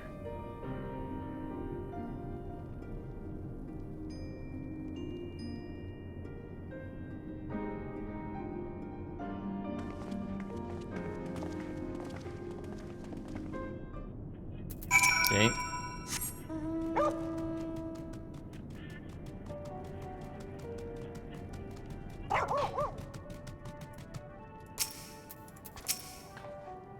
He certainly looks the part.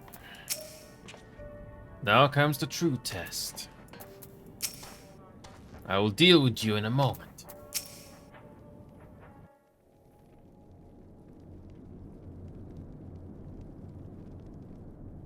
These are their chosen representatives.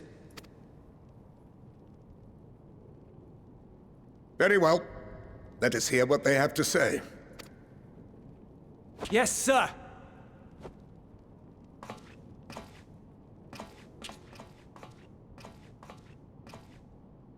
I present to you our commander, Lord Quintus Van Kina, Legatus of the First Legion. The first? I had no idea you had survived. We lost our emperor, our city, more than half our troops. For my wounds, I may never take the field again. But we survived, aye. In a manner much to your liking, I dare say. We have no intention of adding to your misfortunes, nor do we bear you any ill will. Spare me. Though you children may speak in earnest, overtures of peace ever ring hollow in my ears. So long as man stands to profit from his neighbor's suffering, war is inevitable. Driven from our ancestral homeland into this blasted waste. Yet still you yearned to rob us of our paltry scraps. 'Twas only with Magitech that you learned to keep your distance. Though we knew it was only a matter of time before you regrouped and returned. Conquest and empire were our only defenses. Emperors Solus and Varys understood this, and through their campaigns saw us grow and prosper. Much blood has been spilled in Garlemald's name, aye. But if it is a choice between yours and mine, then it is hardly a choice at all. I do not deny that a great many conflicts throughout history were driven by the desire or necessity to gain by another's loss. That is not why we are here. Nor have we come to petition your aid in the war with the Telophoroi, grave though that threat may be. Our purpose is simply this. We wish to help you. Let us help you. If there is aught that can be done to ease your plight, we would be glad to do it. Perhaps you would.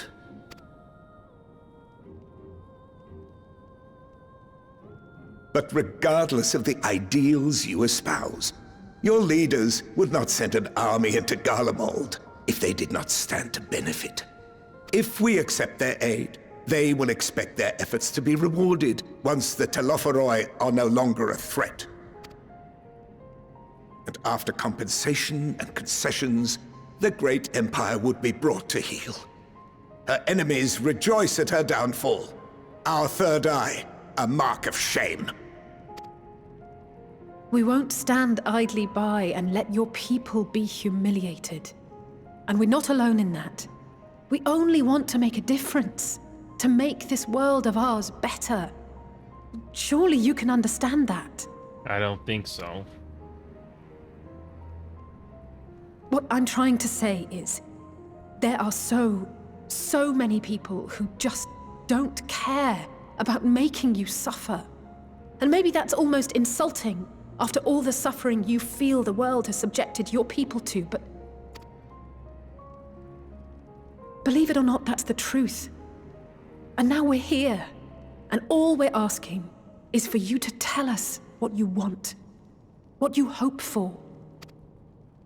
So much blood has been shed, so much lost. All because of this endless war.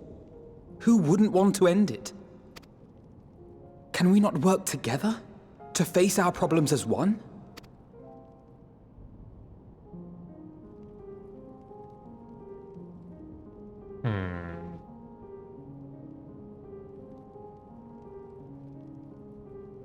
Answer me this, young peacemakers. If a world without conflict is your desire, why reject the unity and prosperity of Garlemald? Is it because we do not share your faith? That we do not share your heritage? That our ideals and virtues differ? That we cherish and hold in the highest that which you do not? Disparity is the root of discord, and peace built on compromise is flawed and fleeting. Happiness for one and all is a dream, and the reality is that to the victor go the spoils. That is why we Garleans will never submit nor surrender. For freedom and for pride, we will remain true to ourselves until the bitter end. That is my hope.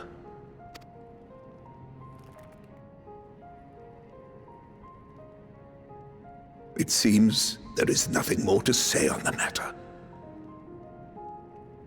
Yes. Being, stuck to that resolute to the end.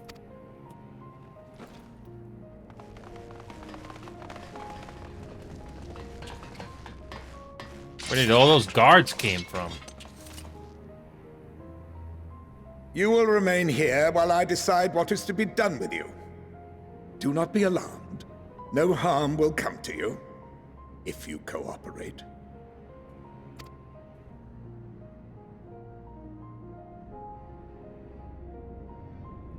We will not resist. However, as your guests, I ask that we be allowed to speak with the other members of your group. As you wish. I had no intention of locking you up, as by dawn you would be frozen stiff and you're no good to me dead. You are free to move about the encampment, but there is one condition. Collar them. Oh, of course.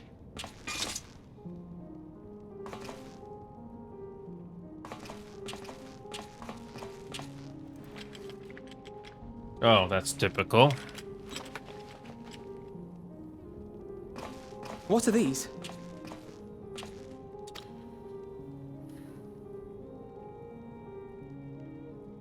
Incentive. You'll be watched at all times.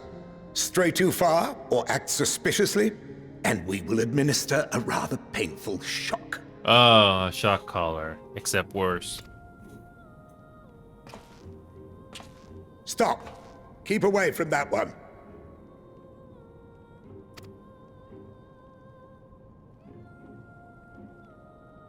The champion of Eorzea is not so easily cowed. Yep.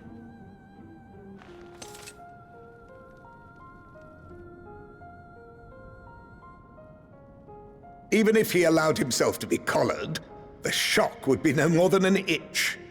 No. If he refuses to obey, we will activate the twins' restraints instead.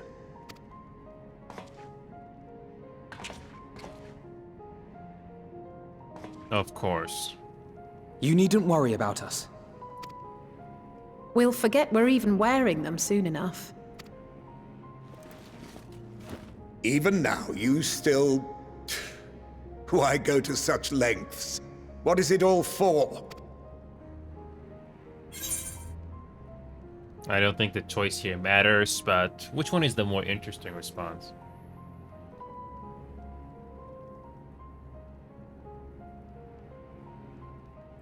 This one sounds a little cliche. Because even the most bitter adversary may one day see a reason.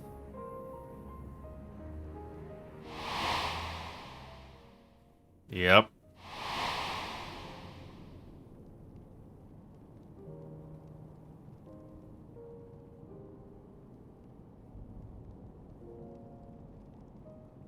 You are a curious one. A far cry from the merciless barbarian others paint you to be. You will be their warden. Take them away. Yes, sir.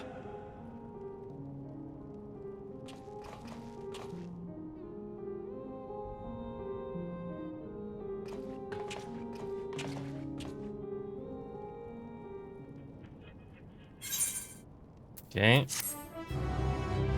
And the block continues to thicken more.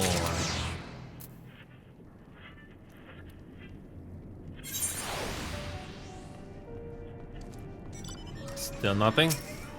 Okay. I have to remind myself not to touch it, even if it starts to itch. Or not set it off by accident. Anyway, enough about that. Let's learn what we can from the refugees. It'll take more than a trifle such as this to deter us. Compared to what Garlemald's people have suffered in recent days, these collars are a minor inconvenience. Okay. As per Lord Quintus's instructions, I am to supervise you during your time here in Tertium. Before you ask, no, I don't have a key or any other means to remove your collars. Nor would I tell you if I did. And if you try anything, you'll soon wish you hadn't. So, do you truly need to speak with the others, or was that merely a ruse? We're in no hurry to disobey Lord Quintus, if that's what you mean. Or perhaps you doubt the wisdom of his decision.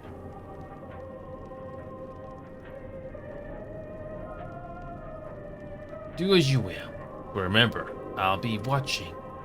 If I catch wind of you doing anything untoward, trying to trick our people into turning their coats and the like, those shock collars were the least of your worries. Understood?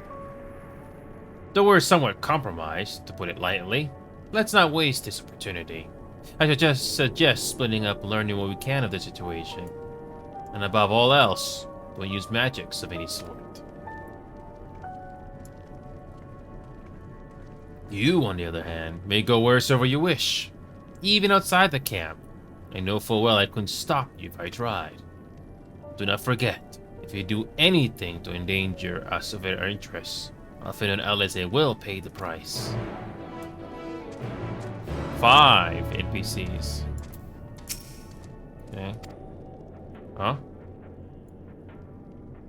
Oh, yeah.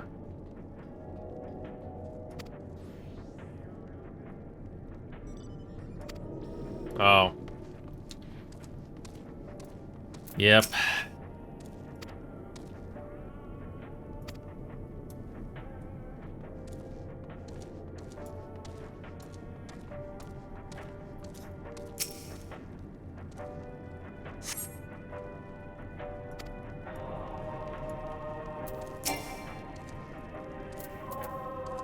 Hmm.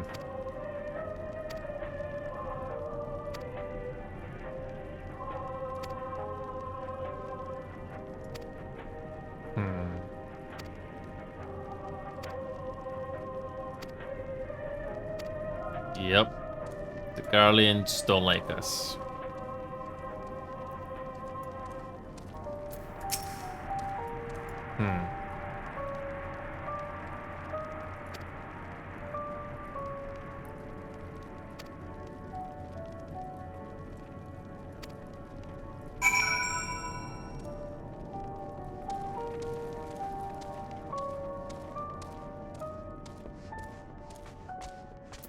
Okay. So cold. He probably hasn't had a proper meal in days. If only he brought some food with us. But perhaps I could use a little magic to... No, I mustn't. God, this is so frustrating.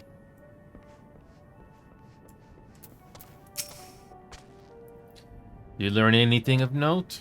Sorta. Then your findings are consistent with my own. Their plight is desperate indeed. The sick and injured are our greatest risks. Without warmth and proper nutrition, I fear they will soon perish. I realize there is precious little we can do for them at present, but I cannot bear to see them suffer. Please, will you help me tend to them? Okay.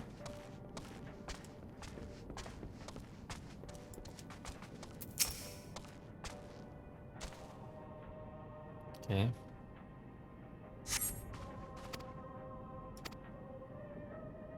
Yeah.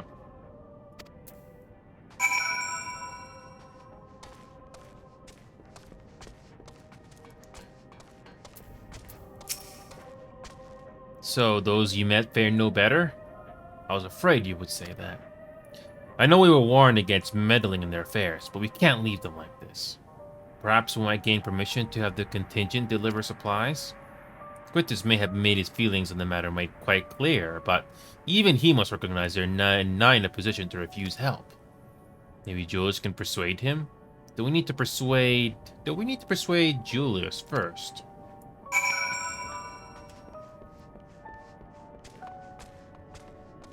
Okay. Yeah, let's go to Red Mage.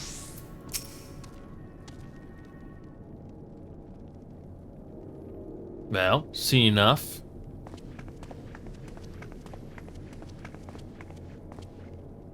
Julius, the people here have barely enough food and fuel to survive. Have you and other soldiers been able to procure any more supplies? We've been scavenging provisions from the nearby houses, as most families kept, some stored away in the event they were snowed in. Still, going out and getting it is dangerous work. We have a lot of mouths to feed. Fuel is the greater concern, though. We had some ceruleum set aside, until it was stolen. We haven't identified the culprit. Could have been other refugees, or one of the afflicted for all we know. Either way, we are down to the last dregs. Without the heating they need, those in poor health are only going to get worse instead of better. If it's ceruleum you need, our contingent has secured a ready supply. We can have some sent over. We will not accept your charity. If you can hold on a little longer, the situation is sure to change. Aye, everything will change.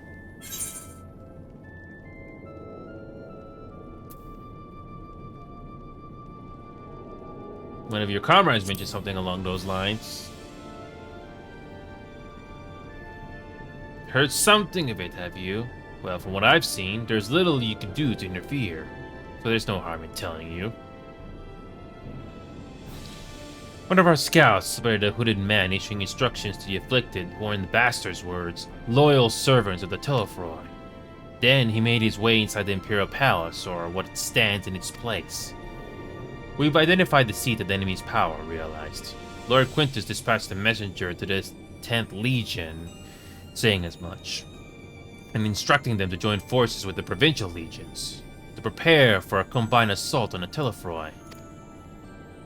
Once our allies arrive, your contingent will be sent running for the hills. Then we shall reclaim the capital by our own hand. And how do you intend to survive in the meantime? At this rate, many of your countrymen will perish long before reinforcements reach Garlemald. They need help now. Say the word and we will bring you ceruleum.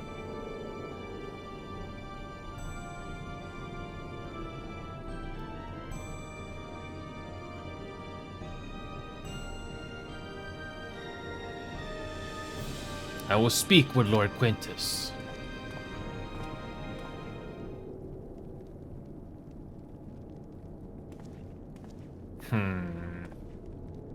So, did he agree to it?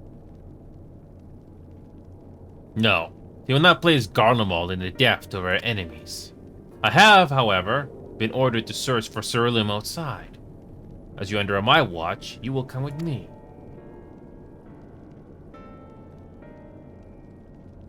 Very well. After all, many hands make a light work. You are a lot more trouble than you're worth. Once we are outside, you will follow my instructions to the letter. We depart shortly. Okay.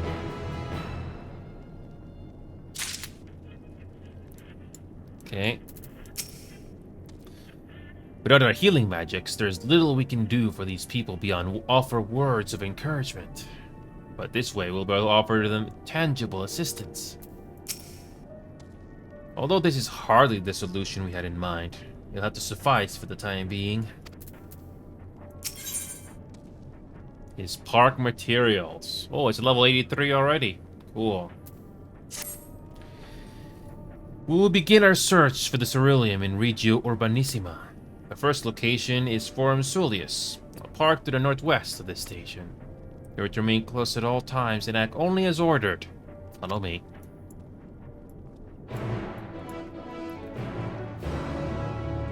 Okay. It's level 83 already. Okay.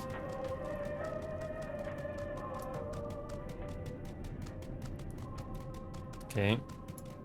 This will be the last MSQ I'll do in the meantime.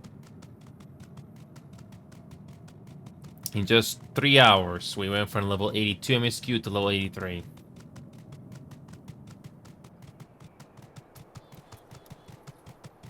Jesus Christ, what the hell is that place? Jesus.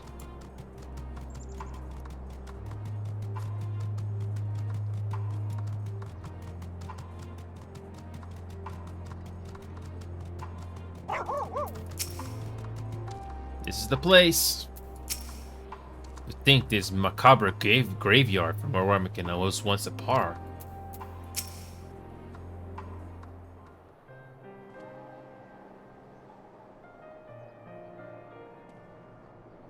So, this is the park.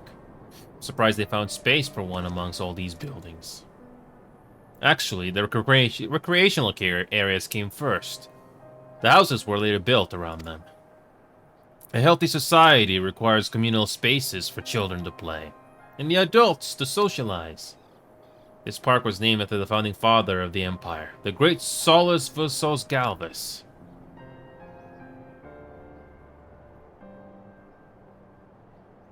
Did we come to extract Ceruleum from the wrecked Magitek armor? No, we've already drained it dry. Same goes for the rest of the Machina in the vicinity. But as our Ceruleum has been stolen, we must scour the city for every last drop. And while I don't expect to find anything here, I've decided to try one more time, in case something has been overlooked. I see. Then with your permission, we will commence the search.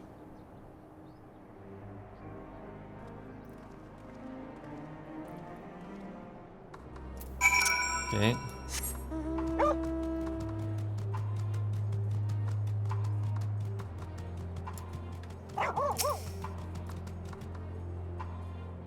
Okay.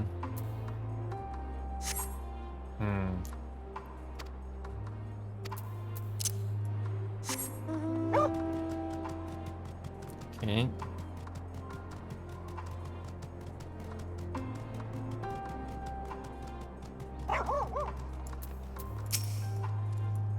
I don't imagine there will be much need for Magitek in a park of all places. But then again, I wasn't raised in Garlemald. They may have uses for Ceruleum that I have yet to consider. Okay.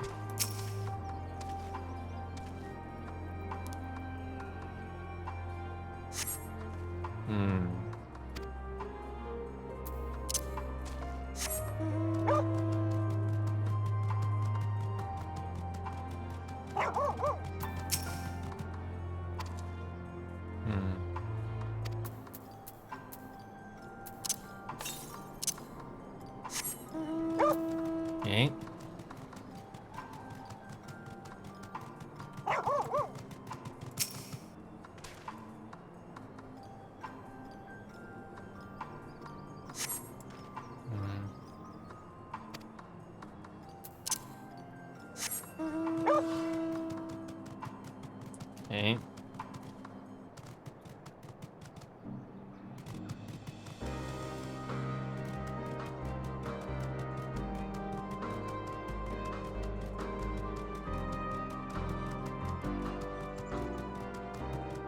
And convenient that there's the Aether Current right there. Okay.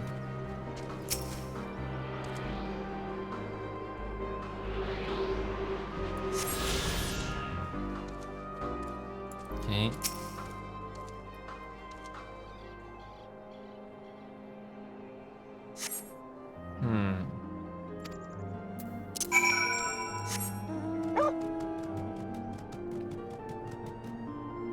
So, nothing much here.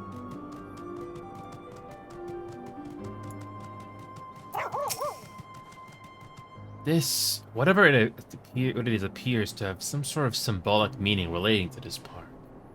Even though the place is named after Solus, doesn't seem to be a statue of him, well, at least not anymore. Maybe it was once a fountain, or somewhere the man himself used to sit. Not that it would matter, even if we knew, but I can't help wondering.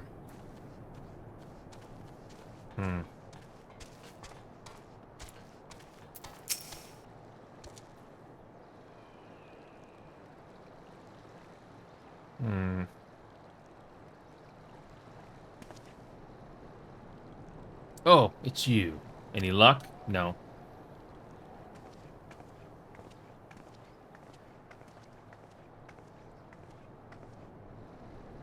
There's no sign of any ceruleum.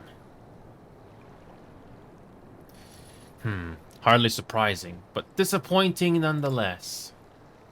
Couldn't help noticing you gazing at the pond. Something the matter? But yes, I mean, no, yes. It's just, I used to bring my brother and sister here to play. The pond was heated to stop it from freezing over. So like all the other children, they just had to wade in and splash about. Would have stayed there if I didn't drag them out. Would be sopping wet when all was said and done. Every time. And every time, when we get home, Mother would scold us, saying we'd catch our death walking around like that. The pond was heated. But a cerulean-powered heater by chance? I suppose it must have been. Not to think of it, I remember seeing engineers changing out a tank beneath the hatch. But that was a long time ago, when the water still flowed clear and wasn't this brackish muck. Can't see a thing. I can't remember where the hatch might be. With the machinery most likely broken, the amount of filth in there is probably the only reason it hasn't frozen over.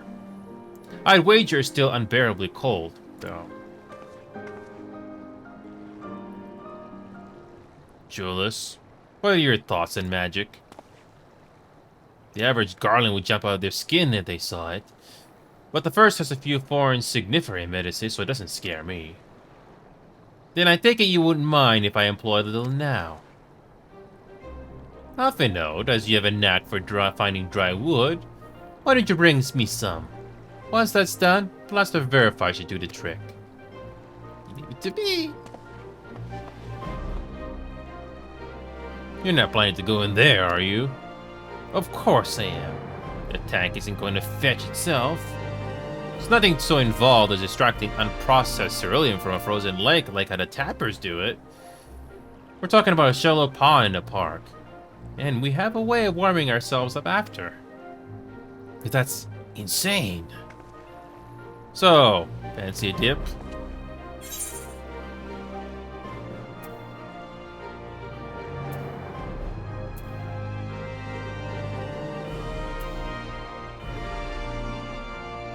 The last thing we need is you catching a cold.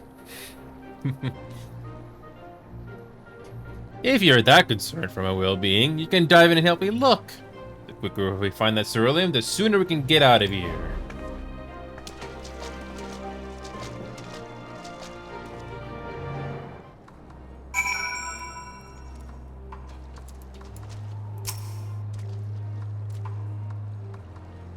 Yeah. Nope.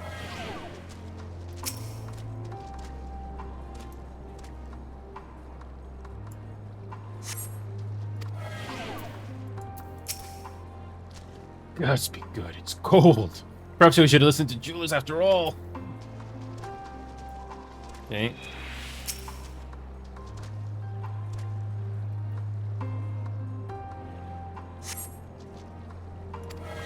And finally.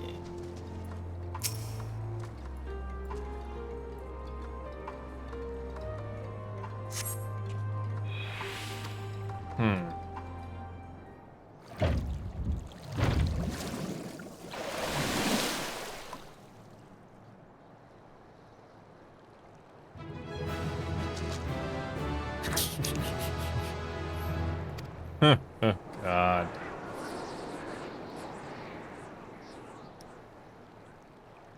However, your grand discovery comes at a great personal cost, as you become acutely aware of the freezing cold and a rancid odor emanating from every element of your body.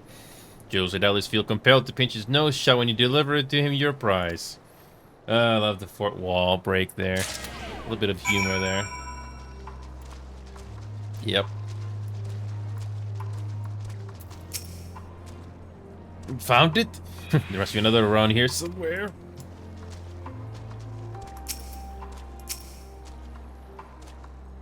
Did you find anything? I hope you did.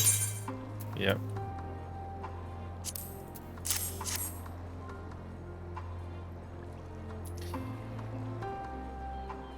That's it. There's still some ceruleum left. The fire's still not ready. Hold on, I'll get off a note to hand. Okay.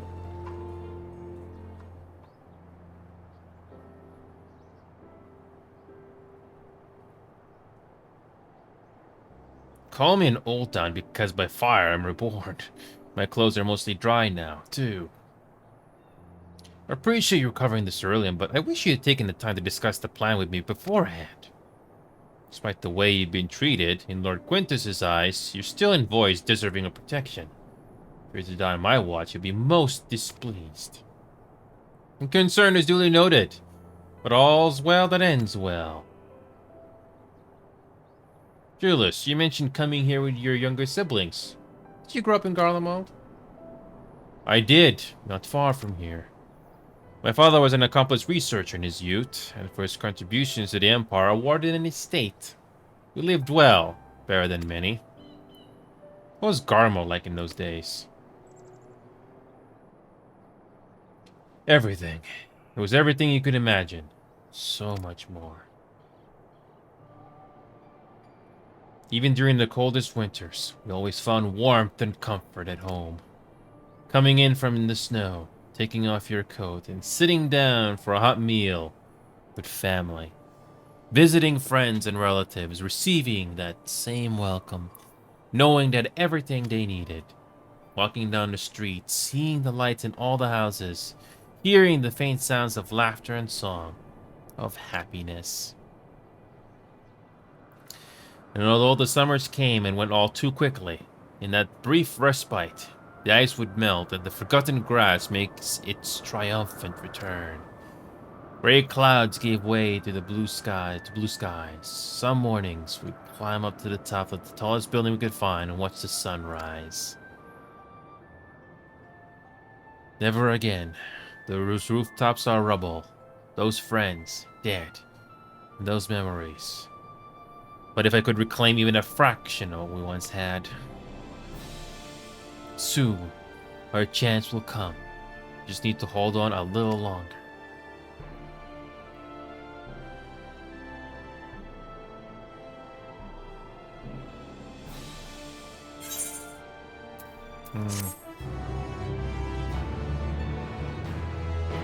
Okay.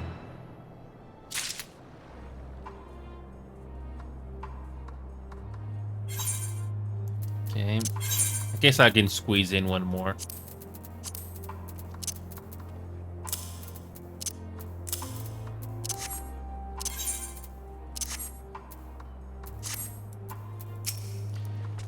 Well, at least my clothes are finally dry, though they could still do with a proper wash. Owing to the wealth of experience I've accrued in gathering firewood, I wasn't even able to provide Julius with some basic pointers on the subject. I thought it might help to further build a rapport and to distract him from his other concerns. No good deed. Alright, now that you recover from your escapades in the pond, there's another location I'd like to search. Just outside the park. Okay. Okay.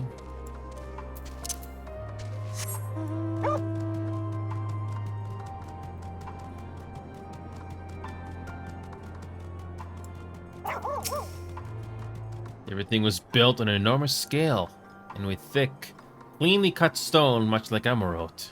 Being what we know now. Now no, such similarities are no coincidence. The Warmakin appears to be patrolling in the area of its own volition. I wonder whether it's simply following its original orders, or if it now serves the Telefroy.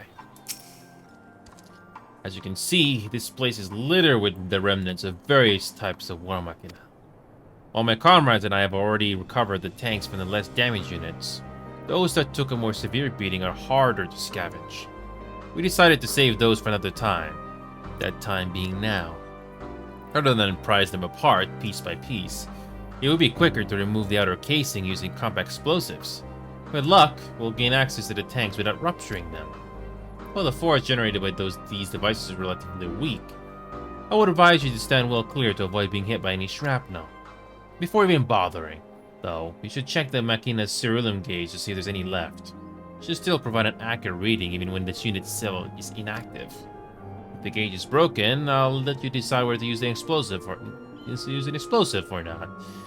Should you need more, come to me.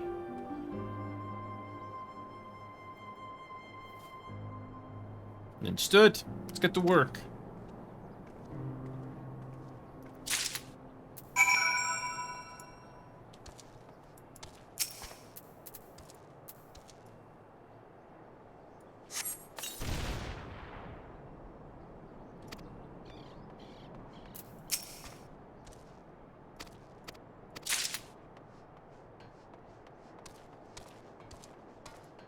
Okay.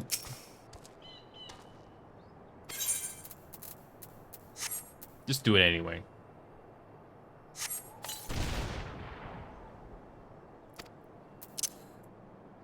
Yeah, we basically gotta do some chores.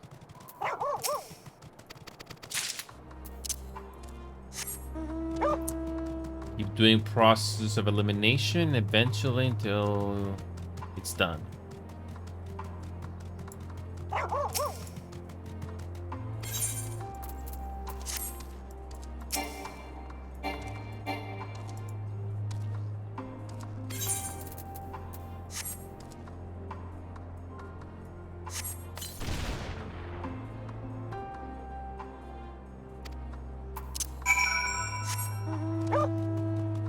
Okay.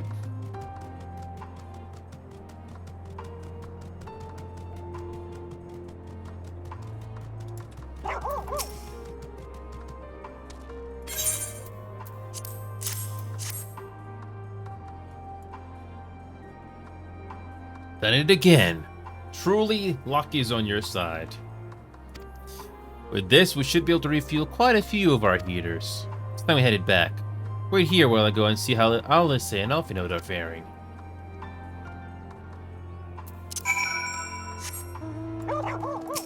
Okay. Okay.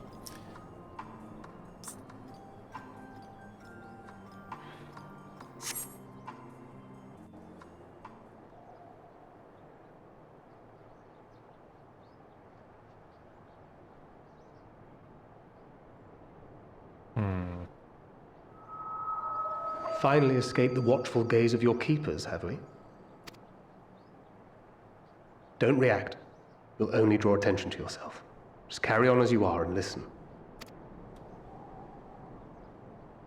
After you left with the Garlean lad, Lucia bade a few of us scouts follow you at a discreet distance. We observed you being led into the station, but decided against venturing inside. When you emerged sometime later, and we saw that the twins were sporting Magitech collars, it was clear what had taken place. Now, as quietly as you can, tell me everything.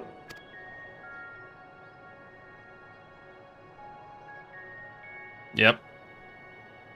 The Legatus himself, eh? Now there's a surprise. This is also the first I've heard of a plan to join forces with the 10th and storm the Tower of Babel. An interesting development, and perhaps the opportunity we've been waiting for. Our comrades back at the camp also received some rather promising news, but it's still too early to get our hopes up. For now, keeping yourselves out of harm's way comes before all else. Whatever demands the Garleans make, indulge them. With luck, this will all be over soon. Until then. Yep.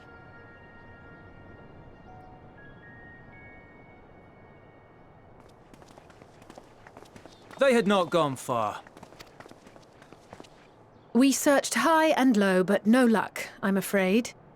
I might have guessed you'd be the only one to find anything. I wasn't expecting much to begin with. Eventually, there will be nothing left out here for us to safely salvage. For now, this will have to suffice. We should return to the station.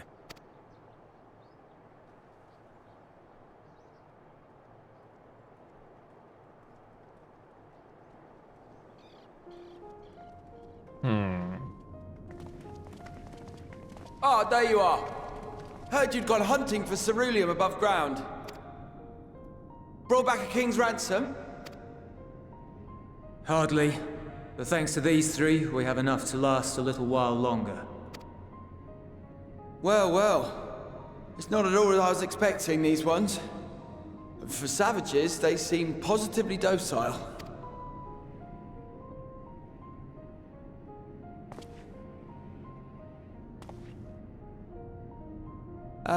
It's a poor attempt at humor. In all honesty, I'm grateful for your efforts. But even with another night of warmth, there are those among us who may not live to see the morrow.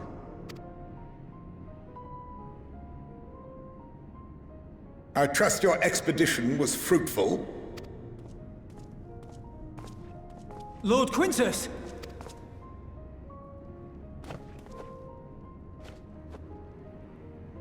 Use what you procured to refuel the armor.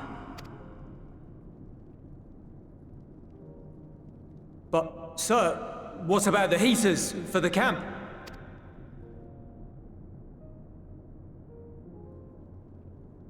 The time for action is upon us.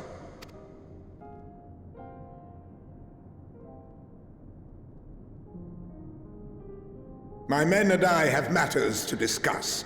In the meantime, you are to wait here.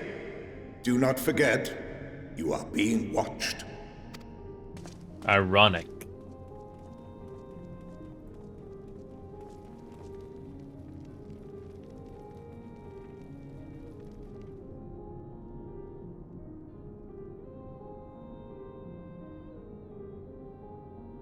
The time for action. What did he mean by that? At least we're not alone. I can only speculate.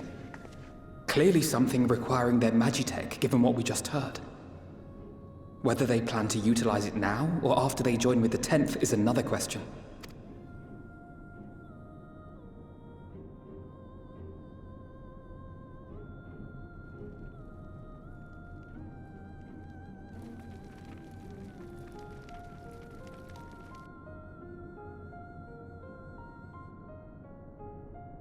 Will they ever escape this cold? Return to and reclaim the idyllic spaces of which Eula spoke?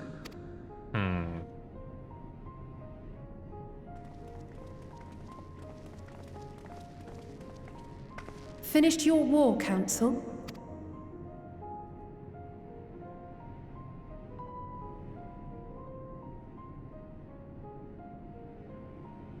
Alphino and Alizé are to stay here as our prisoners.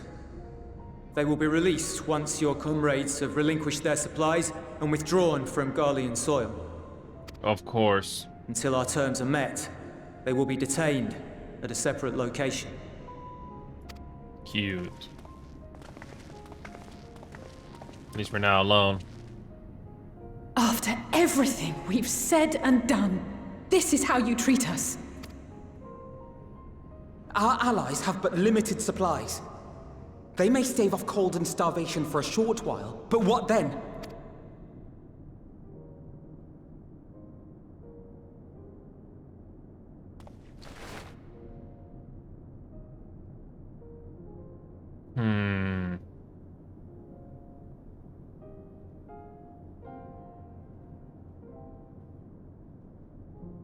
For now, keeping yourselves out of harm's way comes before all else. Whatever demands the Garleans make, indulge them.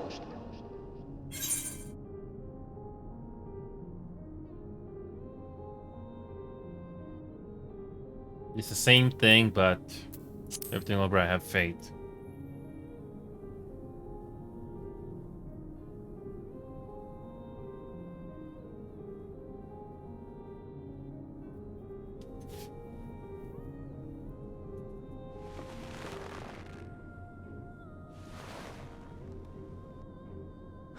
Get them out of here.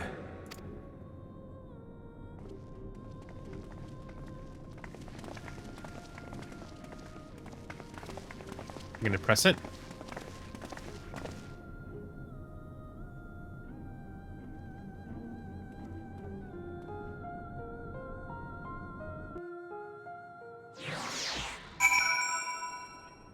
So,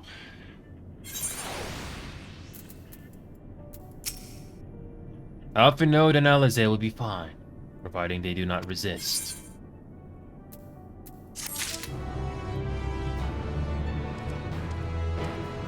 Let me guess. We cannot continue. Still cannot use this until progress enough in the story. Yep. You know what? What did I plan for Wednesday? Yep. I'm gonna have to do a little bit more MSQ for this, just to progress. I'm not gonna leave this hanging just like this. I want to see the rest of this story, just to make up for the lost time on Final Fantasy. Just gonna leave it right here, for that. Just to get back here, it's gonna take some traveling anyway. So yeah, we're gonna do Final Fantasy again. But, yeah. I maybe Cyberpunk, I don't know. But anyway, I gotta head off here. It's already late, past my quitting time. I'll see you guys tomorrow. Later today, actually.